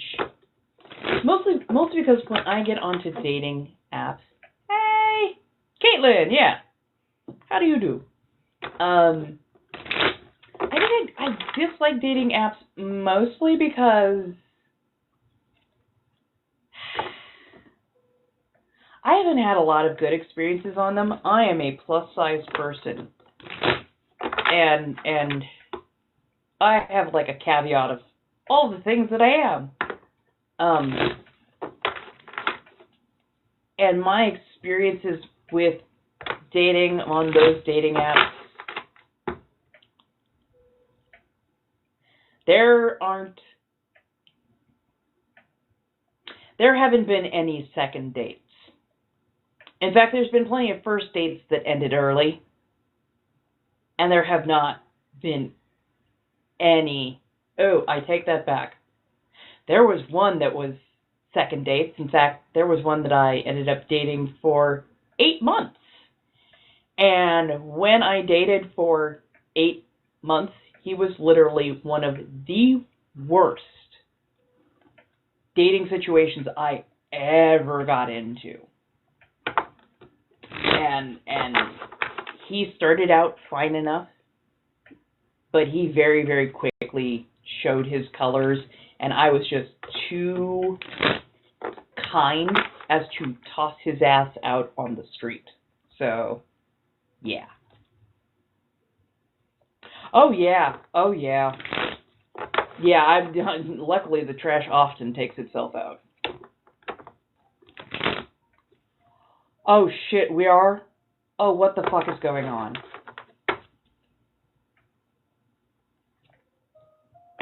I mean, it's not even about necessarily deserve. It's the, I need to vibe with them, they need to vibe with me. And like, anybody I date has to recognize you can't control me. Trying to control me will drive me away so fast. It like, the moment somebody tries to hold on too tight, everything in my brain goes, I'm a whole grown-ass person. The fact that you think you're going to try and control anything about me, you're not going to tell me when I can or cannot leave the house. You're not going to tell me when I can or cannot, what I can and cannot wear. Like, yeah, and I don't do that well. The moment the words come out of your mouth of, you're not going out of the house in that.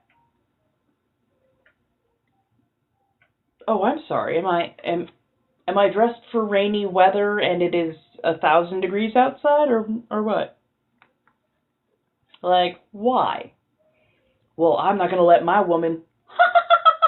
Oh, I'm so glad that you think that I'm your woman, because I'm not now. Yeah. With Iran,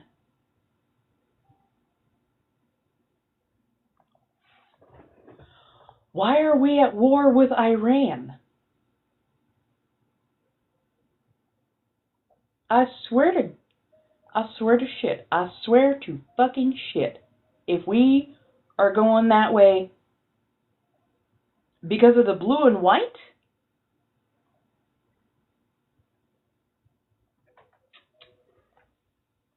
oh, this is not going to go well. This is not going to go well.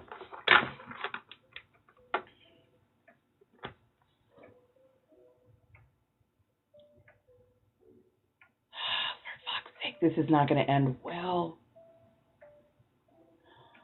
Oh no. Oh, I'm so sorry your husband passed. No, I feel you. Like, sometimes once you find your person and you separate from them, in whatever fashion or manner. I'm so sorry that they passed. But yeah, no, take your time. I want to find somebody who actually wants to be with me, and not somebody who wants to date me to elevate their status, or date me so that they can humble me. That's not going to work. And it's the ones that want to humble me that piss me off the most. But too many of them just think that they can walk around where I've set my boundaries or who I said I am as a person. And just I've met quite a few of those. So that's why I'm like, I need to let it happen organically, and then I spend all my time in the house. I know it doesn't make a damn bit of sense. But also, I kind of really want to get into the BDSM scene, the lifestyle scene, because I think I would find I think I would find a better partnership there, because the understanding of dynamics, especially power dynamics. Oh my goodness gracious. Who gives a fuck what her genealogy is?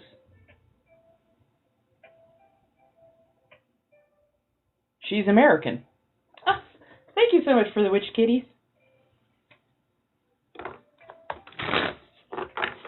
Who cares about genealogy? Like, A, she's American. B, I believe she is black, white, and Asian. So, right.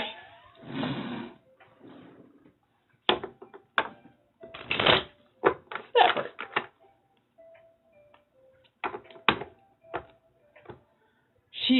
She would be the first female president. She wouldn't be the first black president. That would be Barack Obama, more than likely. Although if you were to go back and like really take a look at people's lineage, you know, blah blah blah.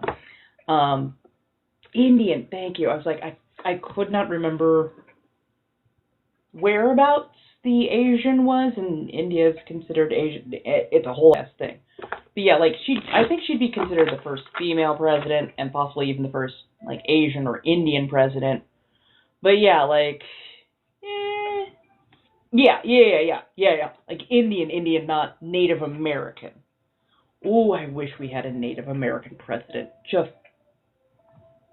That would be chef's kiss on a lot of levels. But yeah, like India.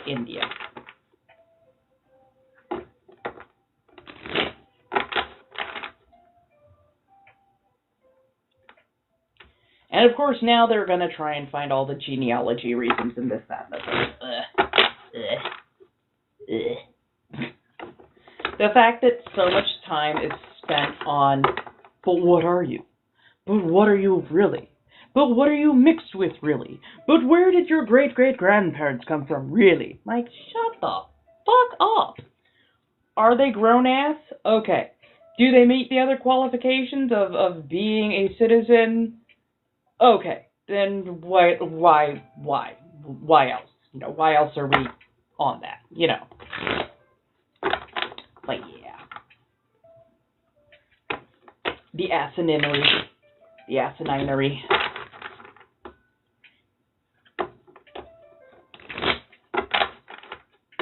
Hey, how do you do? Oh no, they're all absolute bullshit. They're all absolute bullshit. Biden, Harris, Trump, like the entirety at this point. They are all bullshit. I don't know. I'm getting like, I think I'm probably getting maybe half of your comments, you poor thing. Oh yeah. Oh, 1,000%. 1,000%. I'm sorry, but anybody who has taken money from APAC, I don't trust you as far as I could throw you with a trebuchet. Let's try.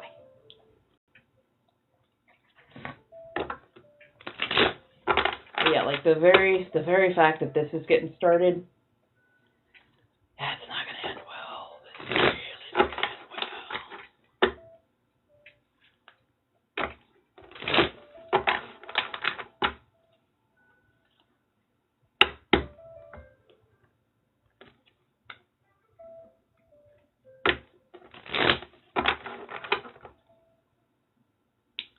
thought I did, but I've been mixing for a while, so a repull is fine. For whatever reason, the bees are talkative tonight.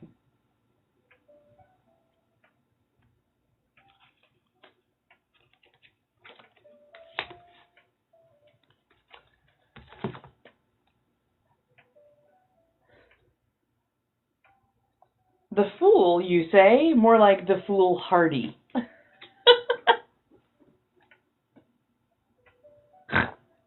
Oh God, I'm sorry, there's so many dad jokes. I get that it's major arcana, but it's not world ending or anything like that. It's not an upender.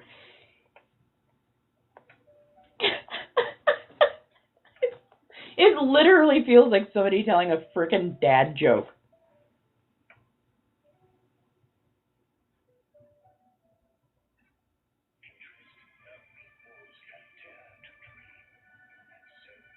I think I understand what you were saying, and that is wild that I understood what you were saying. So the fool upside down. A little bit of confidence, a little bit of hubris, and a whole lot of what the fuck?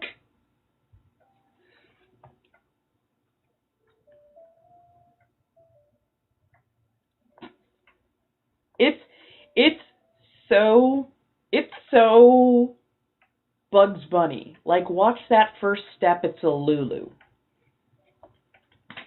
Oh, okay. I was like, I swear, I was like, I'm understanding it. That is fucking wild. That's freaking pigeon. I fucking love that you speak pigeon. I'll explain pigeon in a second to other people.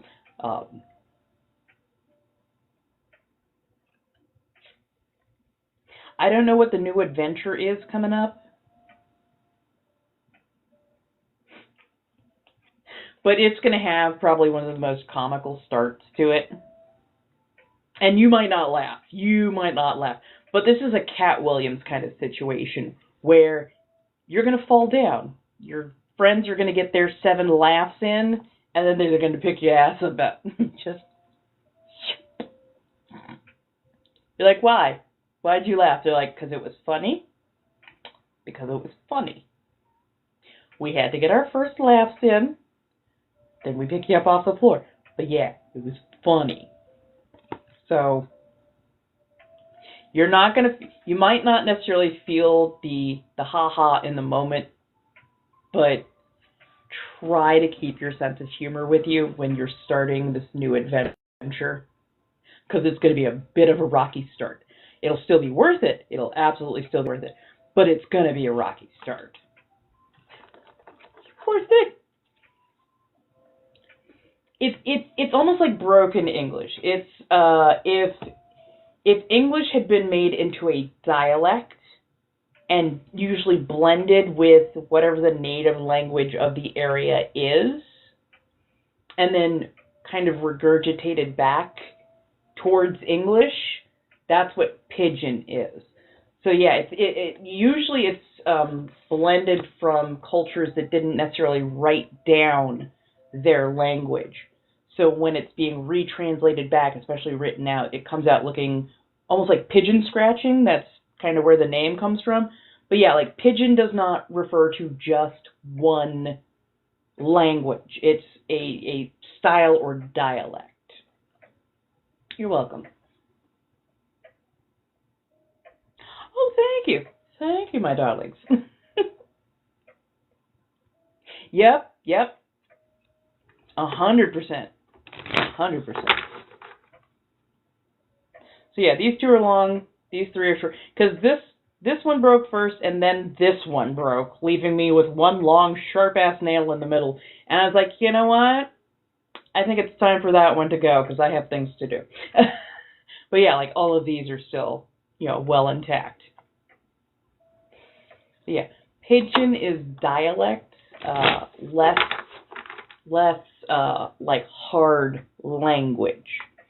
So like Spanish is a language, English, language, Chinese, language. But then you can get like dialects, which are basically go-betweens or regional regional languages that are slightly harder to understand because they lend from both. They don't just lend from one language, it lends from more than one language. Ooh, deep red.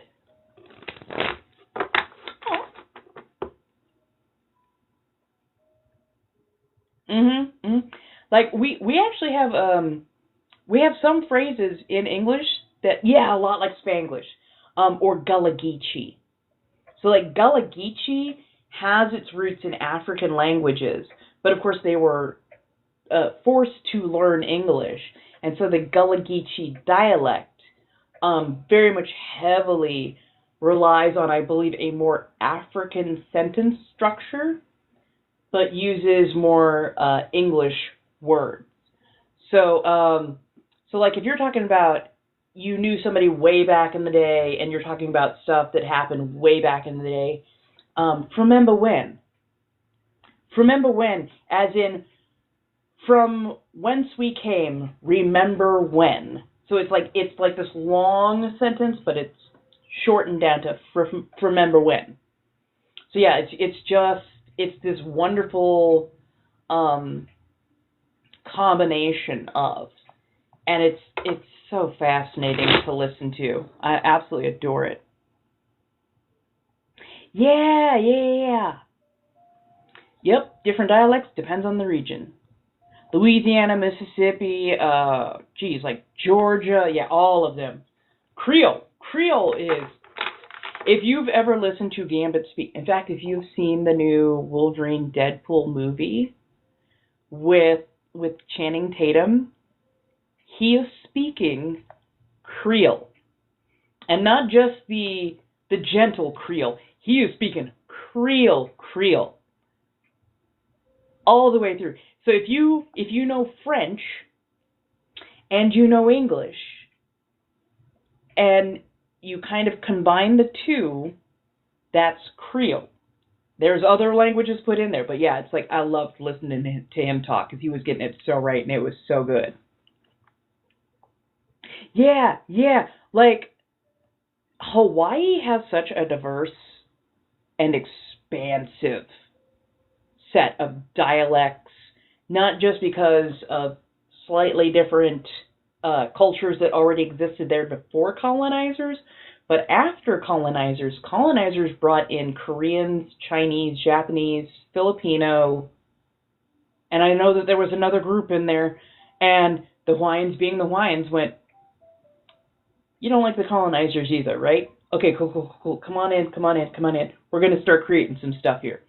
So yeah, they really went hard on integrating a lot of the different languages that got introduced by the new people, and they just ended up integrating quite often with a pidgin-style dialect, which is, it's wild to hear people speak, but it is also so incredibly nice to hear people speak it.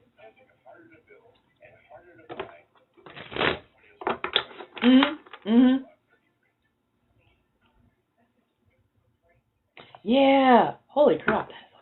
Hey, babies. Hi, buddy. How you doing? How are you? I hope you're doing well. Yep. Honestly, I would love if there was like a professorship for that kind of thing. I think it would be awesome. Hopefully I'll get an early start tomorrow because I really want to get some new content made. Get myself out there a bit more.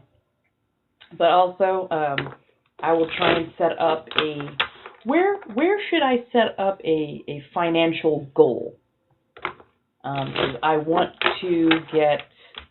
need to get some funds together to get a new die set for a grommet. And I think if I put it out there and somebody wants to do the thing, I gotta figure out where. Oh, goodness. Woo! $5,000 a year.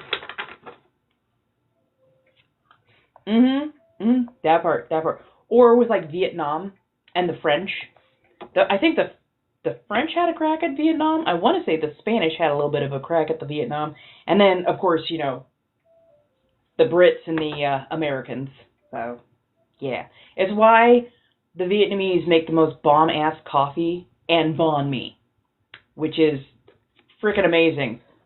They make some of the best dang baguettes you've ever had. Heck yeah. No, like, dialects are all over the place. Like, even Ebonics, or AAVE, African American Vernacular English, is a full dialect. And quite often, oh yeah, such good pastries. Oh my god, such good pastries. Yeah, Guam and the U.S., oh my god. The U.S. have, yeah, we showed up a lot of places. I'm sorry. I'm sorry. I don't know. For whatever reason, TikTok made me go into multi-mode, and apparently that has affected my sound quality greatly, and I hate it.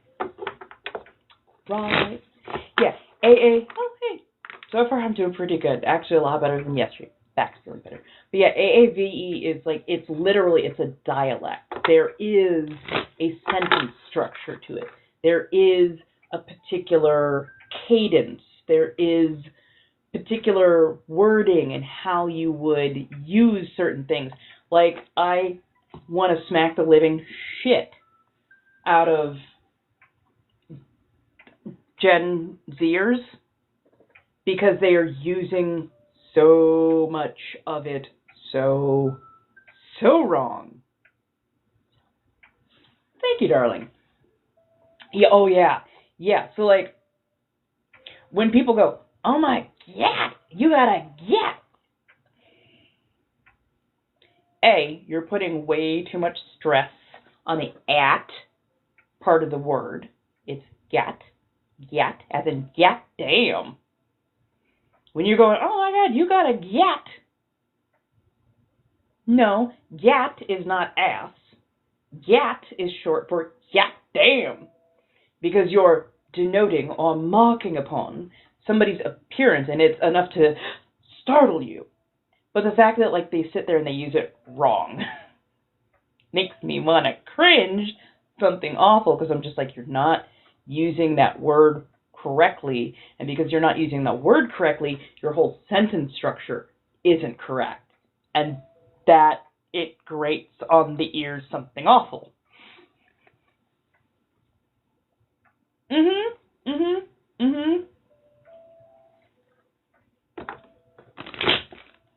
Well, I don't even think it's about accent. I think it's much more that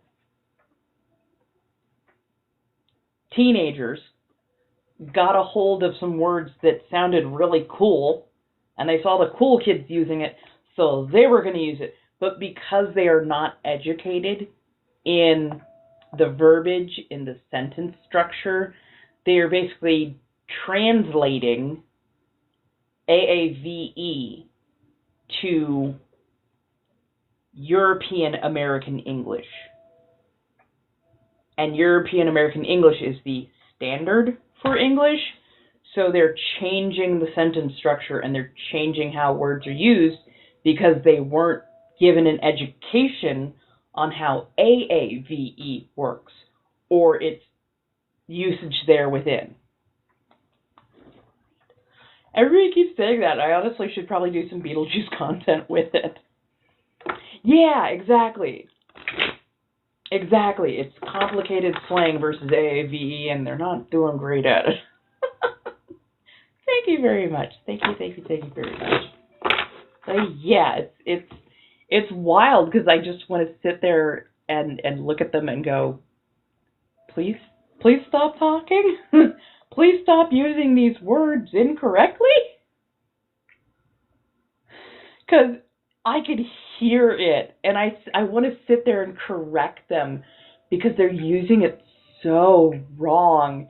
And then it gets into this weird feedback loop where then African American, usually teenagers, like older people don't use it wrong nearly as much, but like the younger teens will then hear the Gen Zs use it.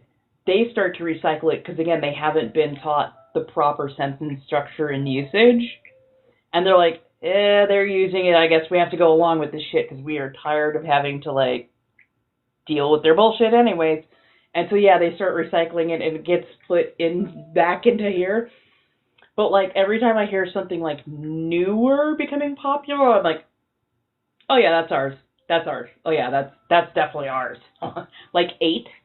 Like tea, like what's the tea? That and the long fingernail clap. I need people to know so fucking for real, right the goddamn now, that the long fingernail clap is not only just African American in nature, it is also very queer in nature. It very much has deep roots in the black ballroom scene. Laomi is one of the originators of that long fingernail clap. And it was because instead of clapping like this is so much more demure. It's more feminine. It's more, I see you. I see. It's the queer version of a golf clap, but you're doing it with the nails. The nails that are beautiful and long and just, So when I see people going, oh my God, oh my God. Now, if it's this one is much more African American versus queer. And this is because black women especially tend to talk with their hands. So you're going to hear that clack from multiple nails. And it's less of a clap and it's much more of a, we need to get your attention.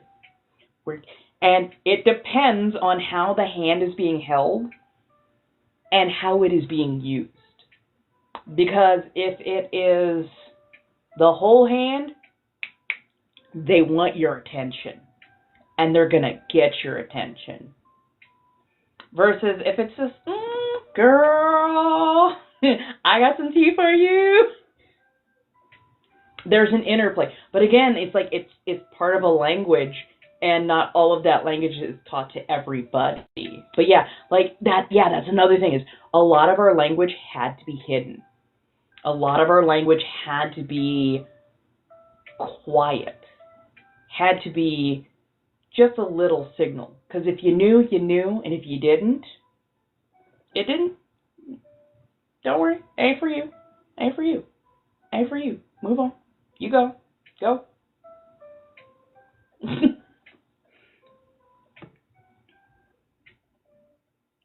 Sad part. Oh my God. Like, I can't quite do it myself, but this, every time I see anyone do this, I want to smack their hands. I want to slap the shit out of their hands. Because they are dangerously close to getting themselves in trouble if they were to do that in the wrong area and the wrong people think that they are throwing signs. Because if they're throwing signs and it's seen as rival territory, that can get you unalived real fucking quick. Why does it matter? It matters because there's meaning and there's culture and there's history behind it. And it matters because a lot of that history and culture and meaning was either intentionally erased or it was intentionally stolen, and we have never been given credit correctly for it, while also being openly mocked, demeaned, and discriminated for using it.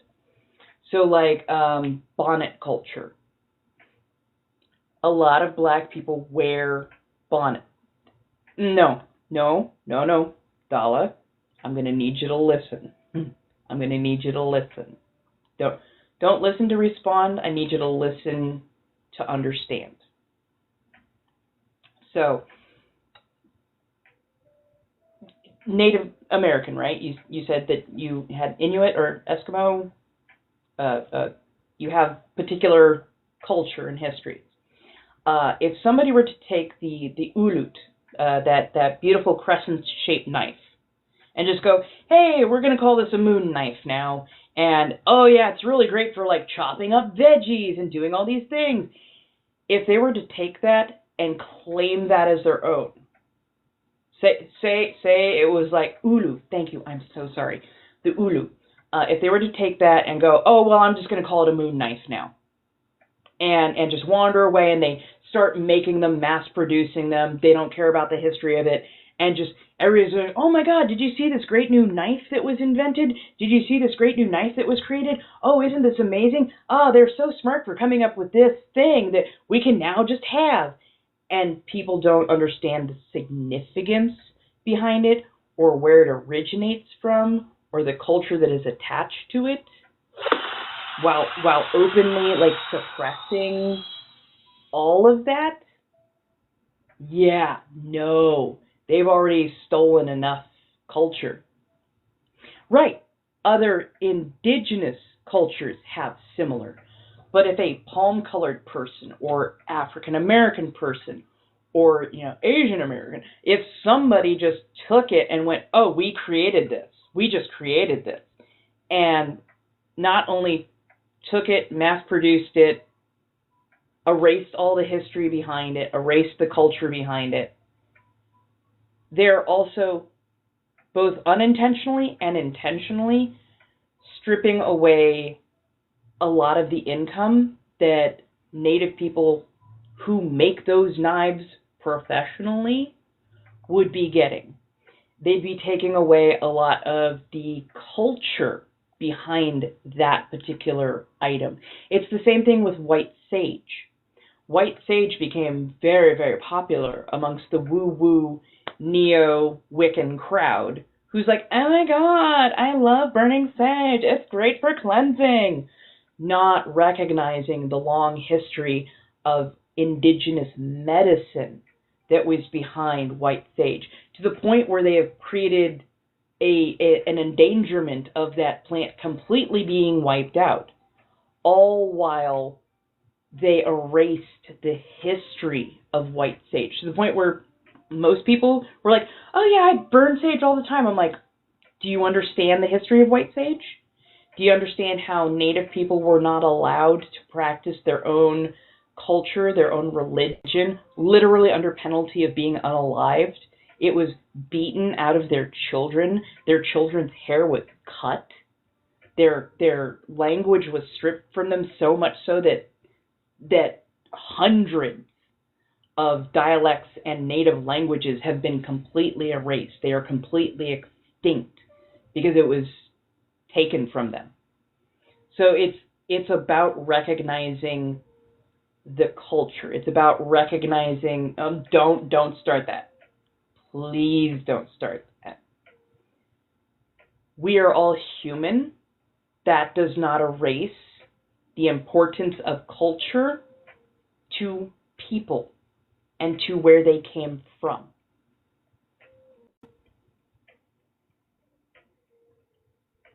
You want to get bad luck rid of, I would say a cleansing spell. I'd say head to your metaphysical store and ask them, because usually there's a decently educated witch on board.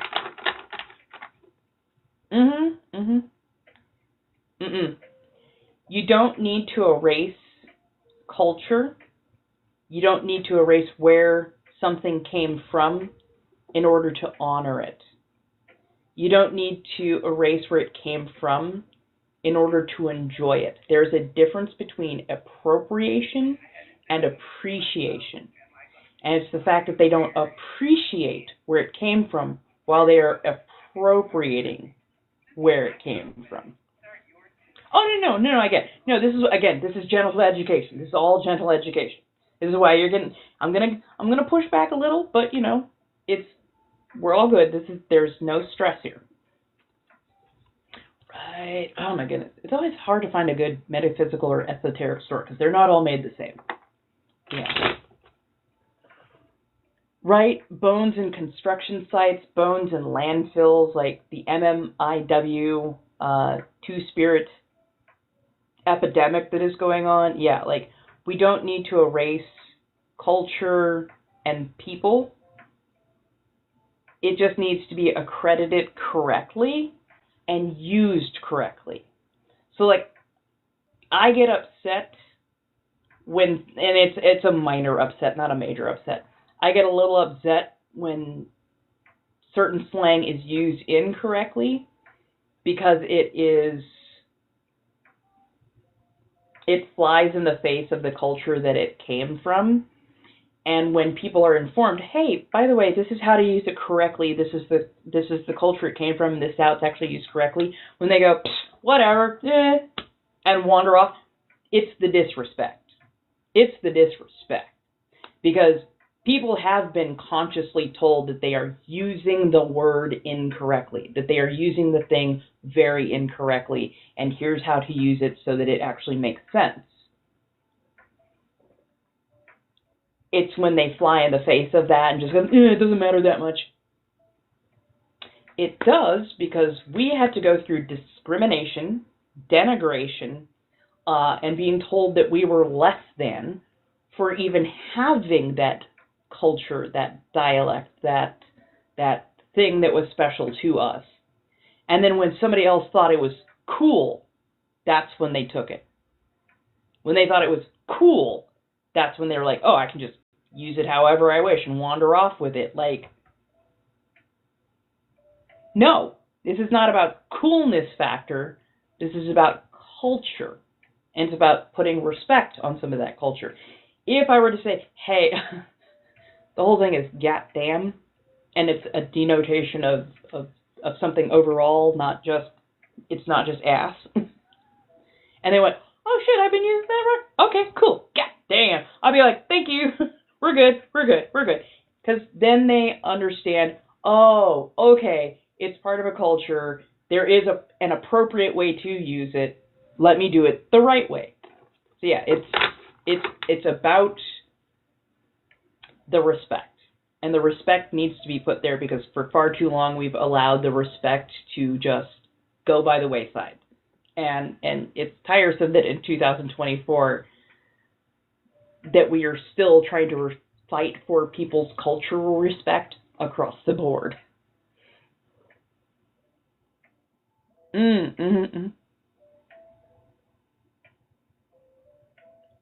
Oh, goodness.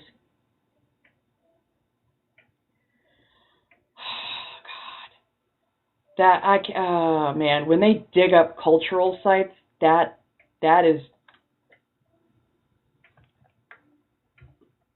one makes me so like viscerally upset when they unintour people. Because here's the thing, and this is the hypothetical, I have to make that 1,000%. To go into a place and to dig up an old burial site and just do whatever you wish with it is so wholly disrespectful. I don't care how old the site is, especially when it is still so very culturally significant to people.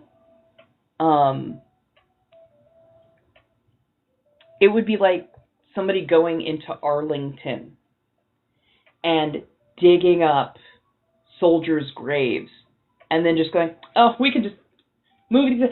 They're from the Civil War. It was 150 years ago. You got to get over that thing.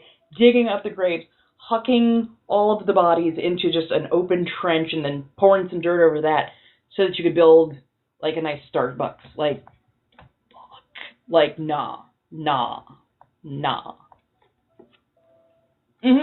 It's very much about a bit of an ego, but also it'd be a major disrespect for the culture. It would have been a major disrespect for the people who served and for the people who fought for like independence of all people and so on and so forth, etc. But yeah, like, it's that kind of thing.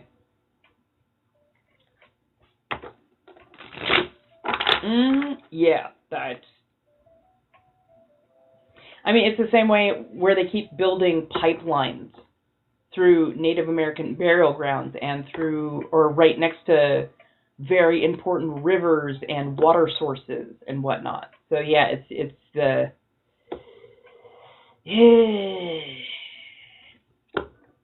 Yeah, and collectively it's messy, but that's why people need to call attention to it, so that it can be rectified, so that it can be given the correct respect, so that people know, and once they know better, they should be doing better. If they then, collectively go, yeah, I don't wanna. I don't care what you wanna or not wanna. You're being a disrespectful jackass. So you're either going to respect or you're not going to keep doing what you're going to do, because we're going to give you harder to listen. But yeah. Oh, no. Why are they fucking with bird sanctuaries? Jesus fucking Christ. Like we haven't made enough things go extinct on that damn island chain. Jesus.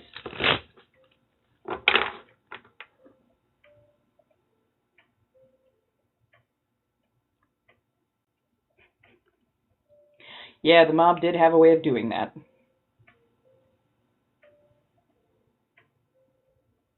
Oh, for fuck's sake. It's kind of like, I don't remember who exactly it was. They were trying to build an observation tower, a big-ass telescope, on sacred Hawaiian lands, because there wasn't light pollution. They didn't have any, like, cities around there. There wasn't any major light pollution. They're like, this would be the perfect place to put a giant, telescopic observation tower.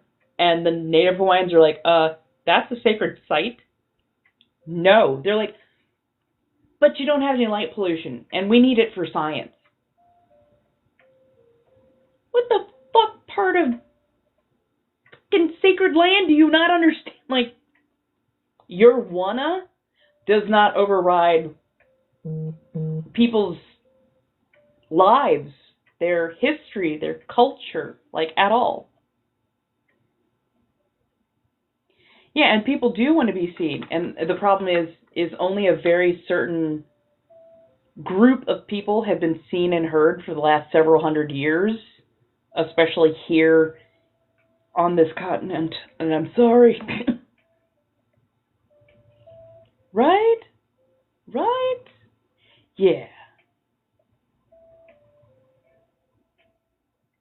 Highest mountain in the world. Yep. That part.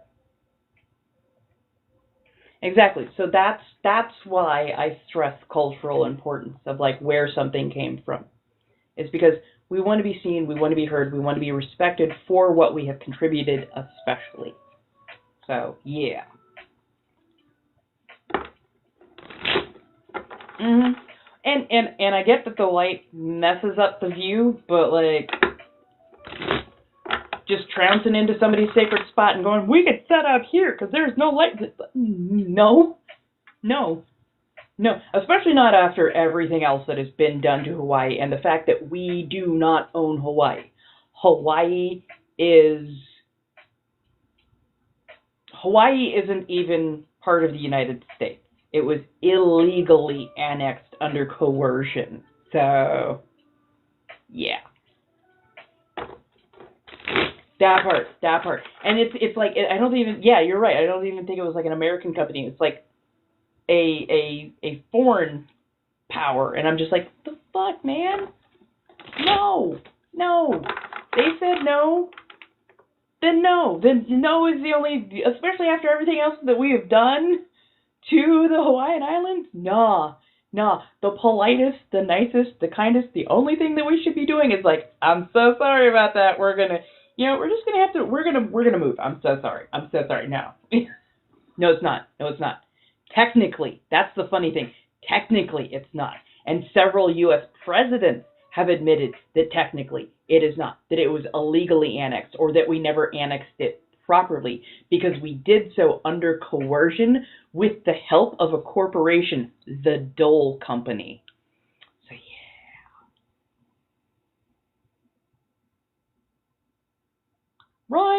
Right, that part.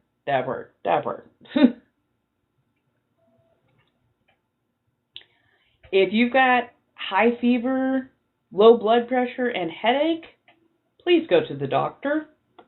Urgent care. Honestly, if it's a headache that is not touched by medications that you already have, go to the ER. Because that could be something even more so. Make sure you're fully masked up, as much PPE as possible. But please go to the hospital as soon as possible. Aw. I try to educate myself. I truly, truly do. Because, like, I did an expert project back when I was, like, in 5th grade on Hawaii. I went in on that shit. And then I have been listening more and more to native Hawaiian people, especially about what's going on and what their history is. Because for far too long, we've either been lied to about what their history is, or their history has been deeply suppressed. And I'm like, nah, that's not right. We need to honor that history, because that history makes up a beautiful set of people with some amazing culture, and to bury that is shameful. At the least, it is shameful. Thank you so much, Charlie. Thank you for the makeup love. Right? Exactly. Like, yeah, we saw a lot of these heavenly bodies ages ago. But yeah, like, to me, I think the technology just needs more work. We don't need to take over places that are, like, sacred in order to see shit better.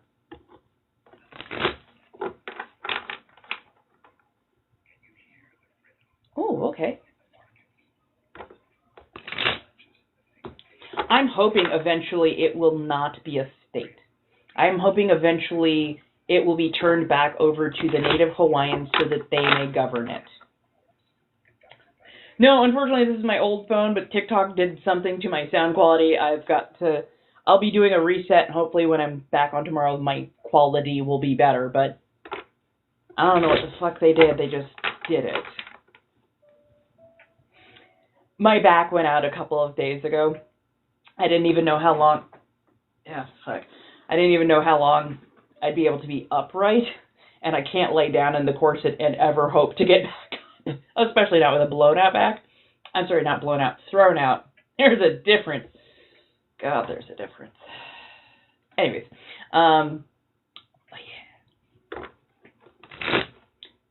yeah, the Hawaiians. I'm sorry, I said that with too much sharpness in my tone. So Hawaii was a whole kingdom in and of itself. The Hawaiians. Yeah, no, I'm sorry. You're right. I'm just like, oh, wait, no. My tone was wrong. So, yeah, the Hawaiian kingdom was a whole-ass kingdom. They had leadership. They had rulership. James Cook landed there and summarily got his ass kind of unalived there as well for being a jerk. But, yeah, the Dole Company, the corporation, Dole Pineapples, yeah, those assholes, they came in and literally at gunpoint created farms, tried to enslave the native people there,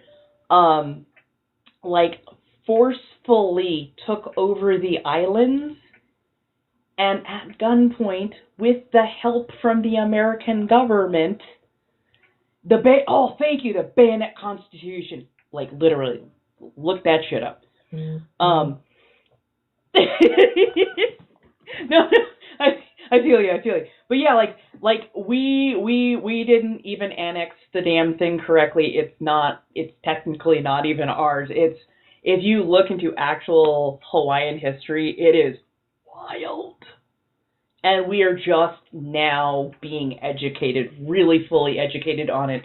And they have been trying to tell us their history for like the last 200 some odd years. So yeah, it's fucking wild.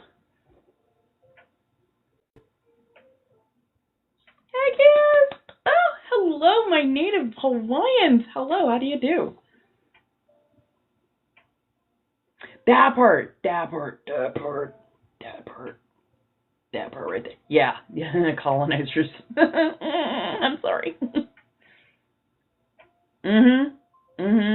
That part.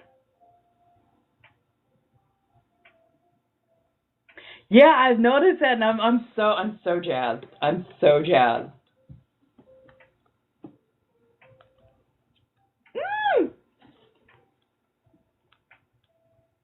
I'm not even gonna try and read that off because I know I would butcher it. My accent would just.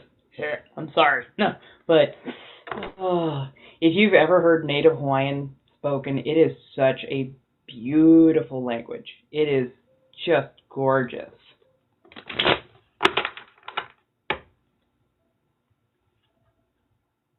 Oh yeah, again, male power tripping ego got us a lot of horrific places, and it is. We're still trying to undo a lot of the damage. You would definitely have to ask a native Hawaiian person, but as far as I have seen, there is no ethical way to vacation in Hawaii. Especially not at any place that is for tourists. They are small islands, and the more tourists they get on them, the more it uses up the natural resources, and quite often the native Hawaiians that live there are heavily discriminated against, priced out of housing. Like, so much water is fouled by the U.S. military every year that makes it undrinkable for the people who live there. That it is it borders on the refuse, the literal trash that is created by the tourism industry poisons the water. The extra junk that is left in the water from fishing means extra. Not only are you losing native fish populations, but you're losing native crustacean populations. You're losing the mollusks, the everything. You are cutting deeply into endangered populations of like sea turtles because of the extra fishing, so that the tourists can have their fresh fish dinners and shit like that. Like the luau,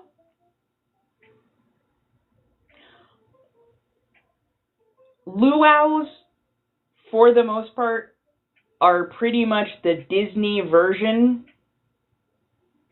of a feast. They're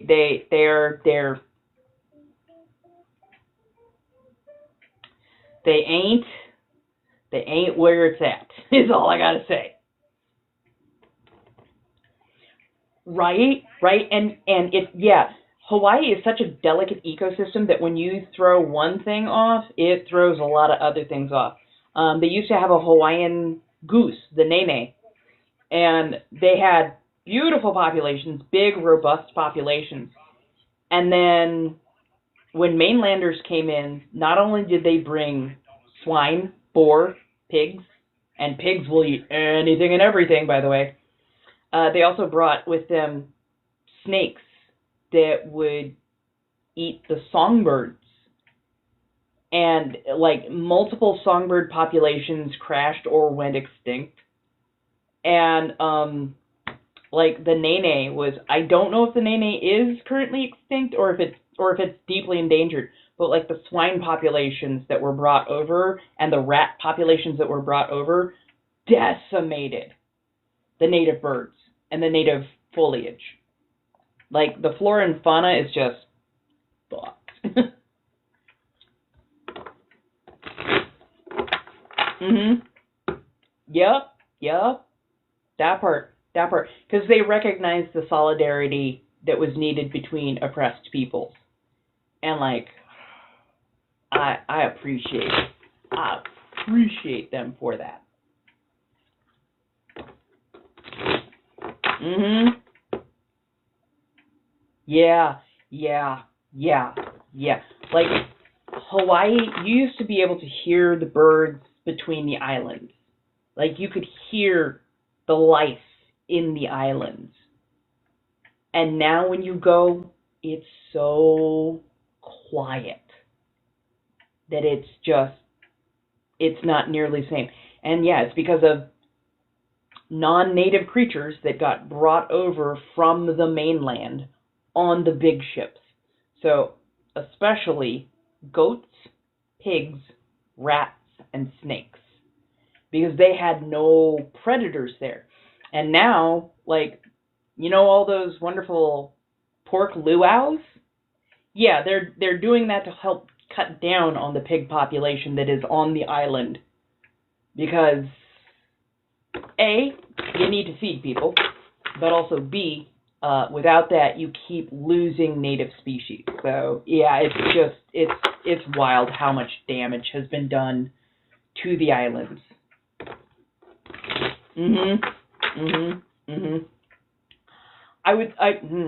Not that I am arguing the point. I would say that there is only, I think, one place worse or on even footing as far as extinction of people, and that would be Japan. Because Japan is responsible for the obliteration of the Ainu people, who were basically like the native people to that set of islands, as well as the consumption of or the subsumption of the Okinawans. The Okinawans were their own people. They were their own kingdom, the Ryukyu kingdom. And the Japanese came in and forcibly took over and then forcibly put the Okinawans either into a servant class or made them, basically drafted them and made them fight in World War II. And if they refused to fight, they were unalived, and there was a good chance that a large portion of their family was also unalived. What they did to the women was just as horrific, if not worse on some points. So yeah, it's like it's in everything. So yeah, like it's not just A, B. You know, this happens and this happens. It's a whole matrices. It's an interlocking web. So like when you knock over one domino, there are about 100 other that are going to have an effect of some variety. So yeah, progression does not mean we forget where we came from or do away with cultural differences. Evolving means recognizing cultural differences and honoring them. Yeah, oh yeah, it's a pattern. It's definitely a pattern of problems. I mean, the Earth is aging, but we are cancer. And when I say we, I mean mostly the people who knocked the block over, which would be the Europeans. I'm sorry.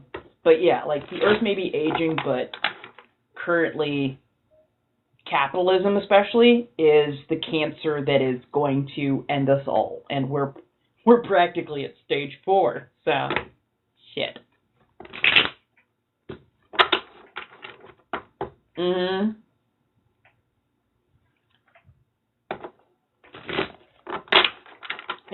This is why war is so horrifically bad for the environment. This is why I'm not looking forward to whatever is coming next when it involves Izzy, Yemen. Something I need people to understand real quick about the blue and white and why I so severely dislike them is they never planned to stop at Palestine.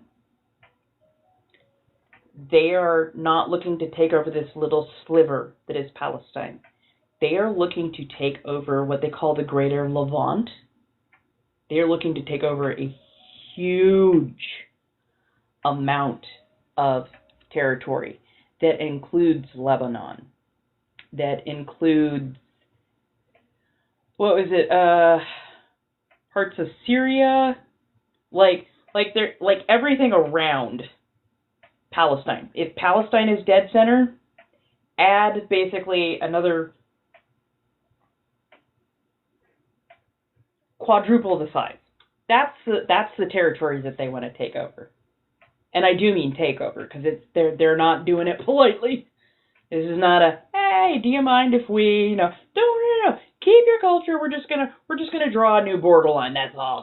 No, they are literally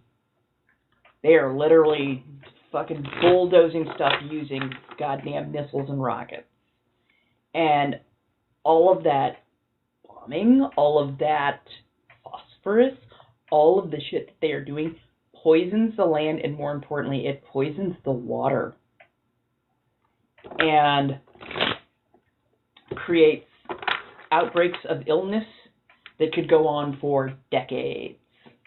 It's bad all the way around. And every time we get into a war, it throws a shit ton of dirt, dust, and other particulates up in the air, and then you have a sudden spike of cancers, along with a lot of other things. But, like,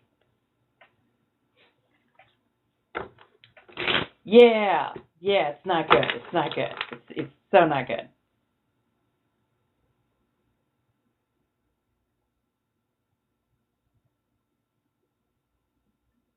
You don't think I have ink and tats? Oh, darling, you think I don't have ink and tats? I'm sorry, you must have missed this. And then there's one between my shoulder blades, which I plan on getting a lot more done when I have the finances to do as such. I also have a shit ton of piercings. I just don't always wear everything because I need to find silver because my ears have decided it doesn't want to play with gold anymore.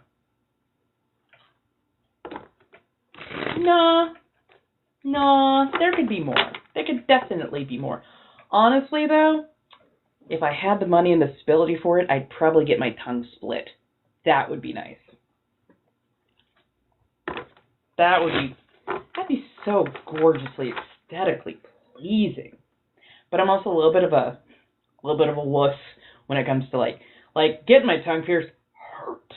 I don't know if I could sit through a split unless I had at least some sort of a numbing agent. And luckily, I wouldn't have to worry about biting down on my tongue because I don't have teeth. So, yeah, Bikini Bottom, aka the Bikini Atoll. That's where we tested that shit. It's still very, very, very, very radioactive in the Bikini Atoll. Like, we fucked up. But of course, then again, the U.S. military also tested nuclear and radioactive weaponry on Native people and BIPOC communities in New Mexico as well. It's not good. And that wasn't even that long ago. So, yeah.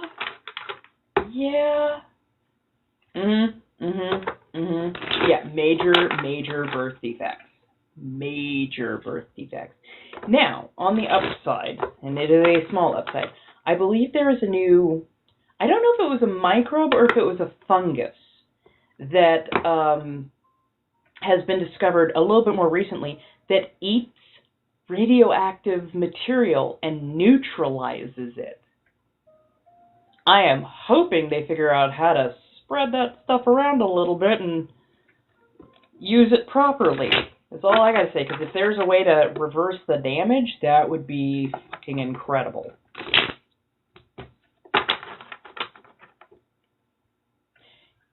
Exactly, yeah, and it's when our planet is so fragged right now, I don't even know how long. I mean, the planet will eventually come back, but we are definitely not going to be there to see it.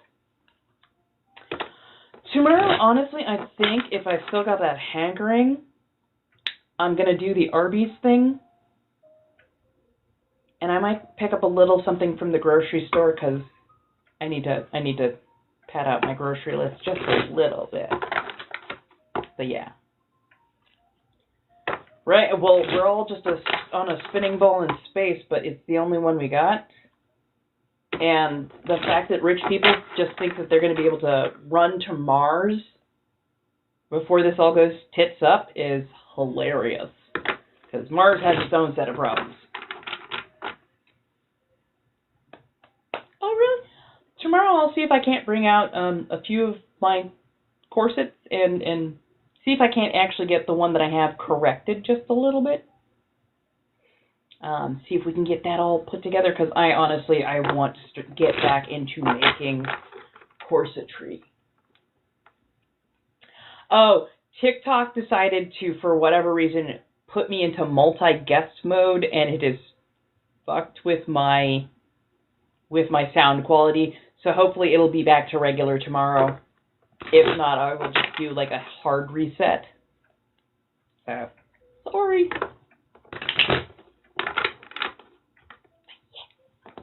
Actually, I really need to get something into my system. I just realized I have not eaten in a while.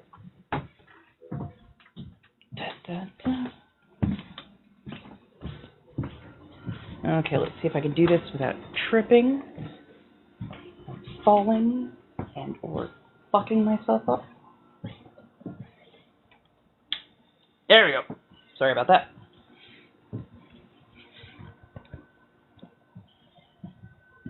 Give me a second.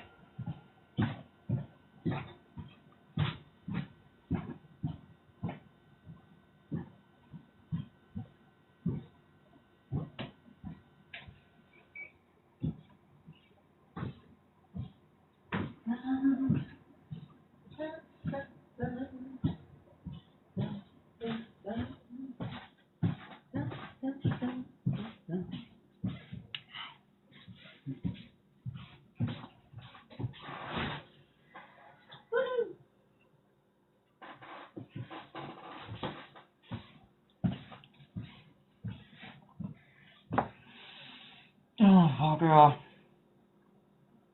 Okay. I should have definitely had something to eat a little bit sooner. That should not have tasted as good as it did, but it did. Mm.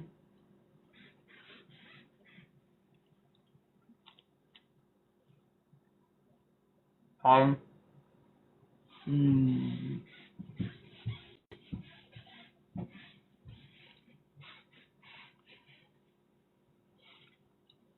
Sorry, this is so good.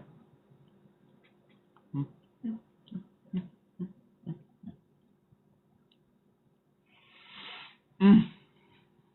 Oh my god. Mm.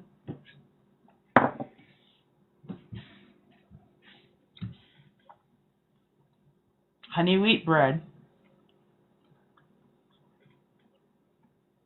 deviled egg salad, and basically pico de gallo. So avocado, tomato, onion, garlic, salt, onion and garlic powder, paprika, all the good stuff. So yeah, I'm like, that tasted so fucking good, like unreasonably good. I'm like, avocado, like that pico de gallo, layered with like the paprika from the deviled egg salad. So good. Like you can taste the paprika, but it's not overwhelming. It just adds that extra layer. And then the egg salad goes so beautifully with avocado.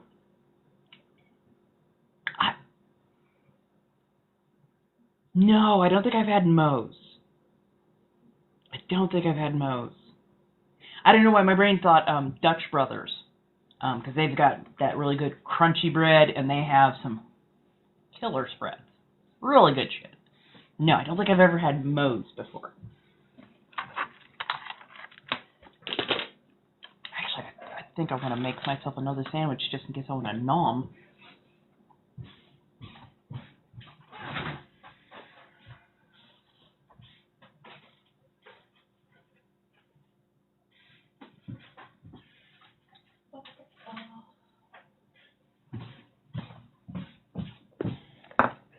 Ooh. I have to see if there's a place like that near me.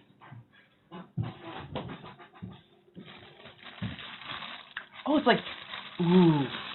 I remember old school Chipotle. Their barbacoa was so good. I honestly miss old Chipotle. Because I don't care what you tell me, their recipes have changed, and it's not nearly as good.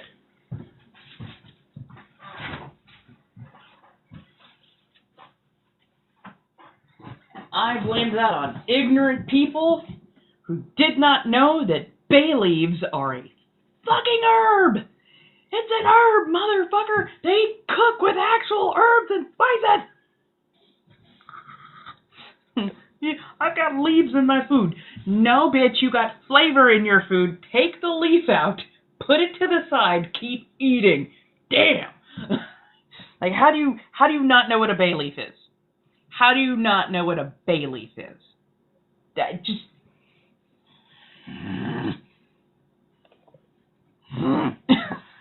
Sorry, I get so incensed over that.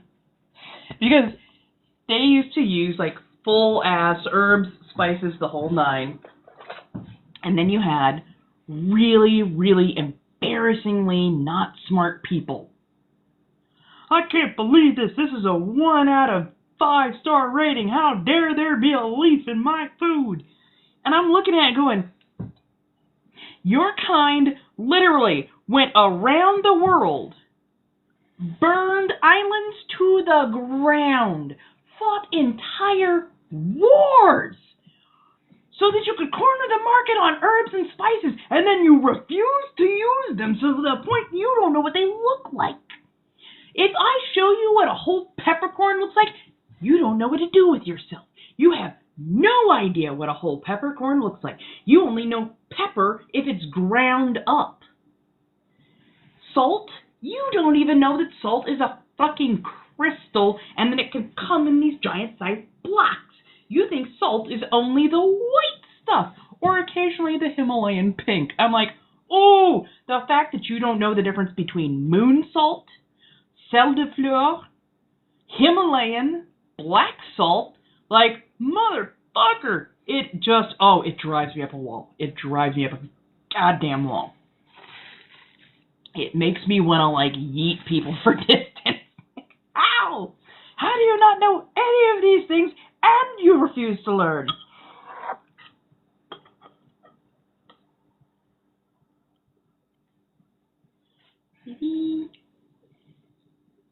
Because I went to the store and they actually had small ripe avocados for $1.50 a piece, which was actually way more cost effective than the large avocados that they had for $5 a piece. And the difference between the small and the large was only about that. And I'm like, are you... Oh, hell yeah. Well, yeah, it's somewhere between pico and guac. So I like to do large chunks. I just do. Instead of doing the full mash, that's guac. But like when it's in larger chunks, that's closer to being to pico. I unfortunately can't always stand cilantro. So I usually leave the cilantro portion of it out. I know it's sacrilege. I know. But I do add green onion, tomato, garlic, and onion powder, salt, a little bit of pepper, lemon juice. And yeah, I absolutely adore this stuff.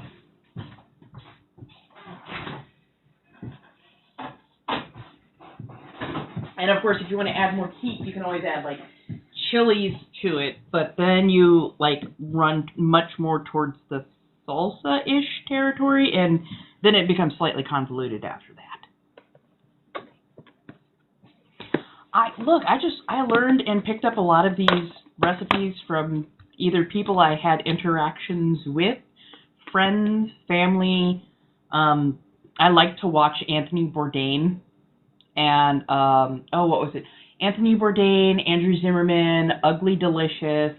Like, I loved watching those shows and then doing my own research on some of the dishes that I saw on there. Then I'm like, oh, that looks really interesting. I kind of wonder what they're like. And if I couldn't find a place that served it, I was like, I'll try making it for myself. I know it's not going to be a perfect replication. I know it's not going to be as good as, but it's going to be at least somewhat like, and I will hopefully know what it tastes a little bit like, so when I do get the real thing, I'll be like, oh yeah, it's 1,000 miles better than what I made, but yeah. I know, right? Dude, Anthony Bourdain passing away, that hit like your favorite uncle. Like, I can't even explain to you how much of a good influence that man was on the way I thought about people and culture and like not trying to dine at the fancy places, not trying to dine at the touristy places, but actually dining with the people who made the culture. That's a world of difference. And I will be forever grateful that he was here for as long as he was, because he made me actually think about food and culture. And I would much rather be mindful and step a little bit outside of my comfort zone than be uneducated and remain so. I'm still looking for a good place that serves Laotian food.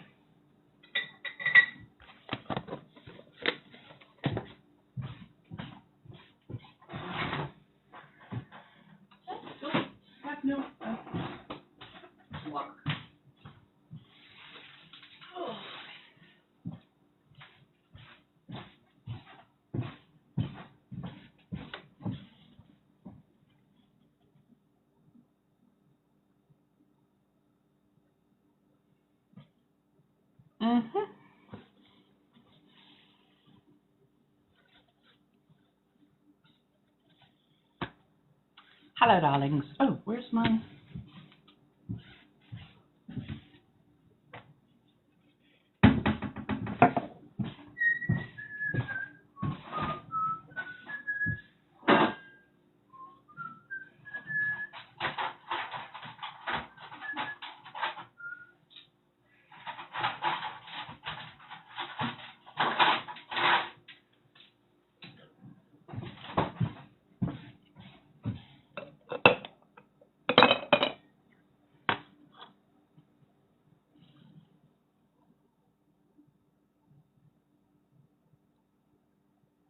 Like being... Oh, Lao people. Oh, okay, I will adjust that. Oh, goodness. Okay, let me adjust that. The Lao people. Got it. Okay, that's an easy enough fix. That is definitely an easy enough fix. Ooh, how was it? Oh, by the way, Laos is one of the most heavily per square footage, most heavily bombed country in the world because of the United States. I'm so sorry. Mm-hmm.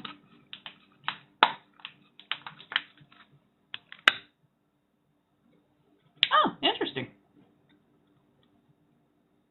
Yeah, well, I mean, it's kind of like how we adjusted the way we don't say Eskimo anymore, because Eskimo is like a derogatory term and does not refer to all people in the Arctic Circle. Inuit is often the culture that they were talking about, but yeah, they just use it as a coverall term, and it's like, oh, there's the Inuit, but there's also like Tlingit, and like there's hundreds of tribes there, so like to cover them all with the same broad brush is like, no. They are not all water tribe, okay? Like, they're not all water tribes. Some of them are swamp tribes, some of them are, you know, like Arctic tribes, some are like there's difference, okay? Even when you want to get funny about it, there's like a difference between the different tribes. There's different, you know, small different cultural things, there's different history, there's different mythos and whatnot. Even when they are interconnected and trading a lot of their history, there's still like differences. So we need to respect those, you know? Did I bring my charging cable out here, or did I? Oh, I left it back here.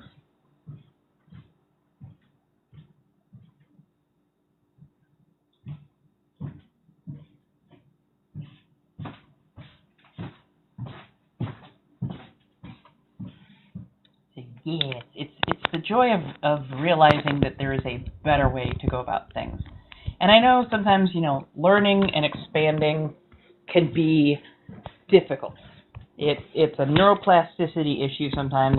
Other times it's just, you know, getting used to having to expand that vocabulary. It can be a lot. I understand it. But I also have faith that if people are given the right amount of encouragement, they can do better. Oh no, I don't have the boots on.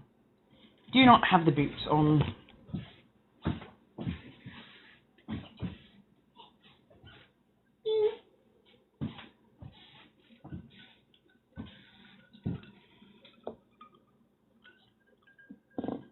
Because water is important, and I'm currently out of soda of any variety that I would want.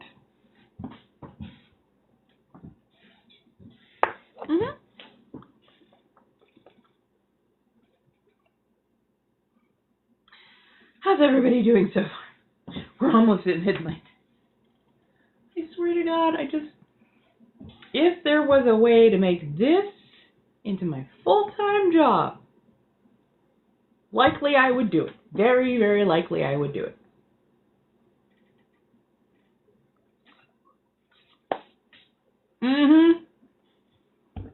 Yes, it does.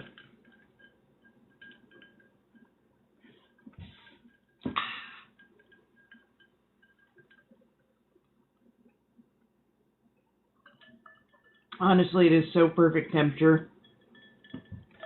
I like my water cold. I don't know what it is. If water is like anywhere near room temperature, I'm like, nope. I can taste the fish fucking in it. No, thank you. If it is cold, oh my God, it's like the best thing ever.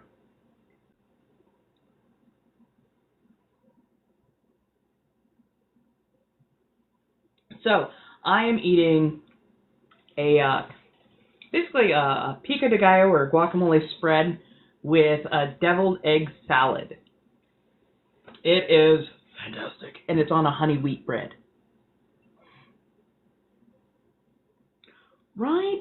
Like, I have to drink bottled water because most tap water has that very chlorine taste to it, and it's so off-putting that I'm just like, nope, can't do it, because it tastes like I'm drinking pool water, and everything in my system is like, that's pool water.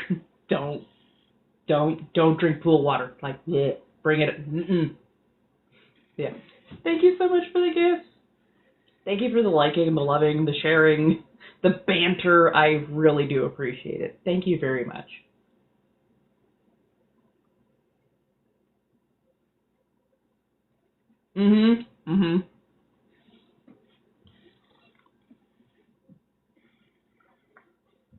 Just make sure you stay away from, what is it, Dasani, which I believe is done by Nestle.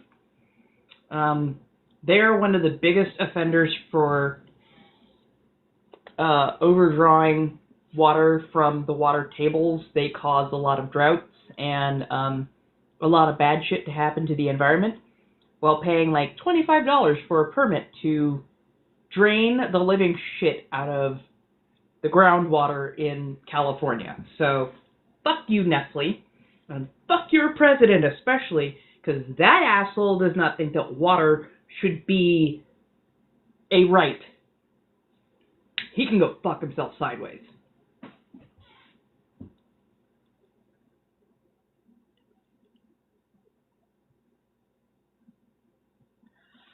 I think that they probably put enough shit in the water to make sure that it is safe to drink, but I don't think they actually clean the water properly. I don't think they have any, like, spiritual assignment to it. I think they're just much more, trying to make a buck, as it were. But yeah. Yo.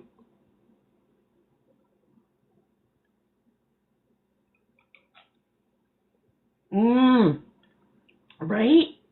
So I had a gastric bypass, like, in my 20s.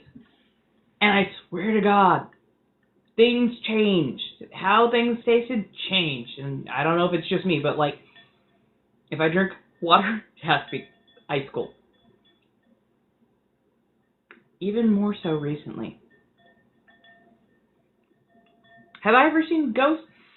I haven't seen, like, a full apparition or nothing like that, but I have felt presences. I am more of an intuitive. I'm head blind for a reason. I had to be because I went through a very traumatic childhood, so I think I very much chose at some point to be like, I can only put up with so much trauma. We're just going to shut down some of the higher levels, and we're just going to get through this shit. I am slowly becoming more sensitive. I'm slowly becoming more aware, which is kind of nice. But yeah, like, overall, I don't see ghosts, but I will often feel the presence in an area, and it's just like, okay, I feel that. You know what? For the most part, if you don't fuck with them, they don't fuck with you, so, just respect the space that you're in. Don't be a Zach Baggins. If you act like Zach, I am a douche Baggins, do not be surprised when bad shit happens.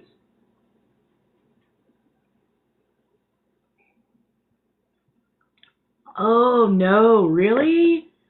Really? Oh my goodness. Beets. For me, it was a change in meat. I used to love chicken. Now, not so much. Beef is okay, but pork, by and far, is my preference. And I used to be a big chicken eater, and oh my god, beef was like the best thing ever. And I'm just like, beef is okay, beef is good.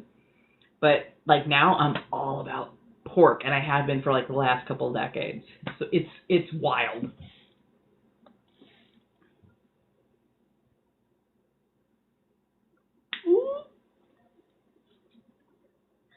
Anytime you see something dart across, no you didn't.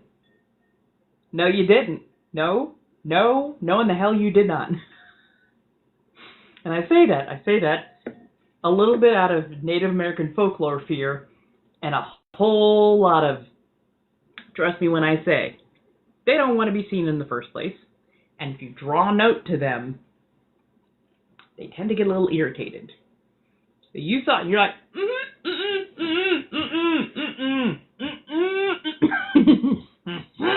just keep driving like nothing fucking happened. Right?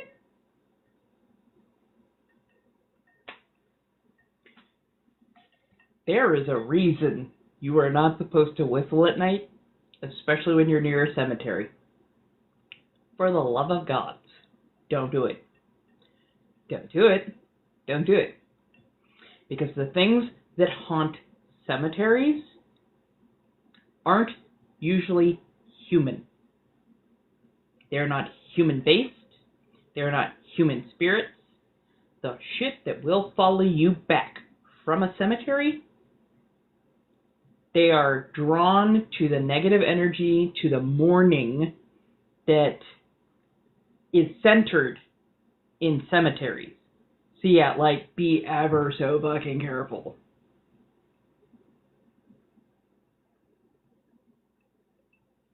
Oh damn, bathroom vanity ghost. Holy shit. Whoop, yep. You ain't never seen an ass whooping happen like an ass whooping that happens from someone who knows. And when you're like, da, da, da, you're all, hell no, you ain't. You ain't never gonna do that one again.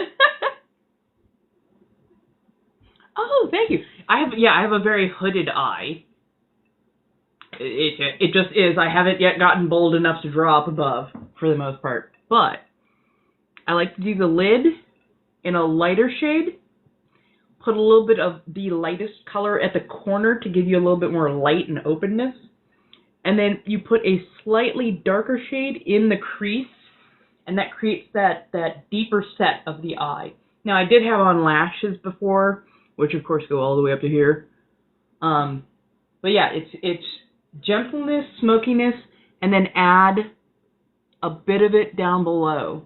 I know it's all screwed up right now, but like add a little bit of the color down below and kind of go from there. So light, and then just slowly move your way outwards till you see where it works for you.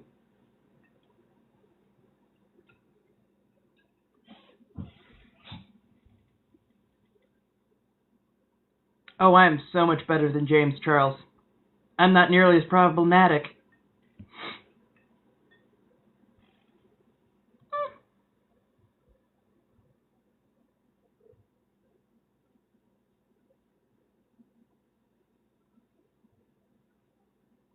Oh, good. Okay. I'm glad that I'm glad that she went, yeah, I've outgrown you, thanks, bye. And it respected that, because sometimes they do and sometimes they don't. So yeah. For Machine, it was like only like $10, $15, something like that. I really enjoy this dress. Super comfortable. Dang, 3 a.m. Careful, man. The back is doing a lot better. Sorry, I hit that inadvertently.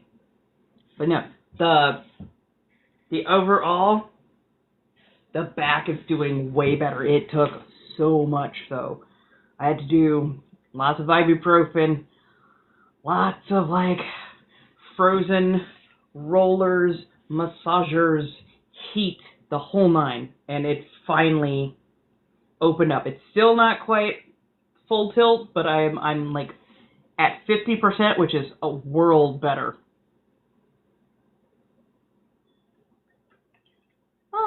I mean, for the most part, don't be scared of ghosts. They are remnant energy, as it was. It's basically a leftover.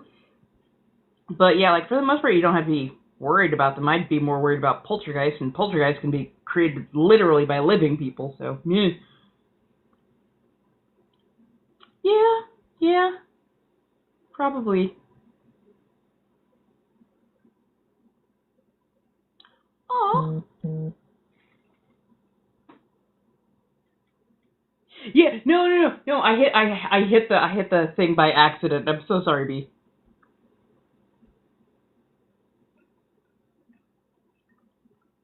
So the whistling thing is a little bit Native American, but also harkens back to several other cultures, and it's basically you're calling to denizens of the night. You're calling to the things that tend to live in the night. And you're basically bringing attention, like, come here, come to me, and they will come home with you. And they're not usually fun things. So yeah, it's mostly you're signaling the denizens of the night to, hey, come along. And a lot of them are not friendly. They are not something you want to come home with you, especially if it's from a cemetery. No, you don't need pants. You don't need pants. Don't put on the pants. Leave the pants off. You're good. Yeah. So like it's slightly culturally specific because it's not all cultures that have this, especially European Americans for some reason are completely missing this. Say for like the Appalachians. The Appalachians, the Melungeons, they well know. And where they live, they well know. So when it comes down to it, if I were to ever go to Appalachia, I would definitely want to get a quick course from an Appalachian family on what to do and what not to do, because I don't need to come home with any of that shit. That shit scares me senseless. Like the haint. I don't even think I'm saying that name right, and I don't think I want to. But yeah, that's why they leave brooms out above their porches, is so that, because this thing is, it's kind of like a vampire. And, you know, in some vampire lore and legend, like if you spill rice or salt on the ground, it has to sit there and count everything. Same thing with a broom. It's got to count all of the individual bristles before it can enter a home. And sunlight destroys the damn thing. So if you got that over your doorway, it's a little bit of protection. It's a little bit of protection for you. A, there's a lot of reasons you don't want to walk in a cemetery barefoot. But B, bare feet to solid ground, that's a very deep connection to the earth. And again, there's a lot of like cultural history to that. But yeah, bare feet to bare earth, especially for a cemetery, you don't want to ground yourself to that. You don't want to ground yourself. It's one of the reasons I will not work with graveyard dust or graveyard dirt. There is something about graveyard dirt that gives me the heebie-jeebies. Like, I don't like it. I don't like it. No, thank you. No, thank you. No. No, I'm good. I'm fucking good. I'm fucking good. Same thing with coffin nails. If it's an unused coffin nail, I'm fine. If it's a pulled coffin nail, oh, you better get every ounce of the fuck away from me. You are not bringing a desecrated object near me. You stole from somebody's coffin. Are you out of your fucking mind? No!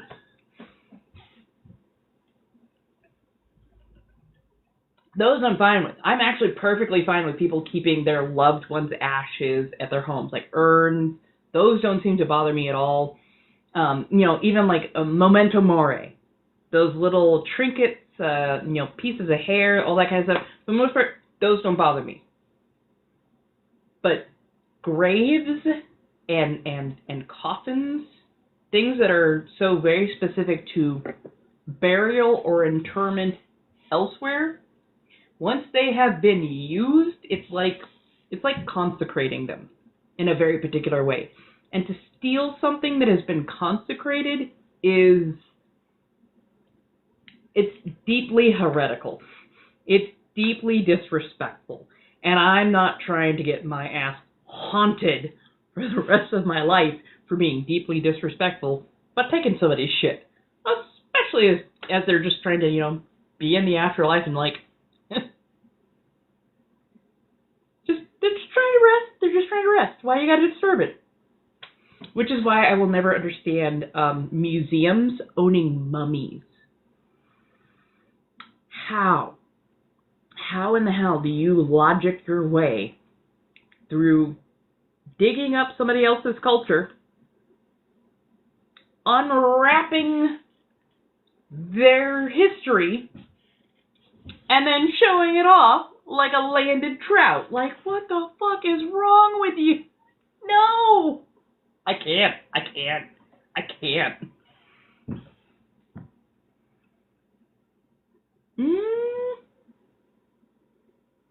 Yeah, no, trust me, they're gonna be eating crow for a good long while. Like, they might get haunted into the next lifetime for doing that shit. Especially if you have living family. People who steal from interment places where there is still living family,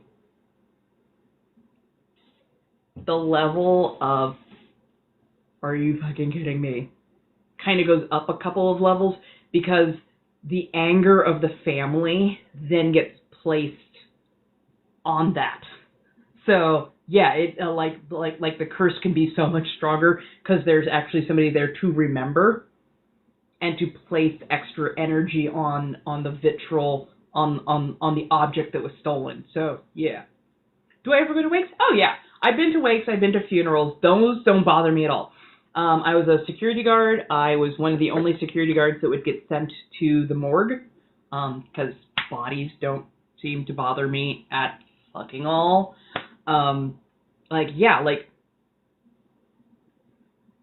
It's not the dead per se that are worrisome to me. It's desecration afterwards because that tends to carry a lot of energy with it, and it's not the kind of energy you want following you. Like disrespect and the anger that disrespect creates is what I fear more than anything else, as it were.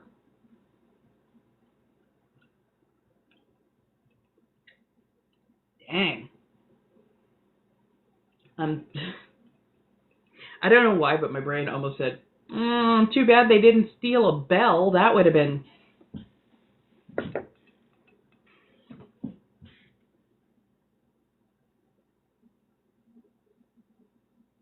Oh, yeah. Oh, yeah. No. Well, think of it this way. A graveyard is the last resting place for the shell. Quite often, not always, definitely not always, but quite often, cemeteries, especially early cemeteries, were sometimes placed on top of sacred areas, which is not good.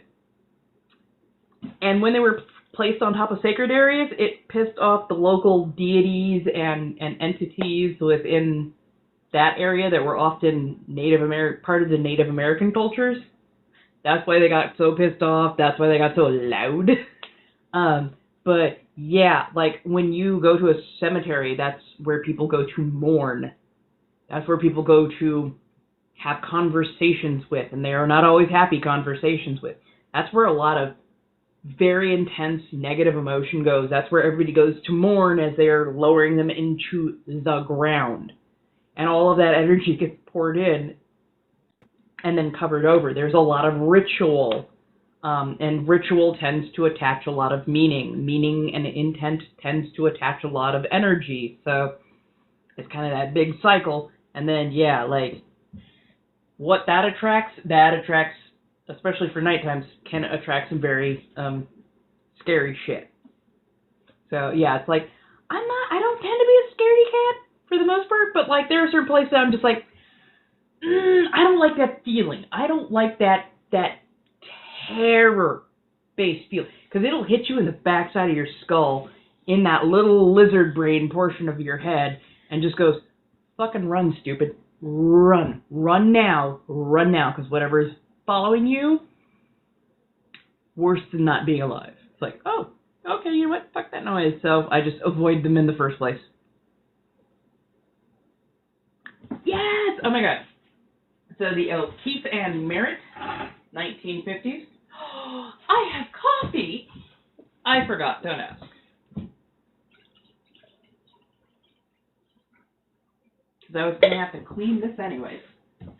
And then, yeah, I got that thrift store in.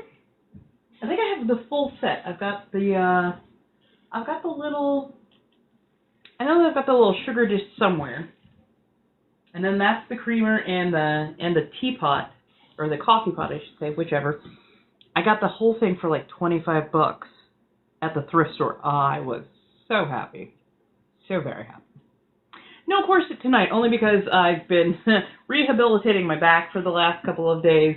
I injured it in such a way that I could not wear the corset for overly long because I could not be upright for overly long, so yeah. Oh, no, you're fine. Don't ADHD, the subject was always going to wander.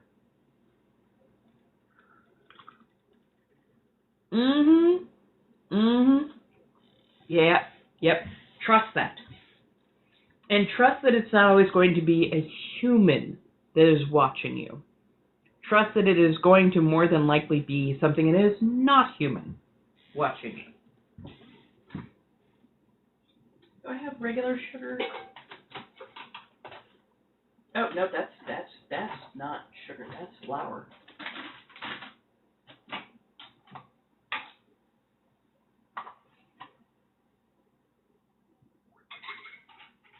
Sorry, I didn't exactly feel like honey.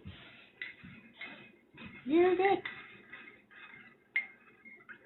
Hello, hello, hello, darlings. So if I can, I'll try and get an early start tomorrow. And if I get a couple of sponsors, love you much. If I get a couple of sponsors, I will absolutely take you grocery shopping with me. And we can pick up a couple of bags, get my pantry restocked, and I really kind of want to do oxtails and show y'all how to do a nice oxtail stew. And then maybe how to do a nice bone broth from the oxtail remnants. I'm a type of person who likes to, like, if you don't have to waste anything, don't.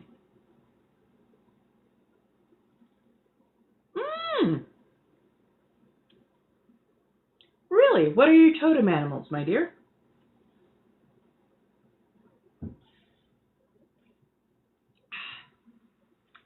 Good coffee. What made me walking into that metaphysical store. To this day, I'm just like, yeah, no. Like, I always knew that I wasn't meant for Christianity. Because I didn't have shame when it came to sex. I didn't see it as being a, oh my goodness, I have to save this. I have to save all of this until marriage. I'm like, wait.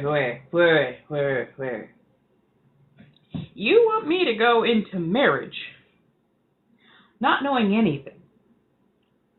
And I'm just supposed to learn with somebody else who also is supposed to know nothing. What if they're not good at it? What if I'm not good at it? If I'm not good, oh hell no, I'm good at things. I have to be good at things. And if I'm going to be good at things, I'm going to need practice. I'm going to need to read up on it. I'm going to need real world application, everything. So like, not having any shame over a lot of certain things, like I was just like, I don't think Christianity is meant for me. And then I walked into the metaphysical store and it was like, oh my god, yeah. Oh.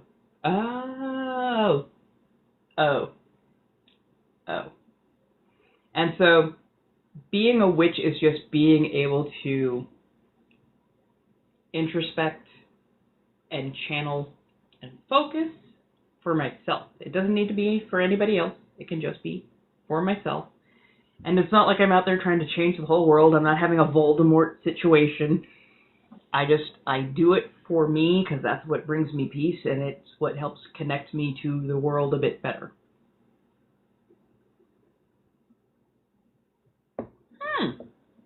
Interesting. Pardon, I gotta pop these out as well. Where did I put my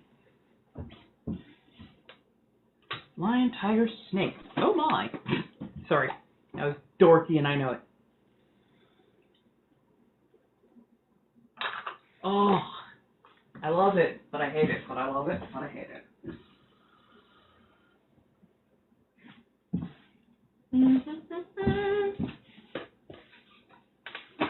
Sorry, I am very quickly.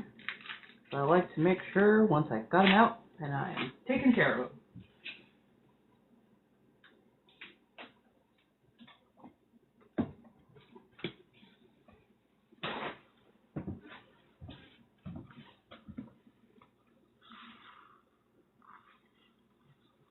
I gotta try and get all that gunk out of my mouth.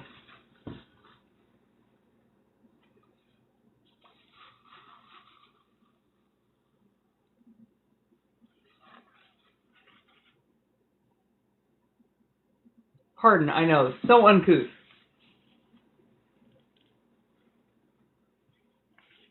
I like my dentures to be very secure, so I use a lot of dental adhesives. I might just use C-Bond tomorrow, which are those lovely little drop-ins. They tend to keep it on really nice, but I just don't have, I'm not always sure of how solid they're going to be.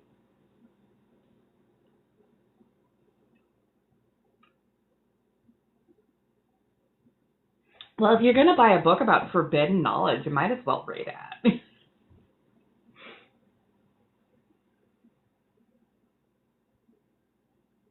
I find it hilarious that they're surprised that a woman, and women do tend to be, or women and femme-presenting people, those who can balance between both, tend to be a lot stronger and a lot more connected. So I find it hilarious when people go, I can't believe you got. Really? You can't believe that? Really? Why? Why? Because it would only make sense if you ask me. But I'm arrogant like that at times. I find it hilarious. Oh, I can't believe you're a woman. How'd you get one of those? Sorry. I am not going to go on a rant about patriarchy. I'm not going to go on a rant about patriarchy. I'm not going to go on a rant about patriarchy.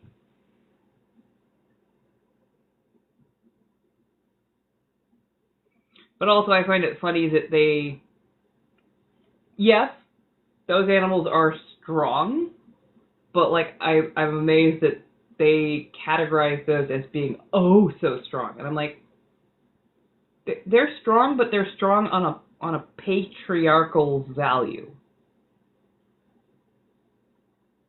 Other people would find other animals to be stronger, but again, those animals serve a very different purpose, a very different need. So like I myself, if I were to take on a few animals that really call to me, it would be like corvids, ravens, owls, bats, I know, typical goth/witch stuff, and serpents. And like all of those are fantastically strong in a metaphysical sense, very much in a spiritual sense, very much in a sense of moving between the world of the living and the non-living, or into the realm of secrets. So yeah, like different animals are going to serve different purposes, and their strengths and weaknesses are balanced as such. So yeah.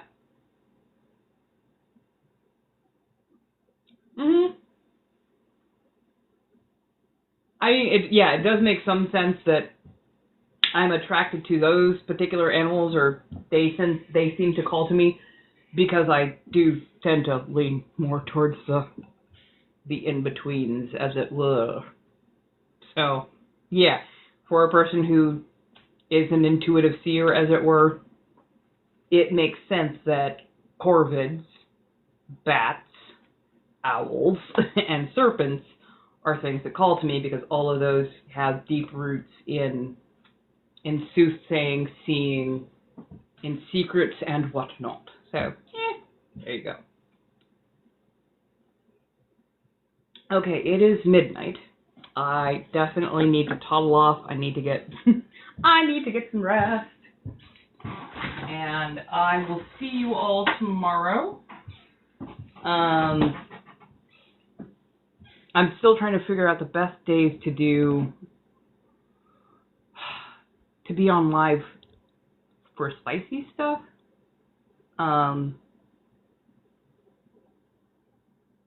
But yeah, I'll probably be on from about 6 p.m. to about 8 or 9 p.m. tomorrow, and I'll probably have on a corset. So yeah. Also, I'll try to set up some goals, see if we can get some stuff moving, because hey, if I'm gonna do the thing, I might as well do the whole thing. So yeah. Thank you so much, darlings. Have a lovely night. Be kind, be good, do your best, if you can.